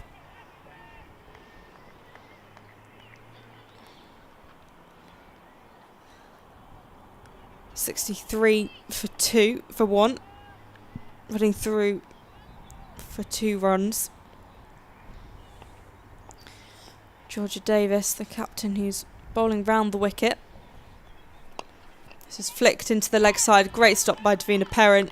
No surprises there. Prevents the run. Before the innings started, could just see Davina Perrin doing some warm-ups. Some fielding, lots of diving around. Davis in again, takes a few steps and hits this down the ground. Great stop inside the ring. That's Stair Callis there. He's on loan to Warwickshire from Yorkshire.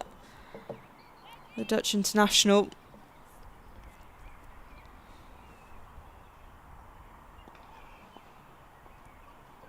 Davis again takes a few steps.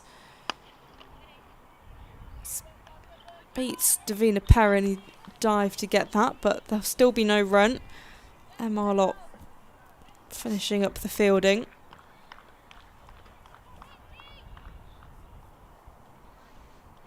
Em Arlott's down deep long on, and Stair Callis is inside the ring. Long off.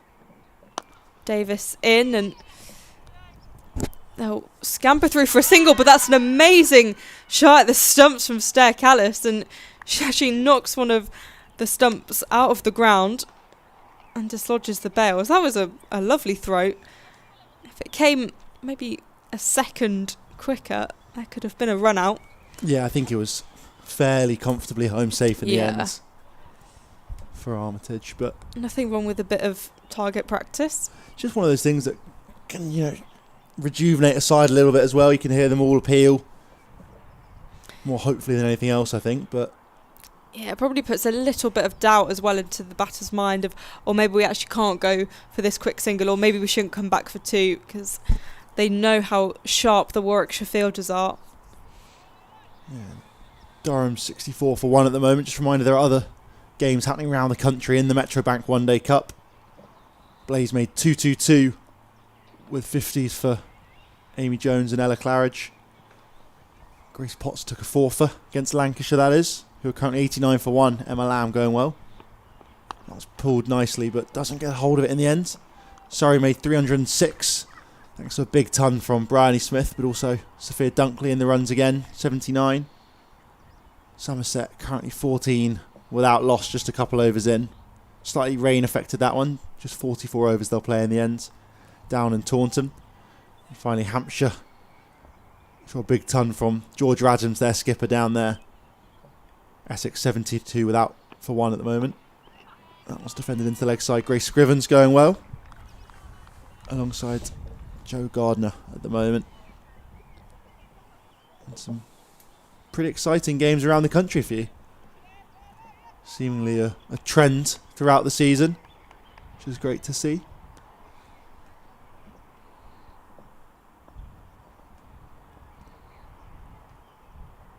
Arlott in again now. Bates helps out on its way. It's up in the air and it's going to evade the fielder down there. 4 runs. Big dive from Izzy Wong at there at fine leg. Doesn't get there in the end though. Helps it on his way, does Susie Bates really, really well. But a fraction aerial. I think her heart would have been in her mouth for a second there.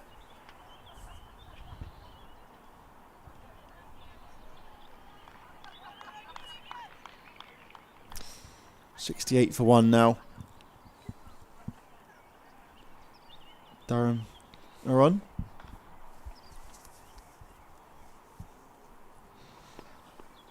Driven nicely again there from Bates.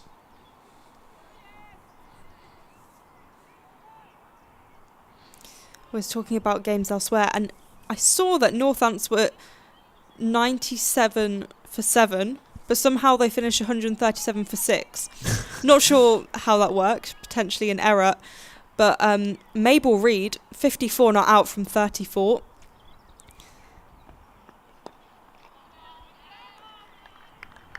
So that was a very good innings towards the back end.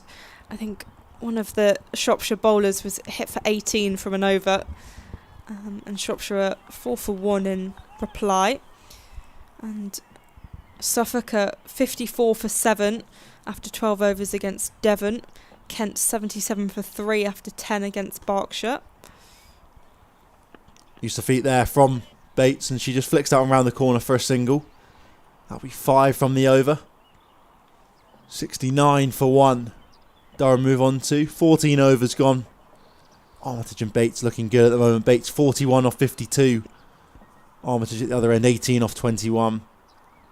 Scoring pretty freely without any risks really. Helmet back onto the field again for Abby Freeborn. That's Georgia Davis. The skipper continues with her off spin. Bowled well so far. Has the offie. Just 5 runs from her first 2 overs. 8 dot balls alongside it. Just been really miserly. Finding a rhythm. Yeah, did well to slow the run rate up after the power play, as this has been just pushed down into the leg side for no run. 69 for 1, 175 runs to win.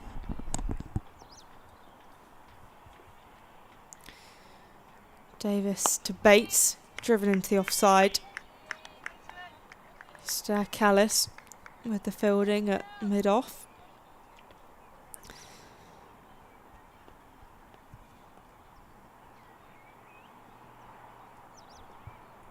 Davis round the wicket. This one swiped into the offside. Izzy Wong working out in the deep.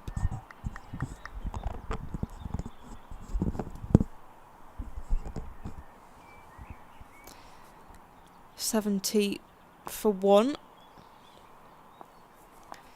Davis round, pushed into the leg side. Fielder running in and just be the 1 run from it. Susie Bates, 42 from 55.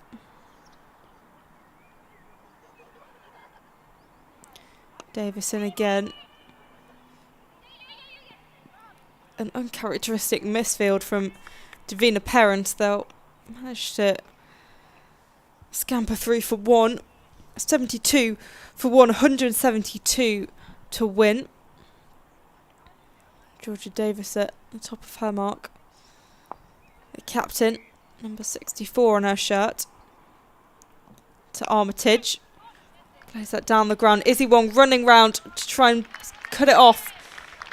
Dives a bit prematurely and gets slightly stuck in the ground. So it will go all the way for 4. And that's the 50 partnership between Susie Bates and Holly Armitage. 52 runs, 61 balls. Managed to do it in just 38 minutes.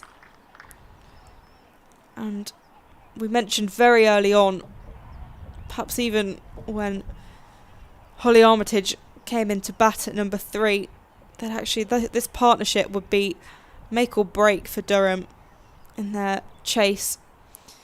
And so far, it's very much make. 168 runs to win. And they're 76 for 1.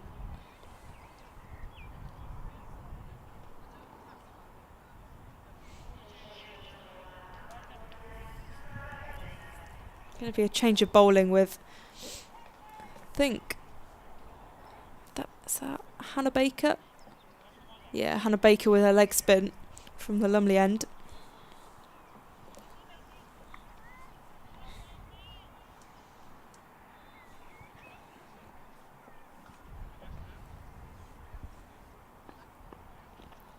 Bates just tickles that one down the leg side.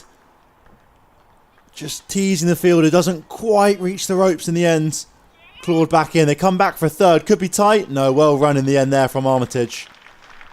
Nat Wraith has to run all the way down to the ropes there. Right up towards us here at the Finkel end.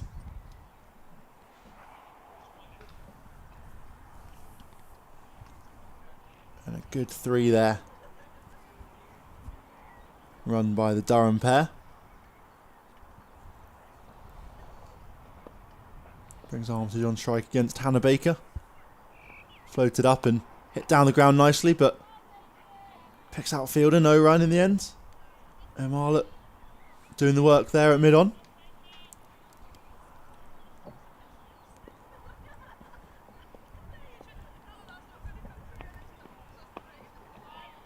Just defended into the offsides.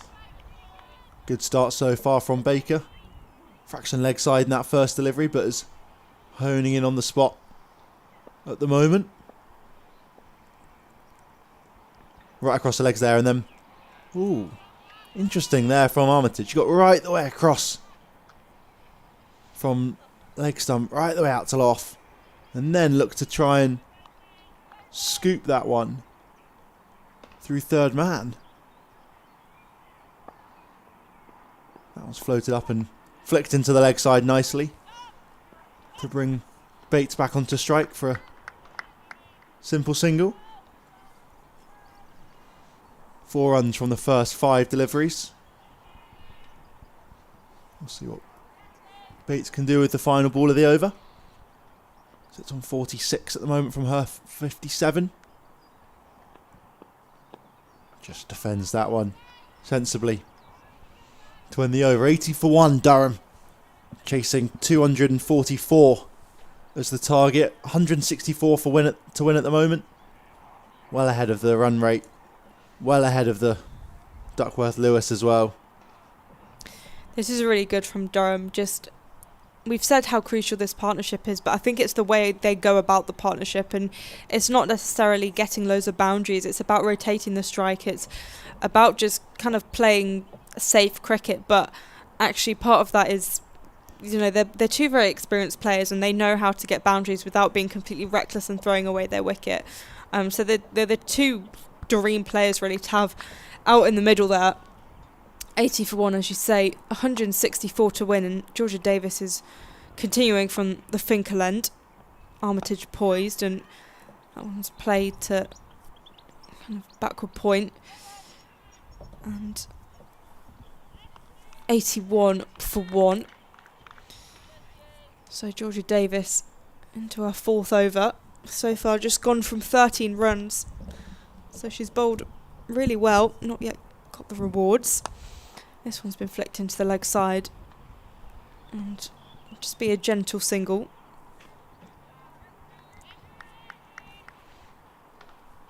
There have been a few times today where bats have just echoed around the ground with sounds of middling it, and that was one of them there. Davis to Armitage. There's a slight shout as she gets caught up. Like it was go down leg, or maybe made some contacts with the bat.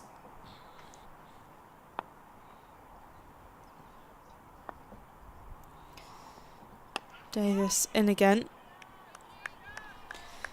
Pitching outside leg, I think that previous appeal was. That Possibly makes sense. possibly sliding down leg as well, staying down the leg. They're coming around the wicket. Davis takes a few steps. This one pushed into the offside. No run. 82 for 1. So 3 consecutive dots, which I know is often what I think Sparks used that previously, where they wanted 3 dots in a row. This one's been flicked off the feet. Izzy Wong working hard on the offside boundary. And they'll get 2 from that one to finish the over. So end of the over, 84 for 1, 160 runs to win. And that's 17 overs gone, 33 remain. Susie Bates on 47, Holly Armitage on 27.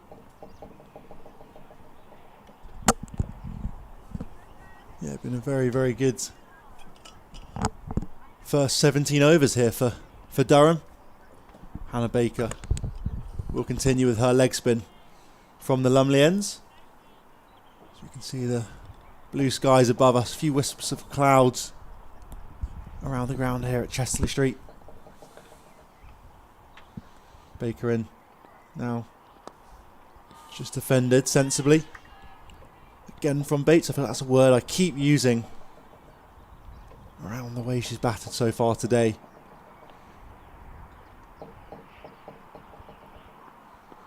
Cuts that one away nicely, gonna push through for a single. Yeah, again, nothing too much effort on that, just easing through. Not looking to do too much. Armitage drives that one into the offside, but a good strong dive there from Baker. Stops it in its tracks.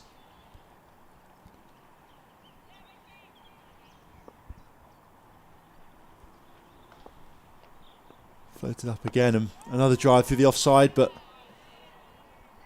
no run for it.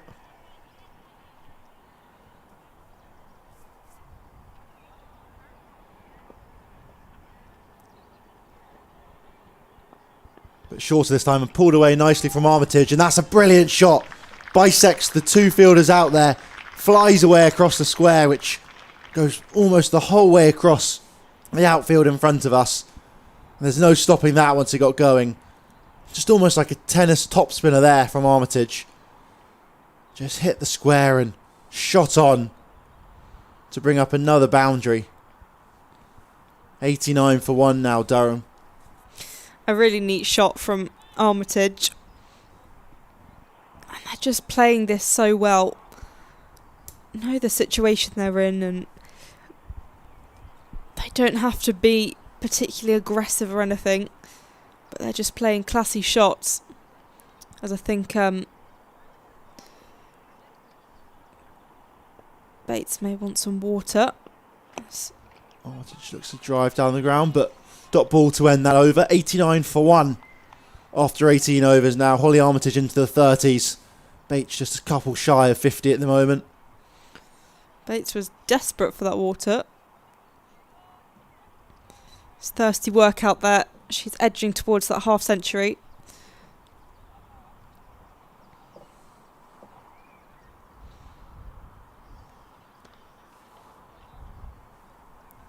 Georgia Davis is going to be bowling again from the Finkel end. This is going to be her 5th. So far she's gone for 16 from her first 4 overs. So a really good economical start from her, but looking for that reward.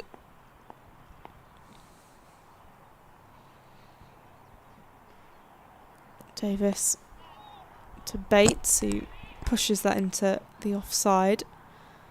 There'll be no run. Dot ball to start the over. Durham exactly going at the required run rate. Davis round the wicket. This time lofted into the air. It goes over the head of Stair Callis. It races towards the boundary but plugs in the field. So just managed to push for 2 in the end. And that's the 50 up for Susie Bates. A fine innings, one that Durham really needed. She's done well. From 63 balls, included 6 fours. And fantastic cricket from the New Zealand international. The experienced overseas as she poises to face Georgia Davis again, keen to get play underway, realising there's a bigger task at hand. Will get off strike. 51 from 64. Holly Armitage 31 from 36. As Davis comes in again, nudged to the leg side for no run. 92 for 1. Durham getting close to the 100 run milestone as a collective. 152 runs to win. Davis in again. This time signalled a wide by the umpire, and it does race away, so they'll manage to add a single to the tally as well.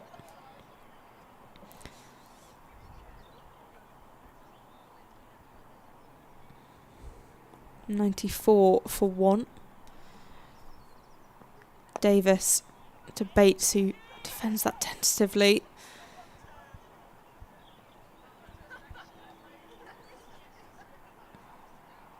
Final ball of the over. Davis to Bates, and that concludes the over. 19 overs gone, 31 overs remain. Susie Bates on 51, Holly Armitage on 31. Durham 94 for 1 with 150 required to win. Yeah, 150 on the dot. Durham slowly ticking away at the big chase. And yeah, it's just been sensible cricket as much as anything else from these two. It's something that perhaps you could argue Warwickshire's top order lacked a fraction of at times. A few wickets thrown away. A couple silly caught on bowls, for example. But it's been good so far from these two. Baker on again now. Driven there from Armitage. Scampers through for a single. Another direct hit. This time from Georgia Davis. But Armitage home safe in the end. Yeah, even with that there's no real risk. But But they're picking up a single, scoring at 5 and over very, very comfortably. Bates pulls that one away, but just picks out Bethan Ellis at short mid wicket. Takes a little bit of a blow. They get through for the single. Armitage back on strike again.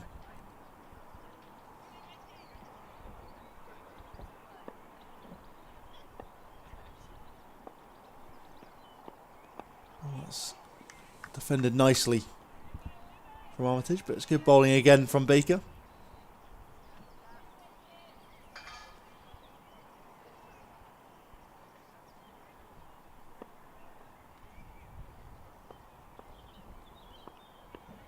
That's through the offside again for another hit and run single and a fumble this time from Georgia Davis. But yeah, again, just really, really clever cricket from these two. Both been around for a long time. Skipper here, Holly Armitage, captain of the Northern Diamonds before. Susie Bates in New Zealand. She tries to cut that one away but can't get it out of her.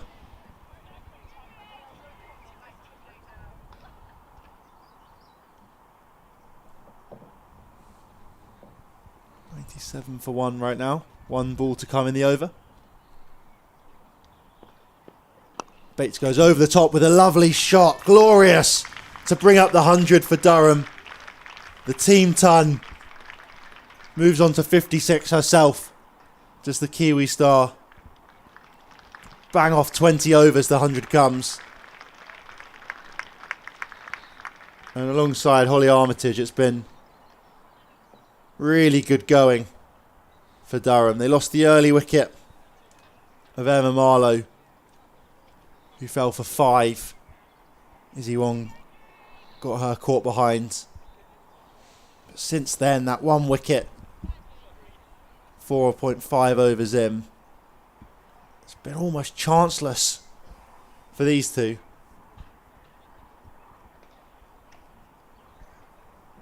Trying to think, I can't really think of any missed opportunities from the fielders, any near misses for these two either.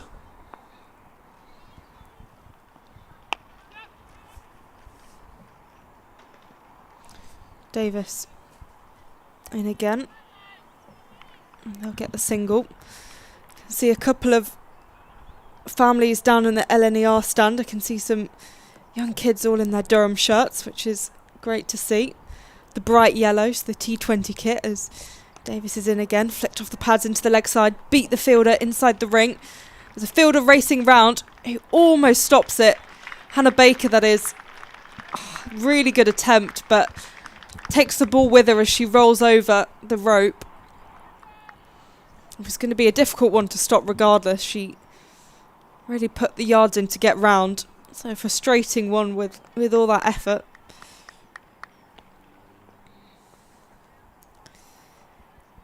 Davison again. This time to point. And from the back, the Warwickshire players and the Durham players look exactly the same. They've got the navy blue with the yellow numbers. Of course, Warwickshire with the light blue on the front. Really nice kits actually this year. I'm very happy. In the regional era there was a lot of orange and I wasn't a huge fan. As Davis is in again, this time chipped up in the air but falls short of the fielder. Yeah, there was a lot of orange and black, but now navy seems to be the new black. Exactly. And orange is the new black and navy is the new orange. Exactly. Except Lancashire, who have gone full red, yes. Which that Makes was always going to happen. Yeah. Essex have a bit of purple. Yeah, it's in quite their, a nice kit. I really like their kit. Yeah, and Hampshire, they've got a bit of yellow, yellow and navy as well. As this one's pushed into the leg side, back of square. Hannah Baker successfully fielding this one now. Yeah, I was going to say there aren't many sports where orange seems to feature a lot on kits. No, but cricket is really one of them. You look at the IPL. Yeah. You look at T20 Blast kits. You look at, as you say, Big the regional Bash, era kits. yeah. Big Bash. They love orange. Orange, pink, purple. Davis in again, chipped up. Tafina Perrin with a great one-handed stop there. Good bit of fielding, and that's the end of the over. 21 overs gone. 107 for 137 runs to win. Armitage on 34, Bates on 61.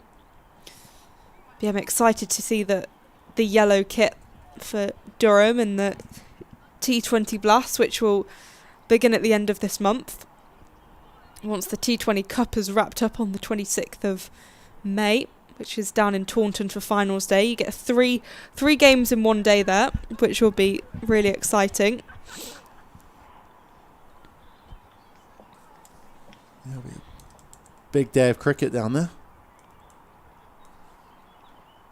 You're planning on going, I take it, Polly? I was planning on going. Unfortunately, I'm running the Edinburgh half the day before, so I will be coming down from Edinburgh with the Lord's Taverners team, part of the Final Word team that Adam Collins has organised. So that'll be fun, raising some money and seeing some projects up in Scotland where the Lord's Taverners do a lot of work.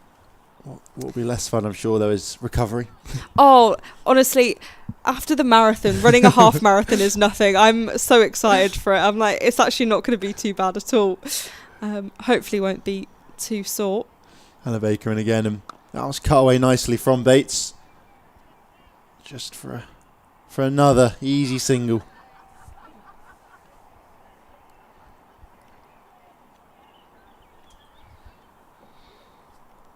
Baker's leg spin hasn't quite found a breakthrough yet.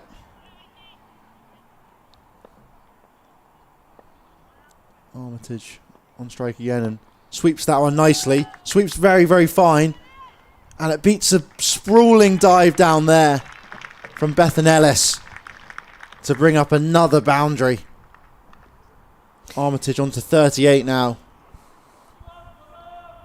I've got some information from the infamous Hypercourse saying that Susie Bates's 108 scores of 50 or more are the third most made by any woman in List A cricket. Only Charlotte Edwards, 153, and Mitali Raj, 139, have scored more. Oh, that's a lovely shot again there from Armitage. Back-to-back boundaries. That one's even better than the last. Gorgeous cover drive, just rocks onto the front foot. And just punishes the over-pitching from Baker there. Durham 116 for 1. 128 to win now. They're slowly edging their way down.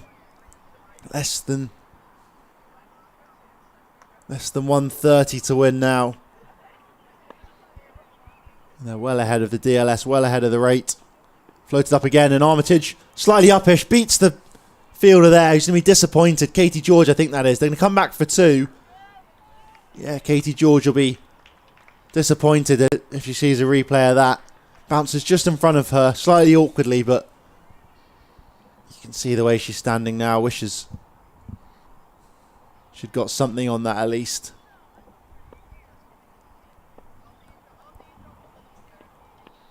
Drive again from Armitage, but squarer this time, so we'll only pick up 1 for it.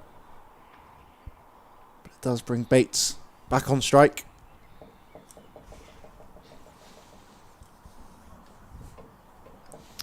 $119 for 1, 125 to win. That's floated up again, and Bates just tickles that one round the corner. They're going to push for 2, and they should make it. They will comfortably come back for the second in the end. 1-2-1 they finish the over on now. 1 wicket down. In chase of 2-4-4 the target. 123 to win at the moment. This is brilliant from Durham. They're very much ahead of the run rate. And 121 already on the board. 123 to win. So almost halfway in that run chase. And crucially, I've only lost the wicket of Emma Marlowe. And Bates and Armitage are doing so well. We've said so many times, just so experienced and so capable, this pair.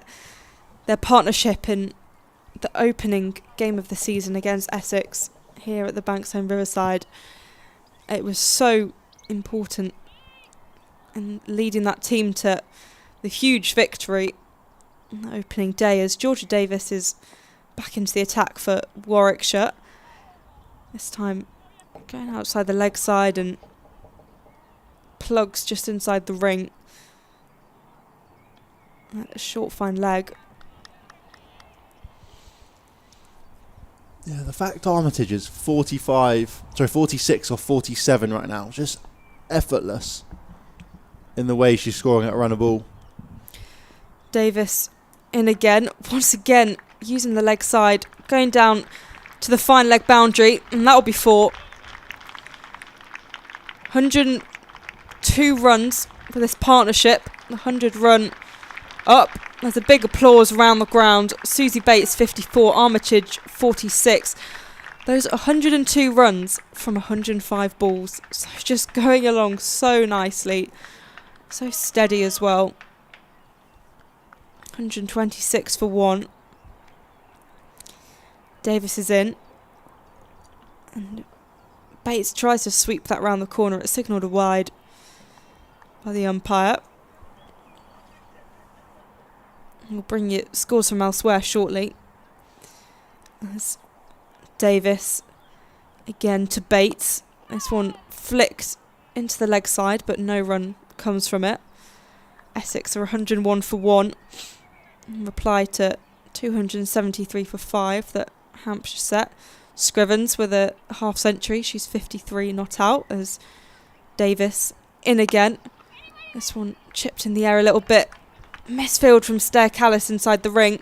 It looks like it's heading towards the boundary, but Bethan Ellis does a lot of running to cut it off. So run through for a couple in the end. Lancashire need 95 runs to win from 25 overs with 6 wickets remaining. Emma Lamb 60 not out. There's been a bit of collapse in the middle order as Davis is in again. This one defended for no run. And then Surrey, from 44 overs, they scored 306. And Somerset are 50 for 1 in reply after 10 overs. Heather Knight and Sophie Luff in the middle. As this is played straight back to Davis. Ends the over 129 for 1. Durham find themselves Holly Armitage 46 off 47. Susie Bates 70 off 80. These two have just brought up their 100 partnership last over. Something to note, I think the fielding from Warwickshire has just taken a little bit of a slip in the last maybe 5-10 overs or so. They were electric in that power play. Davina Perrin, Pavley, Katie George were phenomenal. They saved a number of boundaries. I think Durham probably could have scored another 15 or 20 inside the power play, inside the first 15 overs. But some really, really sharp fielding just penned them back. But in the last couple overs, it's just slipped a little bit. A few misfields here, a few silly errors there. And it's just letting Durham build with that little bit more ease, that little bit more comfort that they already have with these two at the crease. Yeah, they need to put that pressure back on. It was, as you say, so good in the power play, so sharp, and there have been a couple of boundaries which I think they could have probably saved. It's just one of those, if you sort of really on it, and Durham, could be another 15 or 20 down. The run rate just looks the required run rate, just looks that little bit more challenging.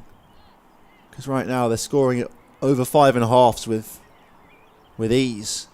The required run rate down at 4.3. DLS at 80. If you start to pin them in, you start to build up that pressure again, which they did early on. Just makes it a bit more challenging. Arla in again now, and Armitage flashes that up in the air and it's gone. Davina Perrin with a simple catch. Armitage falls for 46. Just been talking about the disappointment in the fielding the last few overs, but nothing disappointing with that catch there. Fraction short and wide there from Arla, and Armitage looked to slash that one through the offside, but all she can do is chip it to Perrin, and she goes for 46. She was hoping to bring that 50 up, but she hit it to the wrong fielder. Davina Perrin is not the player you want to be hitting the ball to, because she will take it with both hands, and that's exactly what she did. The second wicket falls, Durham 129 for 2. It's by no means a disaster. They need 115 to win. But that partnership between Bates and Armitage, as we said, just over 100. And it was so important. Yeah, we've been talking about it. Durham do have a good amount of batting still to come. Of the 650s scored within the sides, 5 of them, though, have come from Bates and Armitage. Armitage looking for a 4th of the season. Maddie Villiers coming to the crease now. Good performance with ball and in the field earlier. Topped off with that caught and bowled she took. High score of 45 so far this season and a few handy 20s alongside it. Below her, you assume Bess Heath will retain her spot at 5 with debutant Mia Rogers in at 6, replacing Leah Dobson. And below that, the all-rounders of Phoebe Turner, Catherine Fraser, and then Grace Thompson, Sophia Turner and Katie Levick in at 9, 10 and 11. As we see Susie Bates just getting a bit of treatment. I think on her glutes that probably is. Maddie Villiers doing some stretches, warming up as well. Perhaps a little bit of cramp or just some tightness. She's been out there for quite a long time now. Yeah, it's a hot day as well.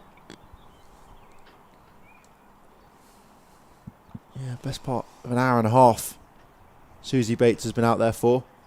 We saw her calling quite frantically for some water earlier, so maybe it's some cramps she's feeling. That out there, I think it's about 19, 20 degrees. Bright sunny day here at Chesterley Street. The Banks Home Riverside. You can see the crowds dotted around. Quite a few in the LNER stand to our right, and also over in front of the pavilion down to our left as we're sat here in the Finkel end, the media centre. Seen a couple of picnics as well, which is always good. Lots of sun hats, which I haven't seen at Chester Street yet until today. So it's always good. Yeah, so far I've been, touch wood, quite lucky with the weather for games I've been at this season. There was a bit of rain in the opening game of commentary I did down in Bristol. Gloucester defeated Derbyshire in what turned out to be a bit of a thriller. 9-run win in the end. 37 over game, but by the end of the day it was a bit like this. Sunny blue skies down there in the West Country. Similarly, I was there for them taking on Glamorgan, which another bright sunny day, and then a couple games in Essex too. Less so up here by the sounds of it though, Polly. Yeah, a little bit of rain here. Although I was in Southport for Lancashire against Hampshire, and I managed to match my tan lines with the ones that I got in Australia from January. So I didn't need to go to the other side of the world to I was going to say, get a tan. does that say more about Australia and the weather here, or does that say more about you? Wow. Well, yeah, I mean, I am pasty, but yeah, Southport was glorious. It was such a hot day. Really, a really good batting track as well there. Lancashire have played a few games there this season, but today they're at Emirates Old Trafford against the Blaze, which is equally as good a venue. Maddie Villiers taking guard now. Arlott to continue. Villiers just defends that first one, gets on top of it, drops it at her feet. A wicket off the first ball of the over. Had a little delay as Bates gets a bit of help from the physio, but she's good to go now. Pretty conventional field at the moment. Ring fields, both the off and leg side, with fine leg third man and deep square. That was turned out to fine leg to get Villiers off the strike and off the mark with that too. Her first runs of the day.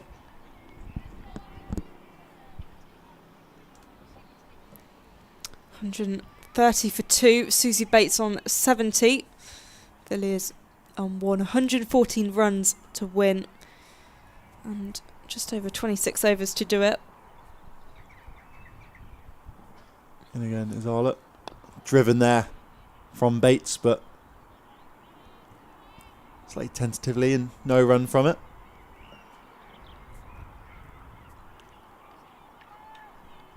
.130 for 2. Just one delivery left in this over. Arlott returns with immediate effect into the attack. She's been crucial so far in Warwickshire's season. That was a bit slower and just drifts away, and a big drive from Bates, but beats the outside edge. That was a nice ball from Arlott. He slides in the slower ball.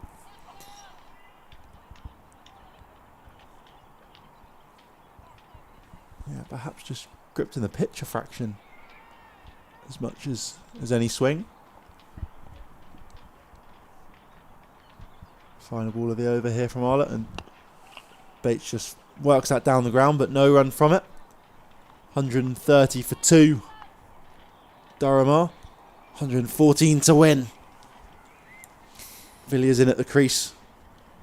Came in last over, joins Susie Bates, who's 70 not out off 83 right now.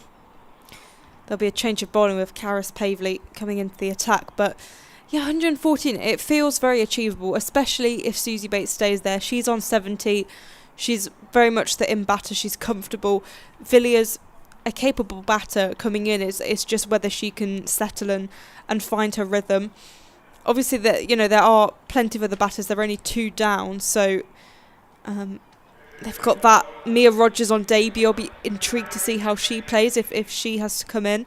Of course, Phoebe Turner and Bess Heath. Catherine Fraser, who we spoke about, and Emily Windsor spoke about her batting, can really build an innings and put on 30 odd runs or so. So there is hope down the order, but I imagine Durham will be wanting to keep Villiers and Bates here for as long as possible, as Pavley is in. Left arm spin and starts with a dot ball. Durham ahead of the run rate. Pavley tosses the ball up and nudged into the offside for a single. Brings up Maddie Villiers' second run of the day, which means she now has 2 runs, 2 wickets, 2 catches. It's a day of Very 2s even for her so far. I mean, I'm sure she'll want to put on a few more runs than that. Maybe 22, 202. 222. Yeah. I don't think she could mathematically do that with 113 runs to win, but cricket's a strange game. Pavley's in again, and this one pushed down the ground just for the 1 run. All it would take is a penalty deduction, You never know. I am a little bit surprised it's taken this long for Pavley to come into the attack with the way that Durham were going. Bit more spin, that's shorter, and that's been punished. That's racing away to the boundary, and that's going to be 4. It wasn't the best of deliveries from Pavley, kind of hit into the ground, didn't get as much flight as usual, and perhaps came out of hand a bit wrong. Yeah, that is some shot from Maddie Villiers to just rock back and punch that one through the covers. Such timing on it. Pavley again, once again a similar shot, this time slowing up in the field, and will be cut off by the diving Bethan Ellis.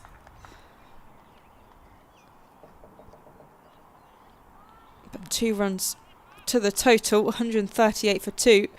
Villiers is really taking the strike here. Susie Bates can sit back and relax for a little bit. Pavley in again to Villiers, this time utilising the leg side. There's scamper through for a quick single. There was hesitancy from Arlott.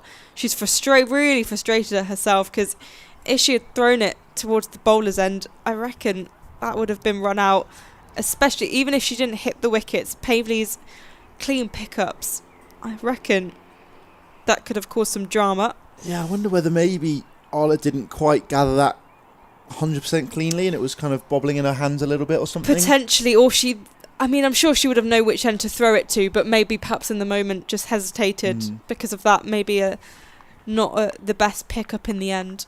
Yeah, I guess generally you think throwing to the keeper's end from where she was would be the sort of the more natural decision. So, end of the over, halfway mark, 139 for 2. Arlott will continue.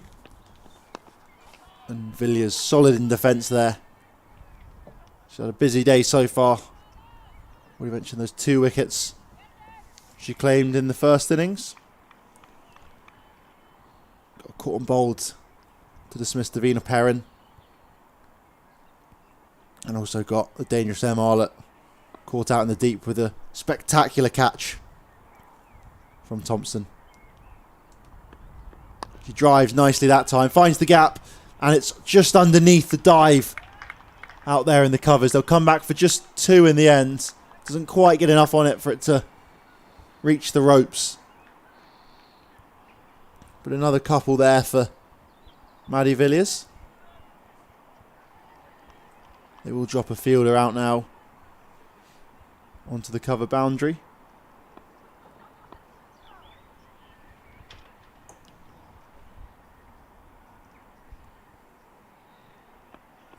Slower ball that time, I think, from Arlott, and Villiers just prods it down the grounds. No run. Yeah, Susie Bates just, I think, confirming Villiers' suspicions.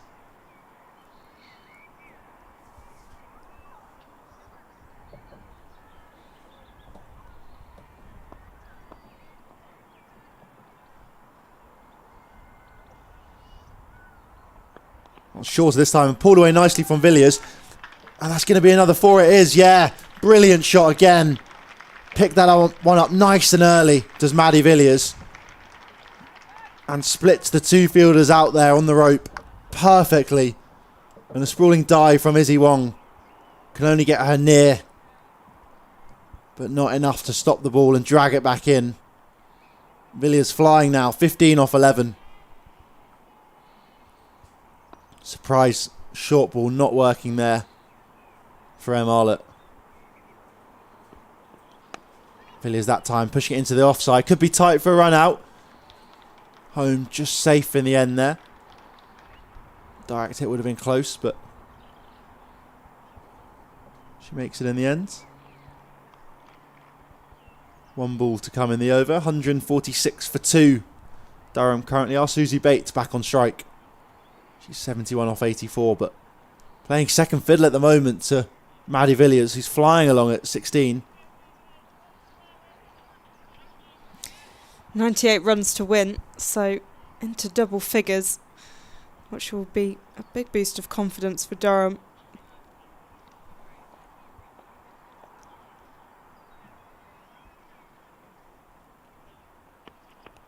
Bates just pushes that one into the leg side. It's come through for a quick single.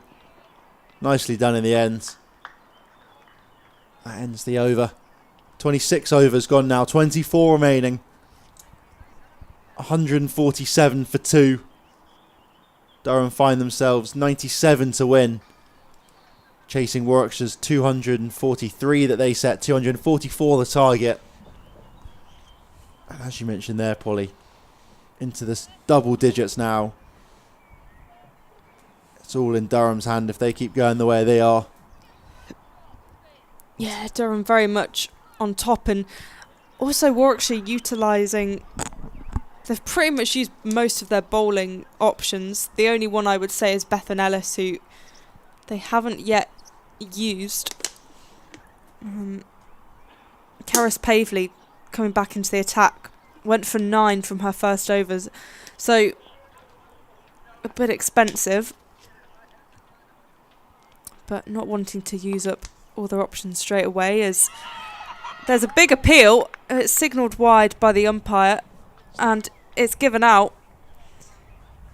That was stumped by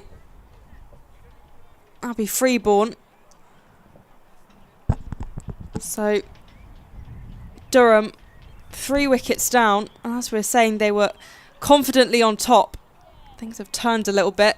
They're still very much in the driver's seat, but Bates goes for 72. Karis Pavley with actually her delivery looked really different to what she's bowled before. But Bell's whipped off by Abby Freeborn. He was quick behind the wickets. Really smart stumping there from Freeborn. Really good effort. You saw Bates just topple forward a fraction. And before you knew it, it was down the leg side as well. Really tricky. You're always going to lose sight of the ball when it's going down the leg sides. As you say, you wonder maybe a drag down from Pavley, but actually it could easily have been a bit of a plan. Freeborn moved early. That's really good work behind the stumps. Yeah. Down the leg side, but That could be the moment, the breakthrough that Warwickshire have been needing. It's been pretty much a chanceless innings for Bates throughout that. Into the 70s she made it. good from Pavley as well, who I said just before she started bowling, expensive from her first over, went for 9, but had instant impact. In comes Mia Rogers. On debut for Durham, 148 for 3 as Pavley's in again. This one driven into the offside for no run. Interesting that Bess Heath has slipped down the order a spot. She batted at 5, I think in all 5 of the opening matches of the rounds so far. But she is also a very accomplished finisher, if needed. Perhaps send Rogers in to just ease her into the game. Pavley in again. There'll be no run. So really good over so far. Yeah, Rogers played a few games down at the Sunrisers over the last few years. Pavley once again pushed into the offside. Otherwise played at Berkshire in that kind of semi-pro setup.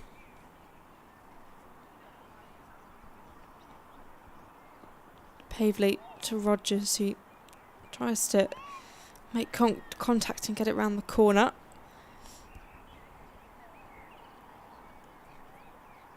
This is good work from Pavley, who other than the wide has produced dot balls and a wicket. Pavley in again, signalled a wide by the umpire. 149 for 3.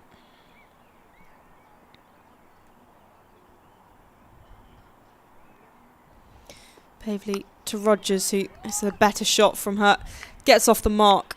We'll just get a single as she fires that into the offside.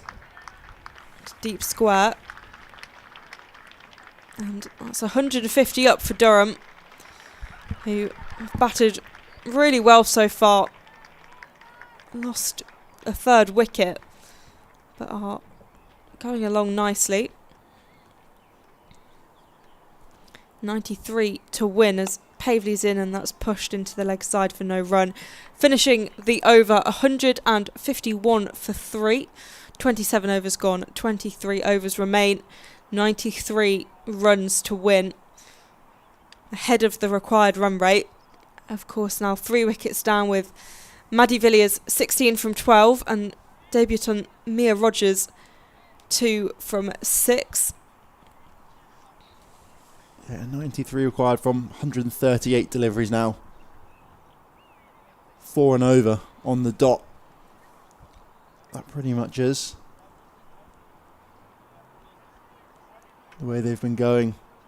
5.5s, 5.6s. Should be simple, but they have lost the 2 big wickets of Susie Bates and Holly Armitage.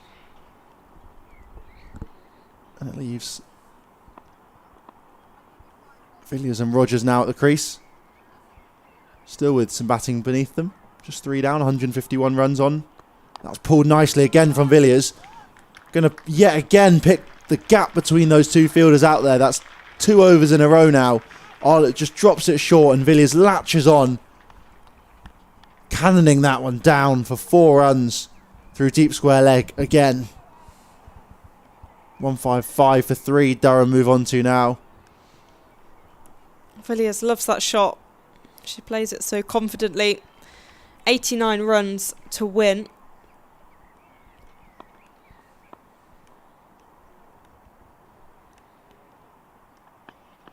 Full and straight this time and flicked into the leg side. They get through for a single. Well fielded there from Pavley.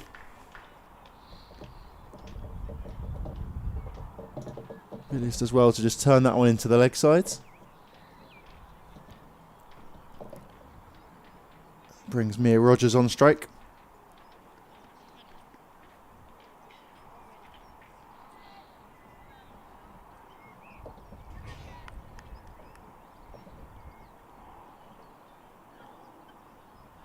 Slower ball this time and down the leg side. It will be a wide. Signalled by the umpire. Oh, perhaps just looking to be a little bit smart there. Try and play on the inexperience of Mia Rogers. He's only played about 10 or 15 this day games.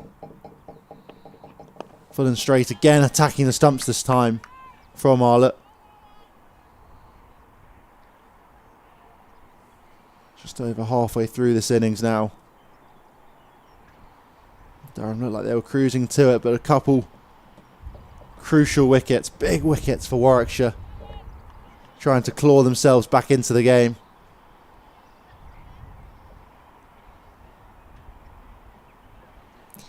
£157 for 3, 87 runs to win here at the Banks Homes Riverside for Durham. That was short and dug in again, and Villiers sends that one slightly uppish, but this time in front of square. Latches on early this time. And that's another boundary from the pull shot that she seemed to be bringing out to great effect today. Oh, no, Rogers that is this time, sorry. Yeah, well and truly dispatched by Rogers, who, after she hit that, it looked like there was this surge of confidence in her, and that's really, really important for her on debut.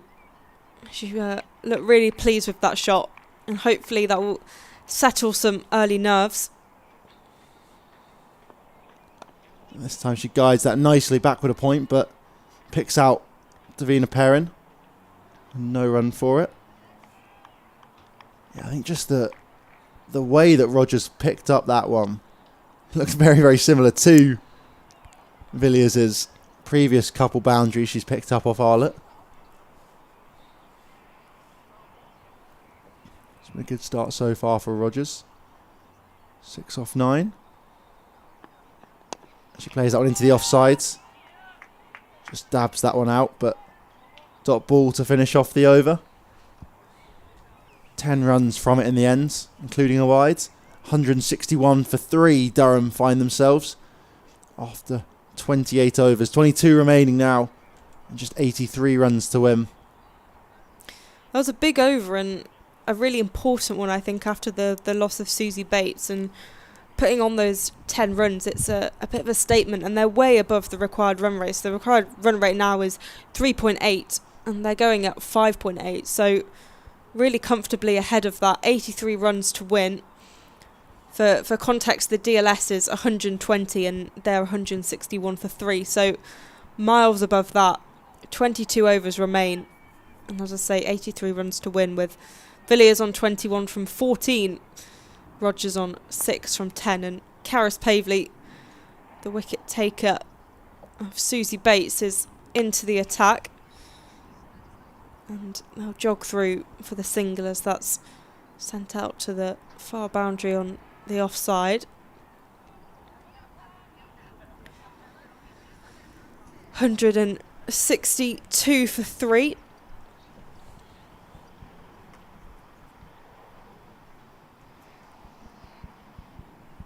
Pavley in again to Rogers. And they're fast between the wickets. They're going to push for 2. And not risky at all. Villiers, who's known for being fast between the wickets. Rogers able to fall in line with that. 164 for 3. 80 runs to win. Just over 21 overs to do it.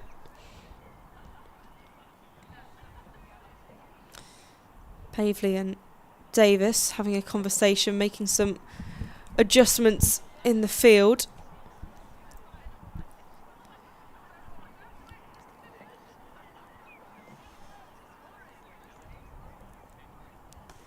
They're encouraging a sweep here, aren't they, for Mia Rogers? Pavley to Rogers, who finds the gap inside the ring, and will just get the 1 run. 165 for 3.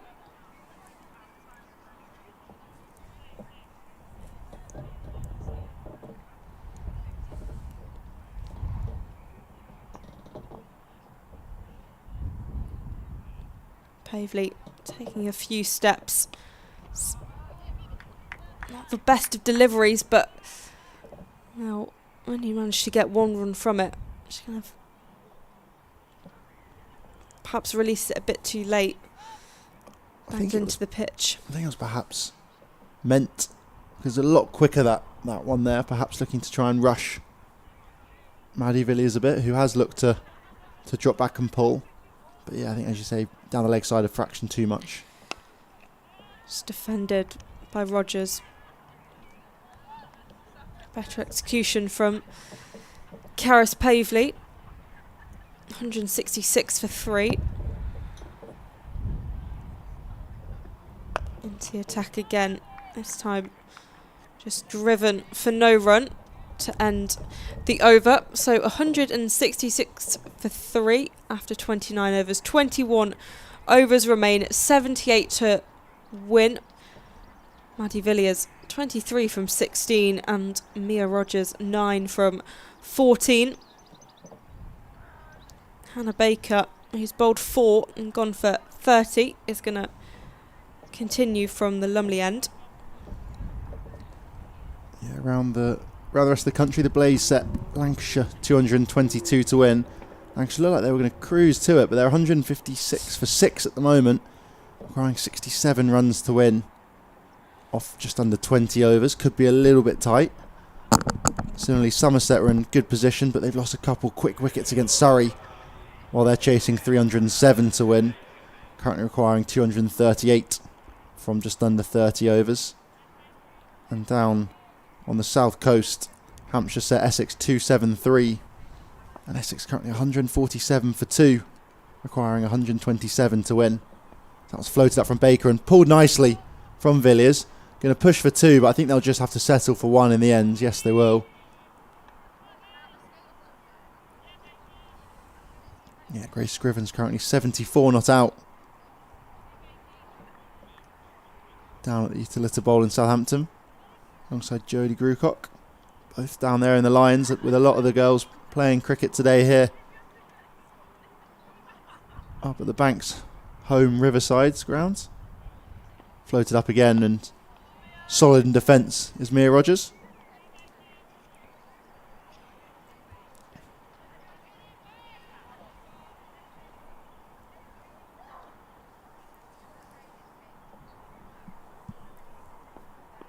Sweeps, doesn't get a hold of it, does Rogers that time. Looks to take advantage of big area out there at fine leg that is vacant. There's a fielder in there just behind square, next to the square leg umpire. That was outside off and driven nicely. Just for 1 though. Picks that gap between point and extra cover. They do drop the fielder at square leg all the way out to the rope for Maddie Villiers. Instead she finds the same gap on the offside though, following suit of Rogers.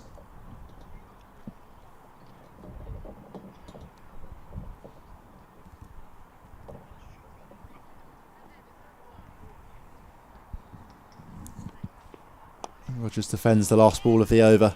3 runs from it in the end. 169 for 3 after 30 overs. 20 overs to go for Durham. They require just 75 to win. Well above the required run rate. Well above the Duckworth-Lewis score. Not that there's going to be a chance of rain here in the blue skies in the northeast. But it's just a good way to measure perhaps where a team could and should be at any given point. 125 that Duckworth-Lewis is, so almost 50 runs clear of it at the moment. If they lose a wicket or two, it'll quickly catch back up on them. Pavley to continue. So far gone for 18 from her 3 overs. As this one's just nudged into the offside for no run.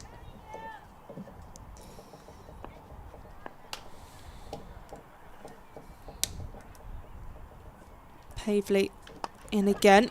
This time beats Davina Perrin. So I managed to get the 1 run. 170 for 3. Villiers moving to 26. Rogers on 10. 74 runs to win.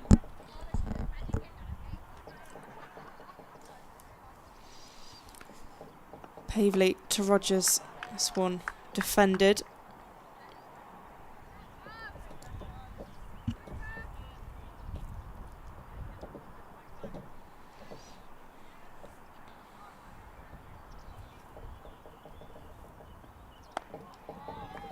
Another tentative defence from the debutant. 170 for 3, 74 runs to win. This is good control from Pavley. 3 dots from the over so far. And again, and another dot ball for Pavley's tally.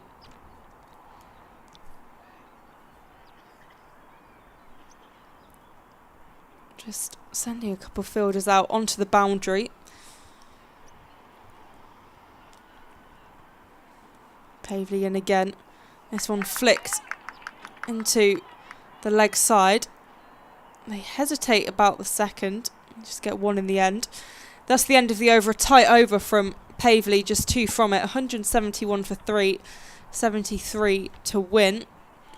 I think that's really smart captaincy actually there from Georgia Davis, just dropping the fielders out for the final ball of the over, allowing the single. Villiers has been starved of strike a little bit since Rogers has come in. She's now faced more deliveries than Villiers. And Villiers was going really, really well. She still is technically 26 off 20. But she's only faced probably 5 or 6 deliveries of the last 5 or 6 overs. Rogers, on the other hand, is going about, well, bang on a strike rate of 50, 11 off 22. But looking good for it so far. I think they're probably just hoping that if and when Villiers gets back on strike, it might be a few rash shots, having not faced too much. But Baker will continue with some leg spin. 171 for 3, 19 overs to go. Defender there off the inside edge. Does Mia Rogers. Just the 2 fielders out on the boundary at the moment. One sweeping in the covers on the ropes and the other at a wide mid-wicket. Rogers cuts that one and it's edged behind, and there's the breakthrough. Rogers had been struggling a little bit and Hannah Baker gets a big wicket. Durham 4 down now, 171 for 4. Rogers goes for 11 off 24. She hadn't been quite as fluent as she'd have liked so far. It will bring Bess Heath to the crease. England international, England Lions over the winter as well. Baker picks up her first of the day though. Been a little bit expensive so far, but started to find a little bit of confidence and find a rhythm in the final couple overs. Most recent view. I think that's the better of the 2 wickets to fall for Durham, in the sense of Maddie Villiers was very much set. I think if they lost her, there would be more concern. Of course, Mia Rogers not having a poor innings, but certainly the less experienced of the 2 batters. If you're going to lose one, you'd rather lose Rogers than Villiers. Yeah, I think that's the big thing really with the two batters is you look at the stages that Villiers has played on. England international, she's played in the 100 and the biggest stage in domestic cricket, possibly in the world at the time. It's a double 100 winner, I think, isn't she? With the Oval Invincibles. But Baker will continue now. Bess Heath on strike. She turns that first one into a single first up. Looking quick between the wickets. It's Bess Heath.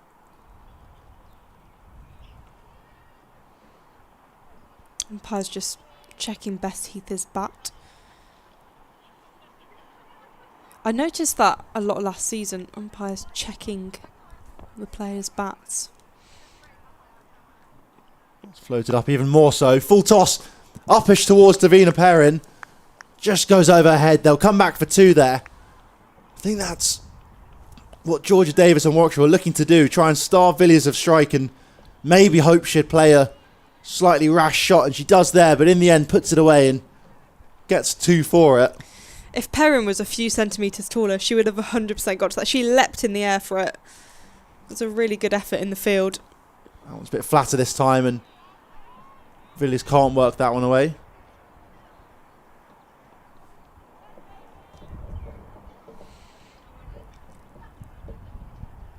Yeah, only just over the head of Davina Perrin, that previous delivery.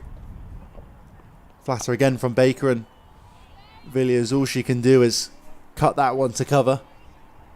174 for 4. Durham needs 70 to win. 18 overs to go. Bess Heath recently rejoining the game, coming to the crease. One off one she is. Maddie Villiers 28 off 23. The more senior, the more experienced batter at the moment. Those look very, very good. Punished any poor deliveries. Dropped back and pulled a few gloriously for 4 earlier on, but has been starved of the strike of fraction.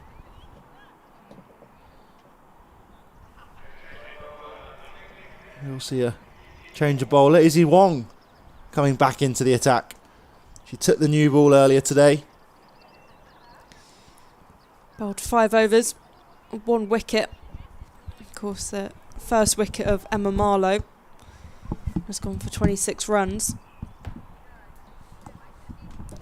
So Izzy Wong back bowling from the Finkerland.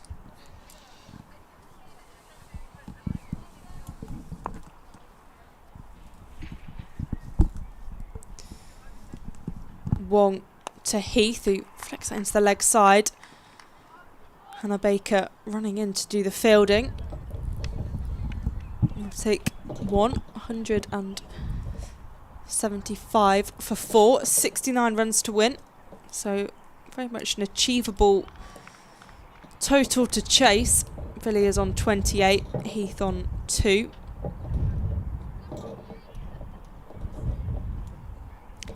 Sounding windy out there, isn't it?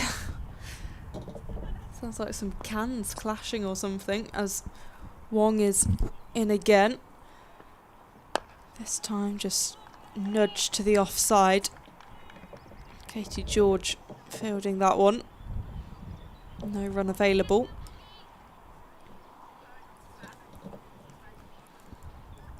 .69 required to win. 105, 106 deliveries. Be interested to see how Georgia Davis manages this situation as captain, as Izzy Wong is in. This one flicked off the pads into the leg side. There'll be no run. Yeah, I mean, I think realistically she's got to bring her strike bowlers back into the attack, and that's exactly what she's done here with Izzy Wong. I think the only chance Warwickshire really have is to try and get a few big wickets and possibly even look to bowl out Durham. I think if Durham bat the remaining 100 balls, I think it'd be hard push for them not to get to the total, particularly if there's a couple senior batters in there still. Wong in again, and this one's defended. It's a good over so far from Wong. Yeah, that's the thing. If they can bat the overs out, then they'll be absolutely fine. Yeah, 69 from over 17 overs. So wickets is precisely what's needed. They're definitely ahead of the run rate comfortably. Izzy Wong, arms pumping as she runs in past the umpire. And there's a swing and a miss. Straight through to Abby Freeborn. No run. Yeah, big swish there from Villiers. Looking to lay some bat on ball, which she's not done a huge amount of in the past few overs. Just one run from the over so far off Wong.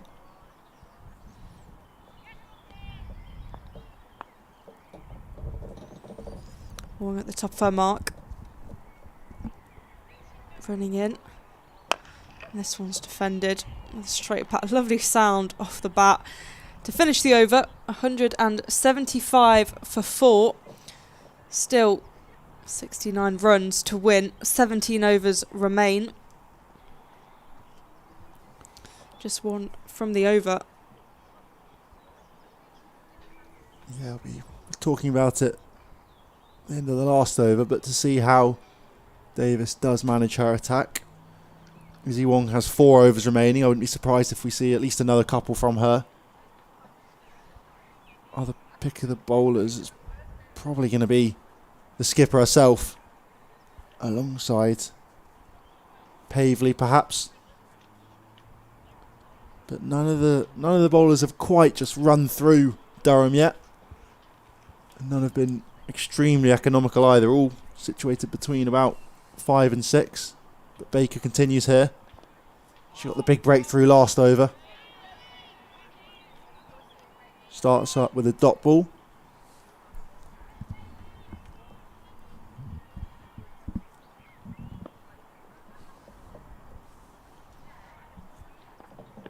On the leg side and swept nicely there from Heath. Is it going to have the legs to go to the ropes? No, it isn't. They're going to push for 3, I think, though. Heath is very quick between the wickets. She'll make it back comfortably in the end. It's really, really good running. We both heard over the winter that she loves to run long, long distances. Her 30-kilometre runs, all worthwhile. In there again and driven down the ground, but doesn't get a hold of it. Does bounce off a knee, though, and they're going to get through after a slight misfield from the skipper there. Slightly sloppy there from Davis. She'll be a little bit disappointed. I think just pinged off her knee or her shin, perhaps. She went down for a long barrier. Floated up and almost worked through the offside, but just picks out Izzy Wong at point.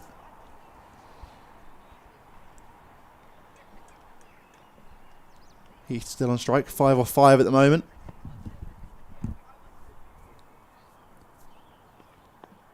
Drives down the ground there and can't quite beat the dive of Katie George at extra cover.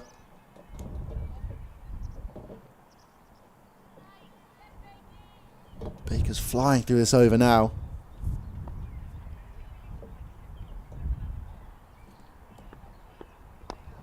And Heath just pats that back to her. End of the over, just 4 runs from it. Good over again from Warwickshire. I think that's something that they're going to have to try and look to do, is just try and fly through overs as much as they can, because as a batter, if you're just facing dot ball, dot ball, dot ball, or even with the odd single thrown in there, it's just going to slowly tick along without even you realising. They obviously only need 65 from about 100 now. But if they can get that down and try and narrow the gap between deliveries left and runs required, that's probably Warwickshire's best chance, along with a few wickets thrown in there as well. Definitely, as Izzy Wong is coming back into the attack once again from the Finkel end. Wong in. This one dispatched into the offside. It's racing away for 4. It's going to be cut off in the end. That's a great bit of fielding by Bethan Ellis out on the boundary. Just stops the ball probably about a metre from the rope.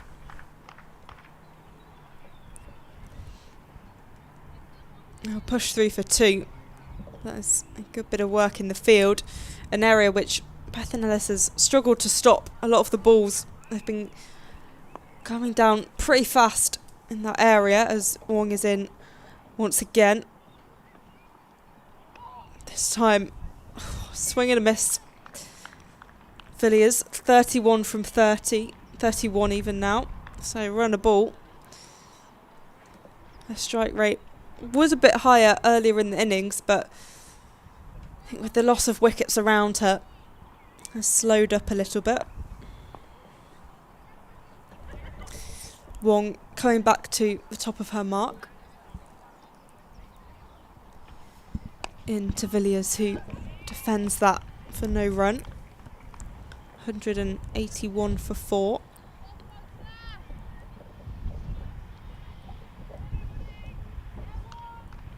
Yeah, I think these two just have to work as a partnership, work in segments, just get to 200s. It's going to be the next one. And keep building from there. It's been going well so far for Durham. Wong to Villiers, straight down the ground and knocks the bails off. Of course, not out. Bess Heath, I think, was in the crease anyway and didn't touch the hand of Izzy Wong. Always a little bit dangerous there as a non-striker. Yeah. You're always a slightly sharp intake of breath and a hand slightly outstretched one way or the other can be the big difference. Izzy Wong in. This one slapped into the offside. Will just be the one run from it, moving to the final ball of the over.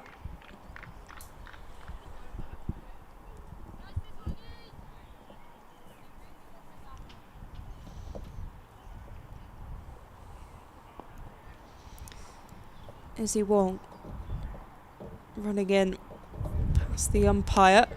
This one looks a bit slower, but it's sent out into the leg side for one run. So end of the over, 183 for 4. 61 runs to win from the remaining 15 overs.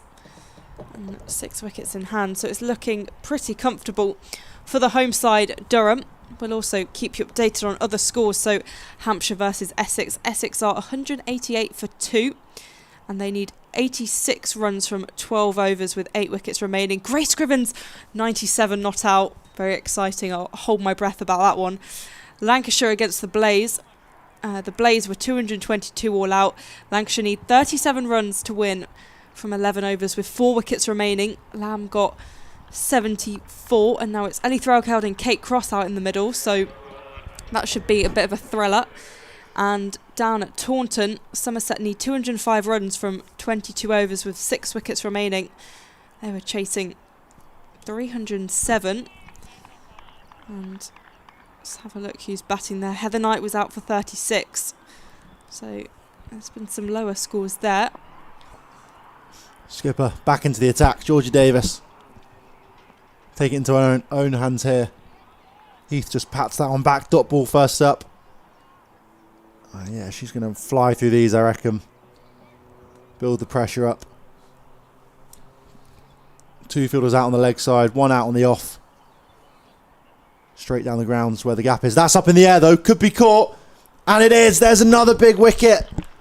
The skipper comes back into the attack. And a big breakthrough. Nat Wraith with a simple catch at short fine leg.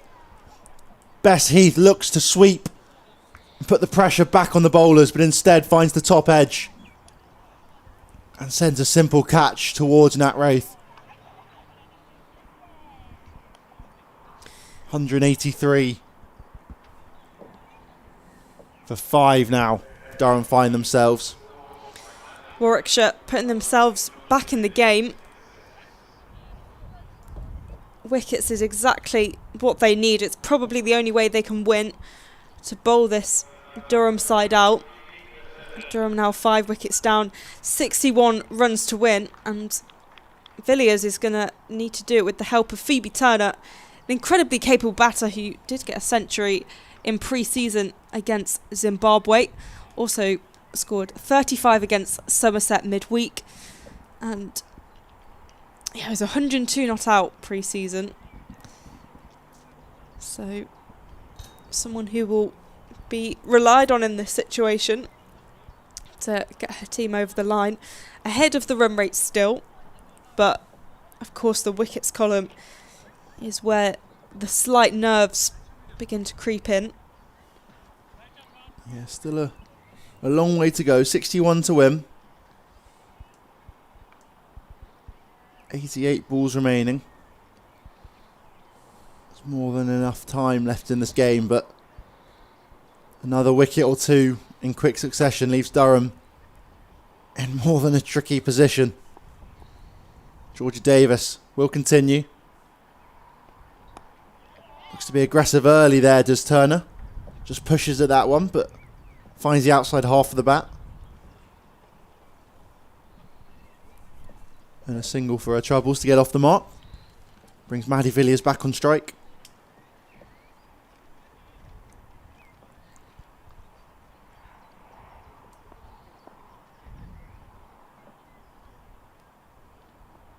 Up in the air. Oh, and just to the left of the diving Davina Perrin. Would have been a stunning catch. Wasn't particularly close to her in the end. But a little bit uppish. They will get through for a single.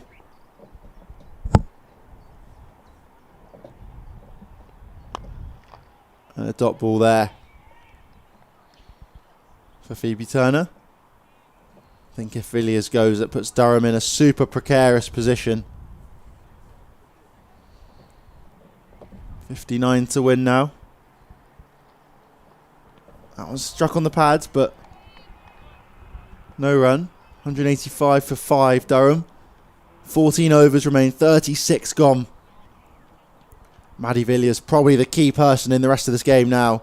33 off 35. Phoebe Turner just come to the crease, 1 off 3. With Wong and Davis. Warwickshire's 2 key bowlers bowling from either end in tandem right now. Wong has 3 to go. I wouldn't be surprised if we see her bowl them all now, trying in hopes of getting the breakthrough. She's currently got figures of 1 for 31, economy of just 4.4. Similarly, Davis's economy has dropped in the last couple overs since she's back into the attack. She's got 1 for 37 too. Izzy Wong running in, this time pushed into the leg side for no run. I'm sure Caris Pavley will have a few more overs. She's bowled well, 1 for 20 from her 4. Katie George as well has just bowled 4. I saw earlier her having discussions with Georgia Davis, so whether George is planning on bringing her in at the death. Amala as well, 1 for 35 from her 6 overs. Wong in again. This time that's slapped into the offside. There'll be a misfield out in the deep, and they'll push for a second. It's thrown to the wrong end, I think. It's a tricky one out there. You want to just get that in as fast as you can, as Bethan Ellis, but into the keepers could have been tight, you think. Villiers was a little bit slow reacting to the misfield. 187 for 5, 57 to win. Wong in again.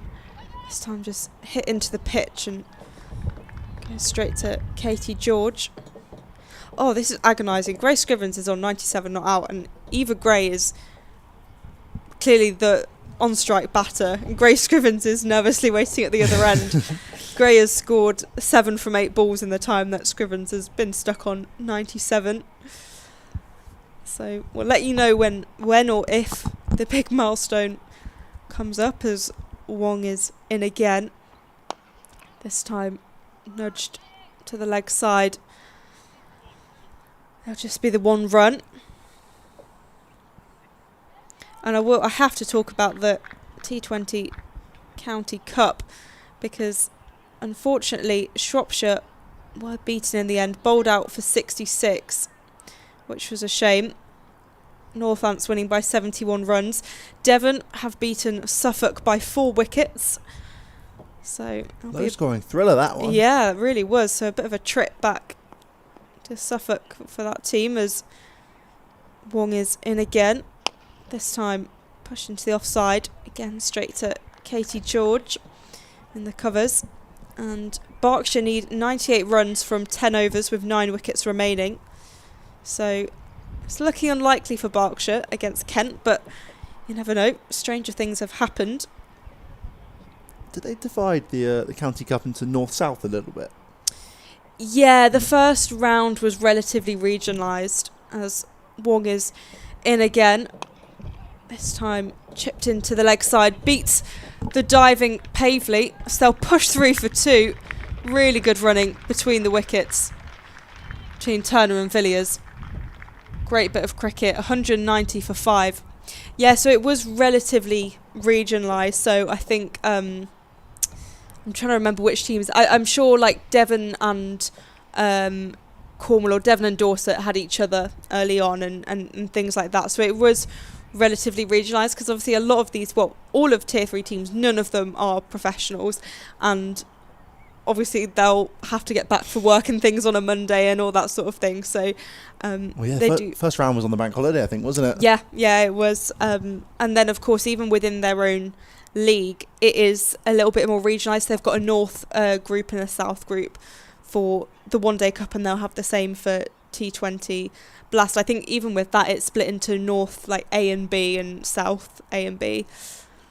Davis in now and just prodded down the ground. Dot ball first up for Maddie Villiers.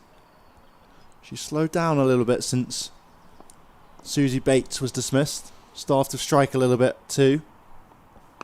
That was flicked into the leg side, but straight at Davina Perrin. Gets down well. 190 for 5, 54 to win right now.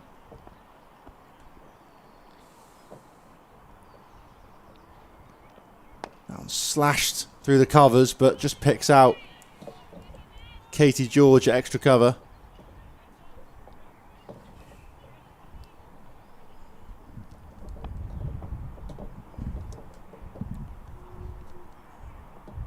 That was down the ground. They're going to look for 1. They will. Gets off strike. Smartly done there by Maddie Villiers. But 3 dot balls to start the over. And a single there.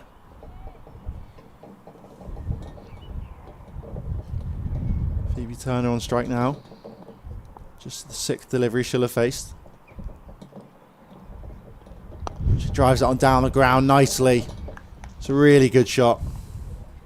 Just brings Villiers back on strike. That's all they need to do though. Couple singles and over. Throw the odd boundary in there perhaps.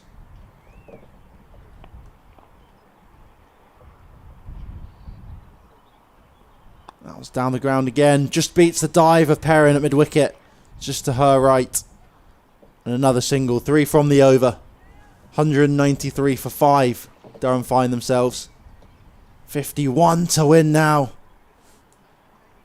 I've got some great news for Grace Scriven's fanatics. She's got her century, finally. 100 not out from 117 balls, and in Lancashire against the Blaze, Lancashire need 24 runs from just over 8 overs with 4 wickets remaining. And in fact, Kate Cross is striking at a higher strike rate than Ellie Threlkeld. She's 23 from 27, Threlkeld 24 from 44. So it looks like Lancashire should win there.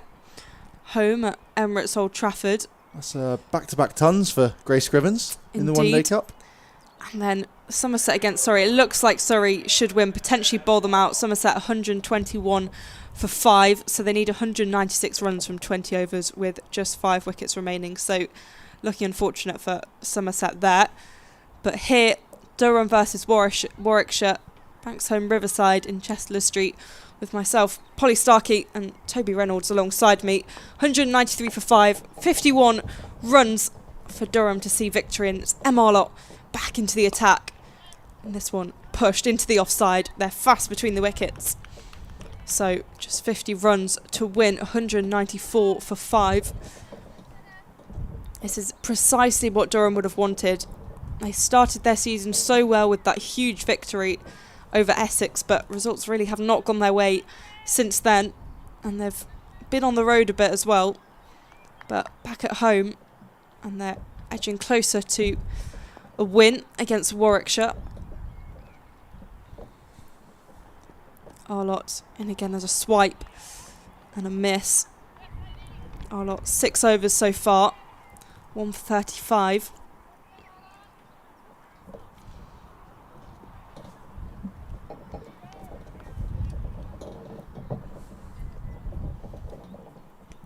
Phoebe Turner on 4 from 7. Villiers, who's played a big part in this innings, 39 from 45. Arlott, number 37 on her shirt, and that's played straight back to her for no run. Just leapt a little bit off the pitch, that one, I think, there. Not completely comfortable, Phoebe Turner playing that, but does well in the end. Does especially well not to offer a simple caught and bowled opportunity to Em Arlott for her, what would have been her second wicket of the day. Arlott running past the umpire. This time, she's bowled her. That's a fantastic delivery. The stumps are dislodged, one even out of the ground. And another wicket falls for Durham. They're 6 wickets down. Phoebe Turner goes for 4, bowled by Arlott. You said she almost got that second, and now she's got that second wicket. A short-lived innings for Phoebe Turner, but a fine bit of bowling from Em Arlott. Yeah, good bowling from Em Arlott there. Just dug it into the pitch, possibly rolled her fingers down the side of that as well, and kept a little bit low. And I think perhaps a fraction fuller than Turner thought as well. She dropped back to try and hoik that one through the leg side, but skipped on and kept low.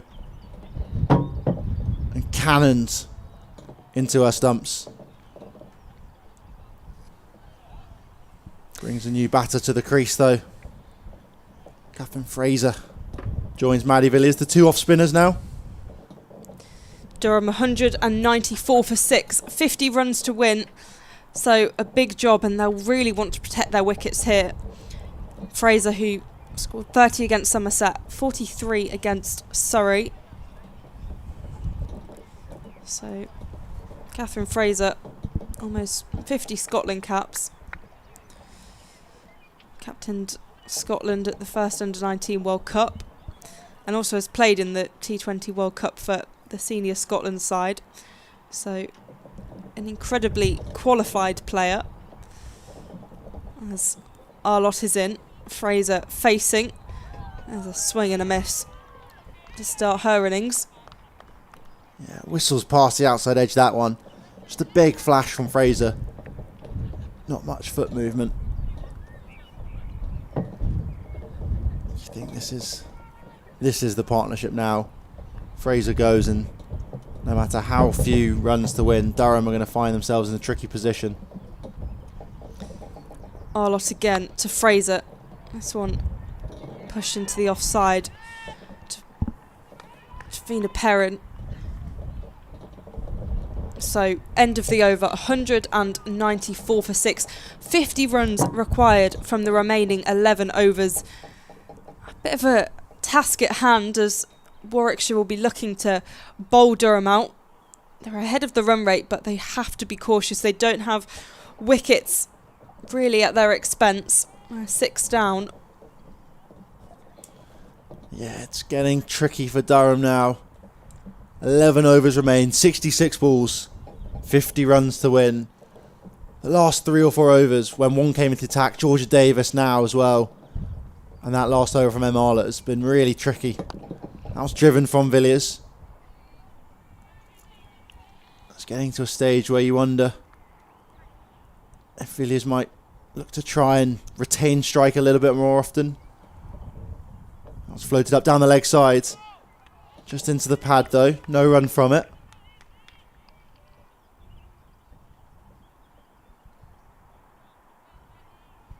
.39 off 47. The off-spinning all-rounder finds herself on. She sweeps there again into the pad. They're going to scamper through for a quick single. Well run there from Catherine Fraser. Really smart cricket. Villiers can't cash in on a few down the leg sides. She's disappointed to miss out on those 2 or 3. But good running from Fraser means they do cross. Fraser will face. Davison now floats it up and pushed into the offside. Another dot ball. 49 runs to win for the first time today. It's under 50. Target edging down now. Sweep again there from Fraser. Could run all the way out. Does it have the pace? It doesn't. They're going to come back for 2 though. Good running again from the Durham pair. You could see the frustration from Georgia Davis there. The ball was just heading down, but well chased by Nat Wraith. Final ball of Davis is over. Final ball of her 10 as well. And it will be a dot ball. Well bowled from the Warwickshire skipper. 10 overs, 1 wicket, 40 runs. She's clawed it back. She was going at about 5s halfway through her set, maybe even nearer 6s. And she brought herself back into the attack. Bowled a good few on the bounce and has helped drag her side back into this game. Required run rate is now pretty much level with the current run rate. Arlott last over, very miserly. Izzy Wong before her. 10 overs remain, 60 balls, 47 to win. Durham 197 for 6. Could be a nervy finish here. I think I've also got in the back of my mind Hannah Baker hitting the 6 from the final ball, so actually that did boost Warwickshire's total in the end, as that's short from Arlott. That's been dispatched all the way for 4. Villiers, another boundary to her total, and that's the 200 runs for Durham.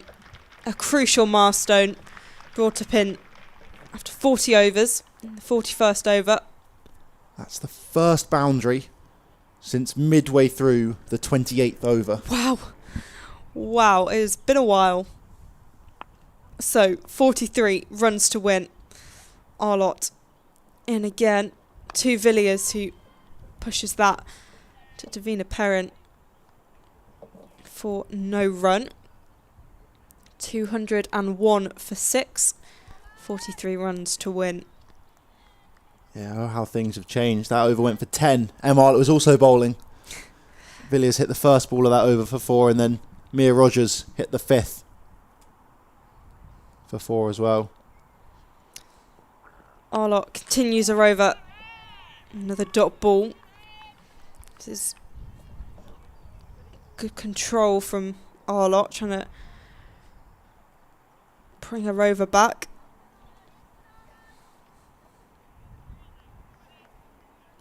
.43 to win. Durham edging closer to Warwickshire's 2-4-3 that they set. 2-4-4 to win. Arlott to Villiers. This is up in the air. Could the catch be taken? It's going to drop just ahead of Izzy Wong. She protects the boundary. And they'll manage to get 2 in the end. Heart in mouth moment there. I think that's not a fun moment for anyone around here at the Banks Homes Riverside. I mean, Maddie Villiers must have been terrified. That would have been a game-changing moment if that catch was taken. A poor choice of shot, but did land safely in the end, as Arlott is in this time along the ground. Yes, a good shot. It may be cut off by Bethan Ellis. It will be. Oh, it won't be. She misjudges it, and it goes all the way for 4. She made all the yards, but dives over the ball. And that's a needed boundary. 37 runs to win. It's getting exciting. Villiers on 49. Edging closer to the milestone of a half century. Durham 207 for 6. Arlott in again. Villiers on strike. This one's just defended tentatively to finish the over. So 207 for 6. 37 runs to win. 9 overs remain. Fraser yet to get off the mark, having faced 5 balls. Maddie Villiers 49 from 54. And what an important innings hers has been in the end. Yeah, that could be, if Durham get over the line, that could be a big over. 2 boundaries from it, plus a 2. Fielding error there from Bethan Ellis. Just misjudges the dive, and the ball evades her to go for 4. And also a little bit of luck on the side of Maddie Villiers as she chipped one straight down the ground, just over the head of Izzy Wong. Katie George, the left armer, back into the attack. She bowled 4 up top with the new ball. She's coming in now, possibly to bowl from now till the end. Looking for a breakthrough. Looking for a big wicket of Maddie Villiers in particular. Catherine Fraser on strike at the moment, though. The Scottish international, 0 off 5 currently.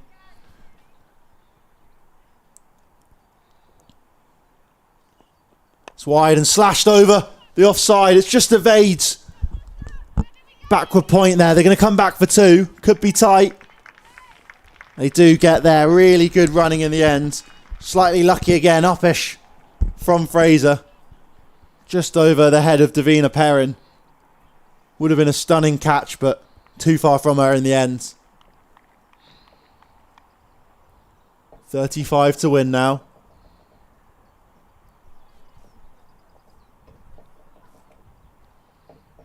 George in again.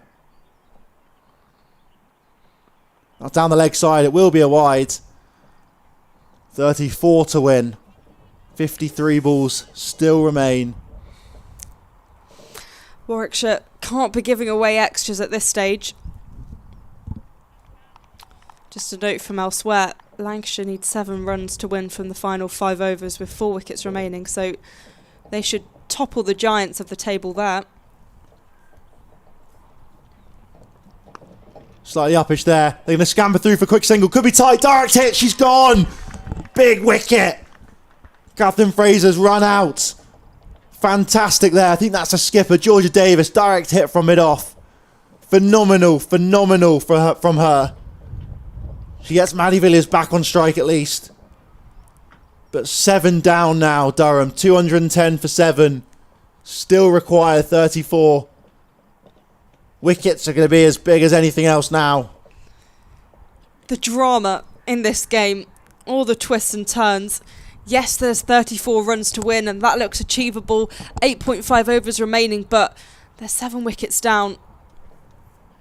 That was a fantastic bit of fielding from Georgia Davis. We've seen sprinkles of that across the game, but none of it's actually been kind of game-changing moments. But that could be the moment. There have been good stops in the field and good shies at the stumps, but his players have been safely home. But that was a lovely bit of fielding. Also, just noticed Katie George consoling Davina Perrin. Of course, Davina Perrin it wasn't really a catch opportunity. I don't think she would have got to it, but she seemed disappointed about her own fielding. Clearly holds very high standards for herself in the field. She is an exceptional fielder. 210 for 7, 34 runs to win, and it's Grace Thompson, a 17-year-old who is the incoming batter. Oh, she's on strike. Do the crossing not matter for runouts? I think Maddie Villiers should be on strike here. Yes, yeah. There we go. I'm glad someone else noticed and I'm not going umpire bonkers. Toby. Yeah, get me out there. You know what's going on. Because they obviously changed the rule for the catchers. Yeah. That's probably much to the relief of Grace Thompson, not having to face immediately.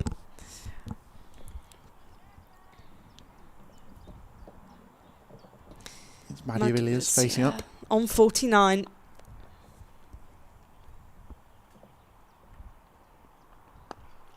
And there's her 50. She sets off. She goes. She'll be home safe comfortably. Another direct hit.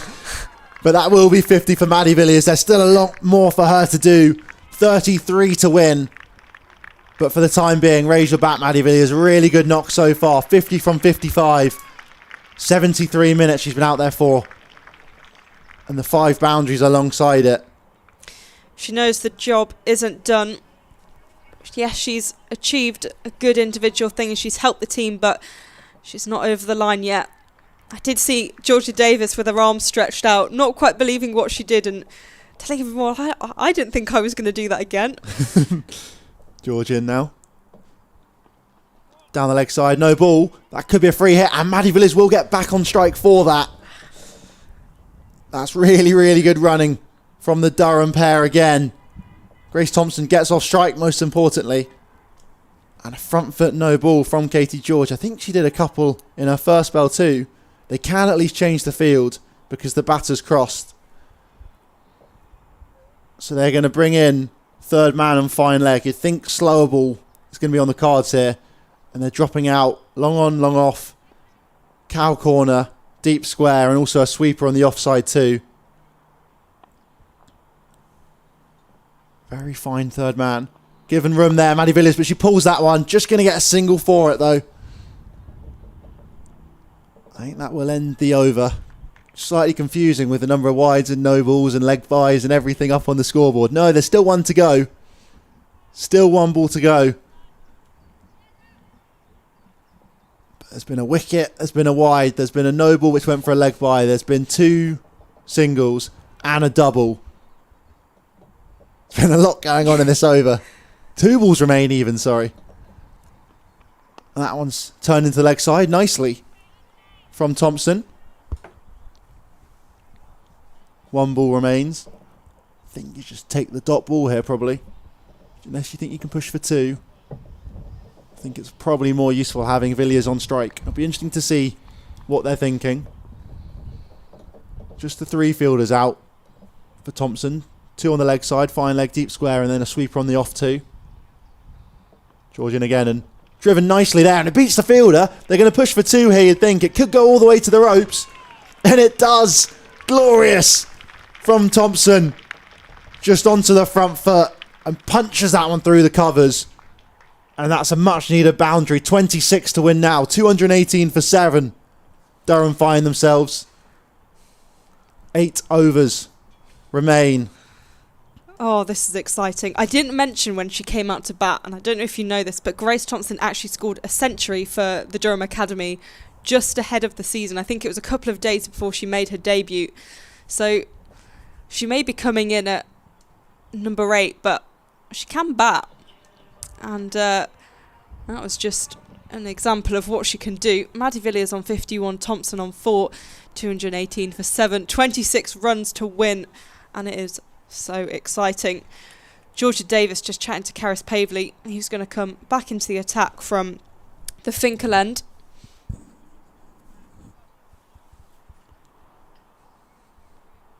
I think that was the perfect thing for Durham in that final ball. It means Villiers still on strike, but also the boundary from it.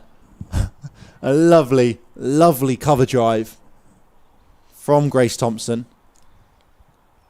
Just onto the front foot. You can see her shadow batting there.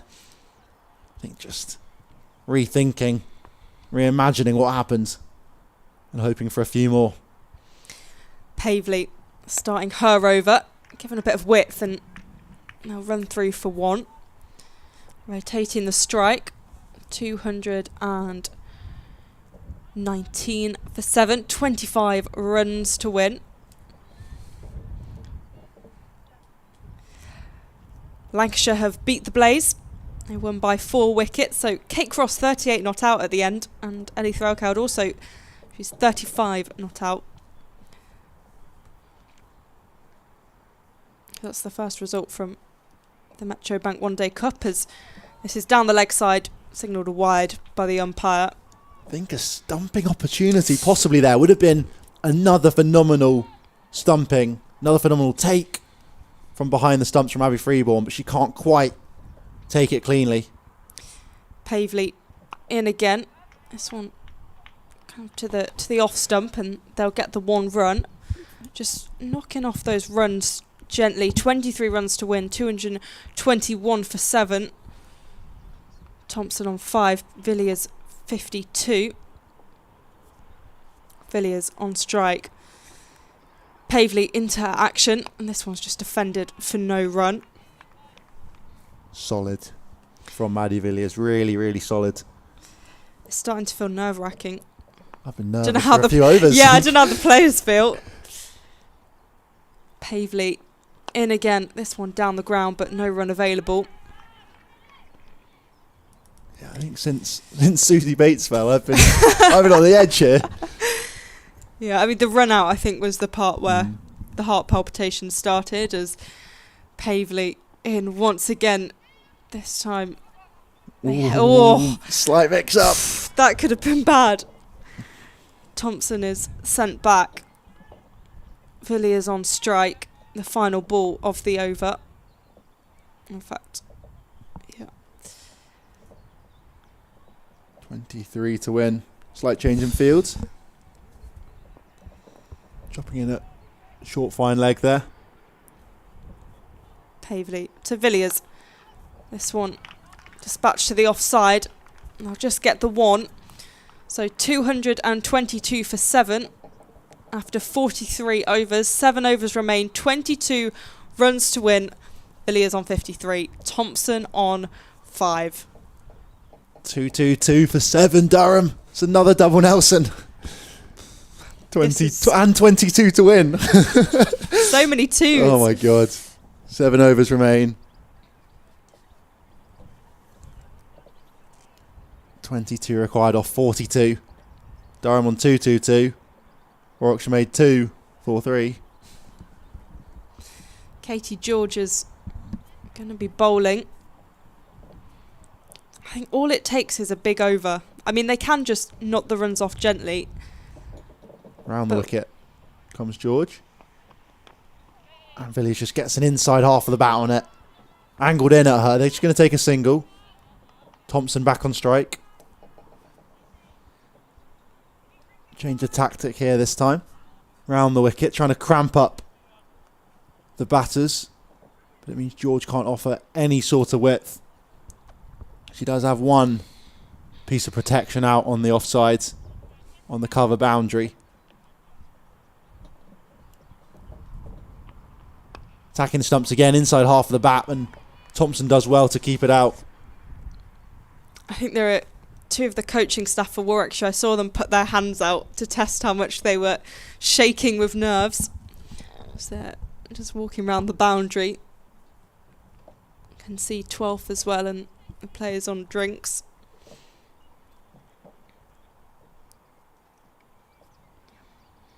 George in again. Hits Grace Thompson on the pad. It's going to be going down leg. Yeah, turned down by the umpire.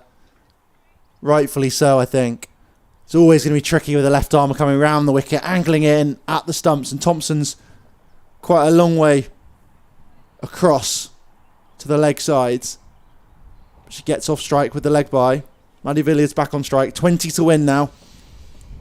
6.3 overs remaining. 20 from 39.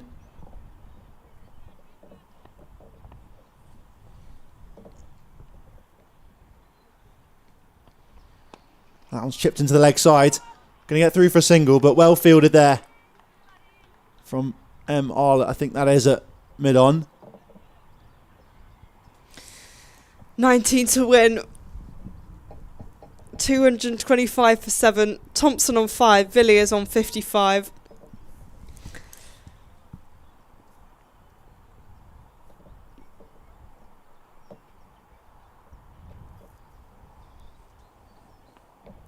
That one's onto the pad again. Run turned down though. Yeah, they could have scampered a single, I reckon, but you don't want to risk it at this stage of the game. You can't lose a wicket now. Yeah, run out of anything would be... Oh, that'd be the worst. Be killer, frustrating. unforgivable. Yeah, and I mean, knowing the run-outs that Warwickshire have managed to do, particularly Georgia Davis, they won't want to risk anything. Final ball of the over. That was driven nicely, straight through the gap, and that's another lovely drive there, and another 4 runs. Brilliant from Thompson. She's now hit 2 gorgeous cover drives, caressed them both through the covers. She moves on to 9. Durham move on to 229 with only 15 runs to win now. 36 balls remain, 6 overs to go. Villiers 55 not out. Thompson 9 not out off 8.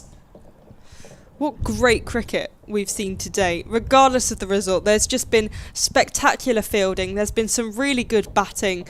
Just Grace Thompson coming in now, and the technique which she bats with, and there's been some excellent bowling. It's just been great cricket, and the weather has been beautiful. The spectators, I haven't seen many people move. There's so much, I think, the tension in the air and the nerves are high as Karis Pavley is going to be bowling again from the Finkel end. Pavley in. Once again pushed into the offside. She's bowled 5, 1 for 24. 14 runs to win. Grace Thompson on strike. Can she produce some more boundaries?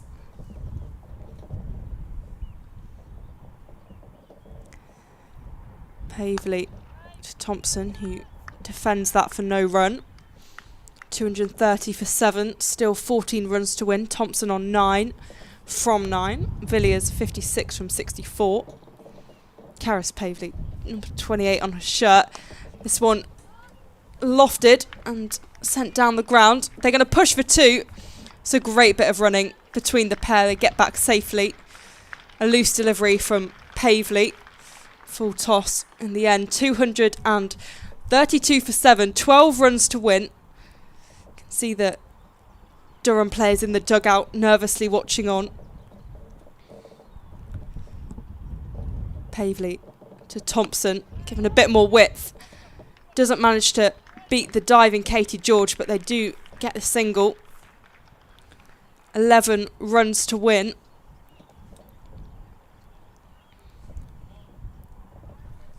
Thompson almost looking like she's farming the strike now. 2 balls remaining in the over. Villiers to face. 233 for 7.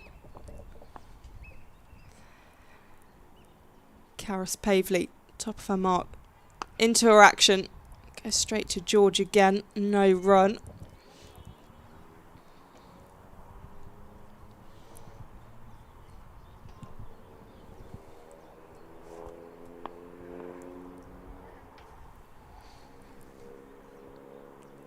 Pavely for her action again.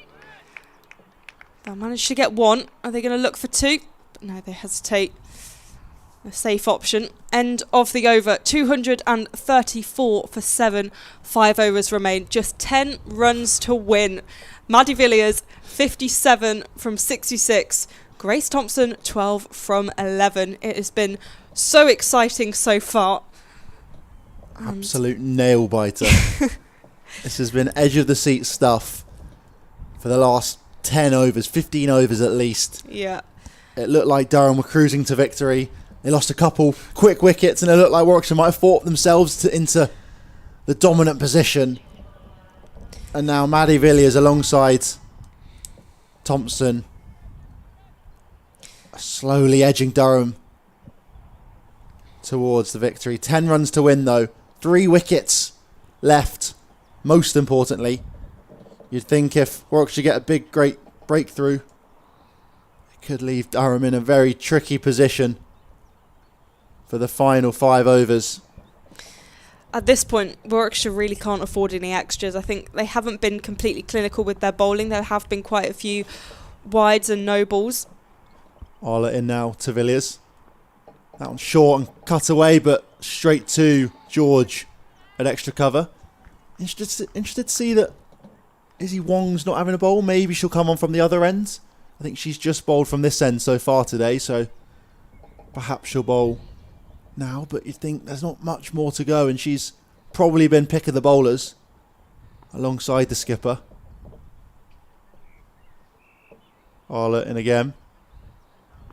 Full and straight and defended from Villiers. Nicely done. Just drops her bat on it.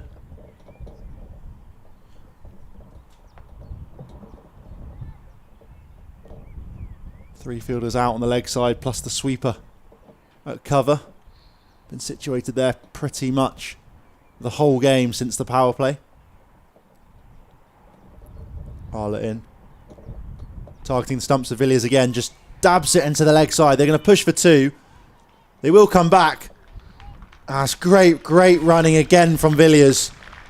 Just timed that perfectly into the big expanse over towards the pavilion. The fielders are right on the ropes. It's a long way out the boundary.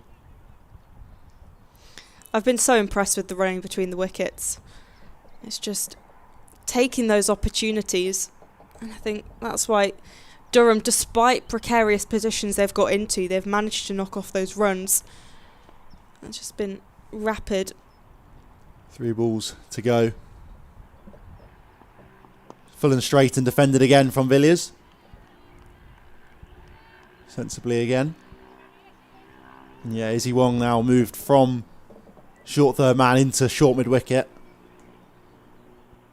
which means anything wide, if Villiers can guide it behind Perrin at backward point, it's going to run away for 4.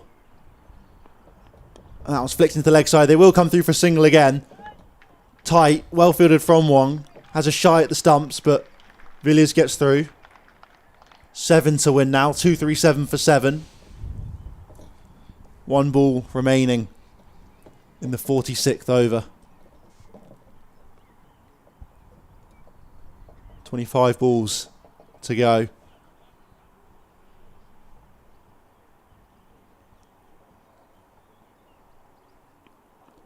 That was driven down the ground, but finds the hands of Georgia Davis. Dot ball to end the over. 2-3-7 for 7. Durham find themselves 7 runs short currently. 4 overs remain. 24 balls to go. Maddie Villiers 60 not out of 71. And at the other end, Grace Thompson 12 off 12. We will see the return of Izzy Wong. She's been fantastic today so far. Bowled 8 overs. Taken 1 for 36. Economy of just 4.5. Took the new ball. Came back for a second spell. Equally miserly. And now in to bowl at the death.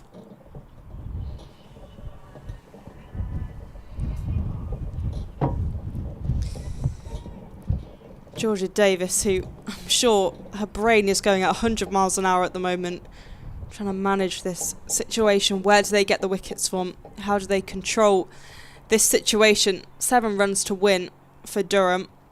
You can see Grace Thompson shadow batting at the non-striker's end.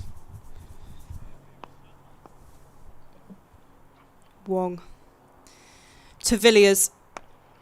And that's struck with so much power. It's going to race away to the boundary. That's 4 of those runs knocked off. Just 3 runs to win. That's exactly the start to the over Villiers would have wanted. Durham are well on their way to victory. 3 runs to win. She could do it with the next ball. Yeah, Izzy Wong just too short, too wide in the end and offers Villiers a freebie. And she takes that with great happiness, I'm sure. Izzy Wong to Villiers. This is driven down the ground. There won't be any run from it. Just keeping the nerves going. 3 runs to win.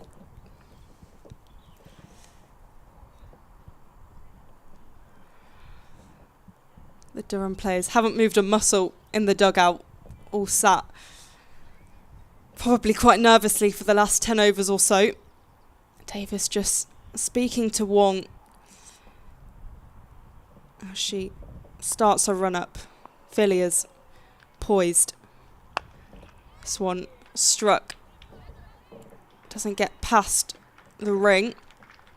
So it'll just be the 1 run. 2 to win. 3 balls in the over. Grace Thompson, I think, doesn't need to just see it off, but batter sensibly as she has done in her first 12 deliveries. Can she produce another cover drive? Izzy Wong into the attack. 2 to win. Grace Thompson poise. And that's going to race away. That's it. They signalled a no ball. And that's the end. Durham are victorious in an interesting fashion. A no ball signalled. Izzy Wong annoyed with that one. But Durham have beat Warwickshire. Their 2nd win of the season. Hugs between Maddie Villiers, who she's put in such a good shift, and Grace Thompson, who did well at the back end of the innings. Villiers 65 from 74. Thompson 13 from 13. And that is the much needed win for Durham, who have been searching for some points after barren 4-game loss. And there are handshakes between the teams. What a game we have seen today at the Banks Homes Riverside in Chester Street. Some fantastic fielding. Warwickshire batting well, and Durham also doing well with the ball. Susie Bates at the top of the order for Durham, putting in a good shift with 72. Holly Armitage, the captain, with 46. Maddie Villiers finishing 65, not out. I would say the hero of the day for Durham. Emily Arlott, 2 for 49 from her 9 overs for Warwickshire. Caris Pavley, I thought, bowled well, 1 for 29 from her 6 overs. The bowling really shared out between the Warwickshire attack. And victory by 3 wickets for Durham against Warwickshire in the Metro Bank One Day Cup. Yeah, you can see how much that means to the Durham players on screen now, all embracing Maddie Villiers after a phenomenal performance today. 2 wickets with the ball. She got the dangerous Davina Perrin caught and bowled, and then Emily Arlott, who's been on form with the bat, as well as a smart catch to help Levick dismiss Wraith, and then with the bat, as much as Susie Bates up top alongside Holly Armitage were phenomenal. Villiers just guided that chase right to the end, sensibly so, never lost her head, never really with any risk in it either, and just a really, really mature performance. Took the words right out of my mouth. I was going to say a very, very mature innings from Villiers, and I think she really stepped up when she really needed to for her side. An anticlimactic finish with the no ball and then the 1 run from Thompson, but a fantastic win for Durham, and from the reactions, gleeful with that result. Thank you so much for tuning in to the commentary today with myself, Polly Starkey, and Toby Reynolds alongside me. In the first innings, we also had Durham batter Emily Windsor alongside us, who I'm sure will be delighted with the result today. Durham will be back. There are games happening on Wednesday, so Durham are away at Essex and Warwickshire are home to Lancashire, so make sure to tune into those fixtures. But in the meantime, thank you so much for joining us, and congratulations to Durham.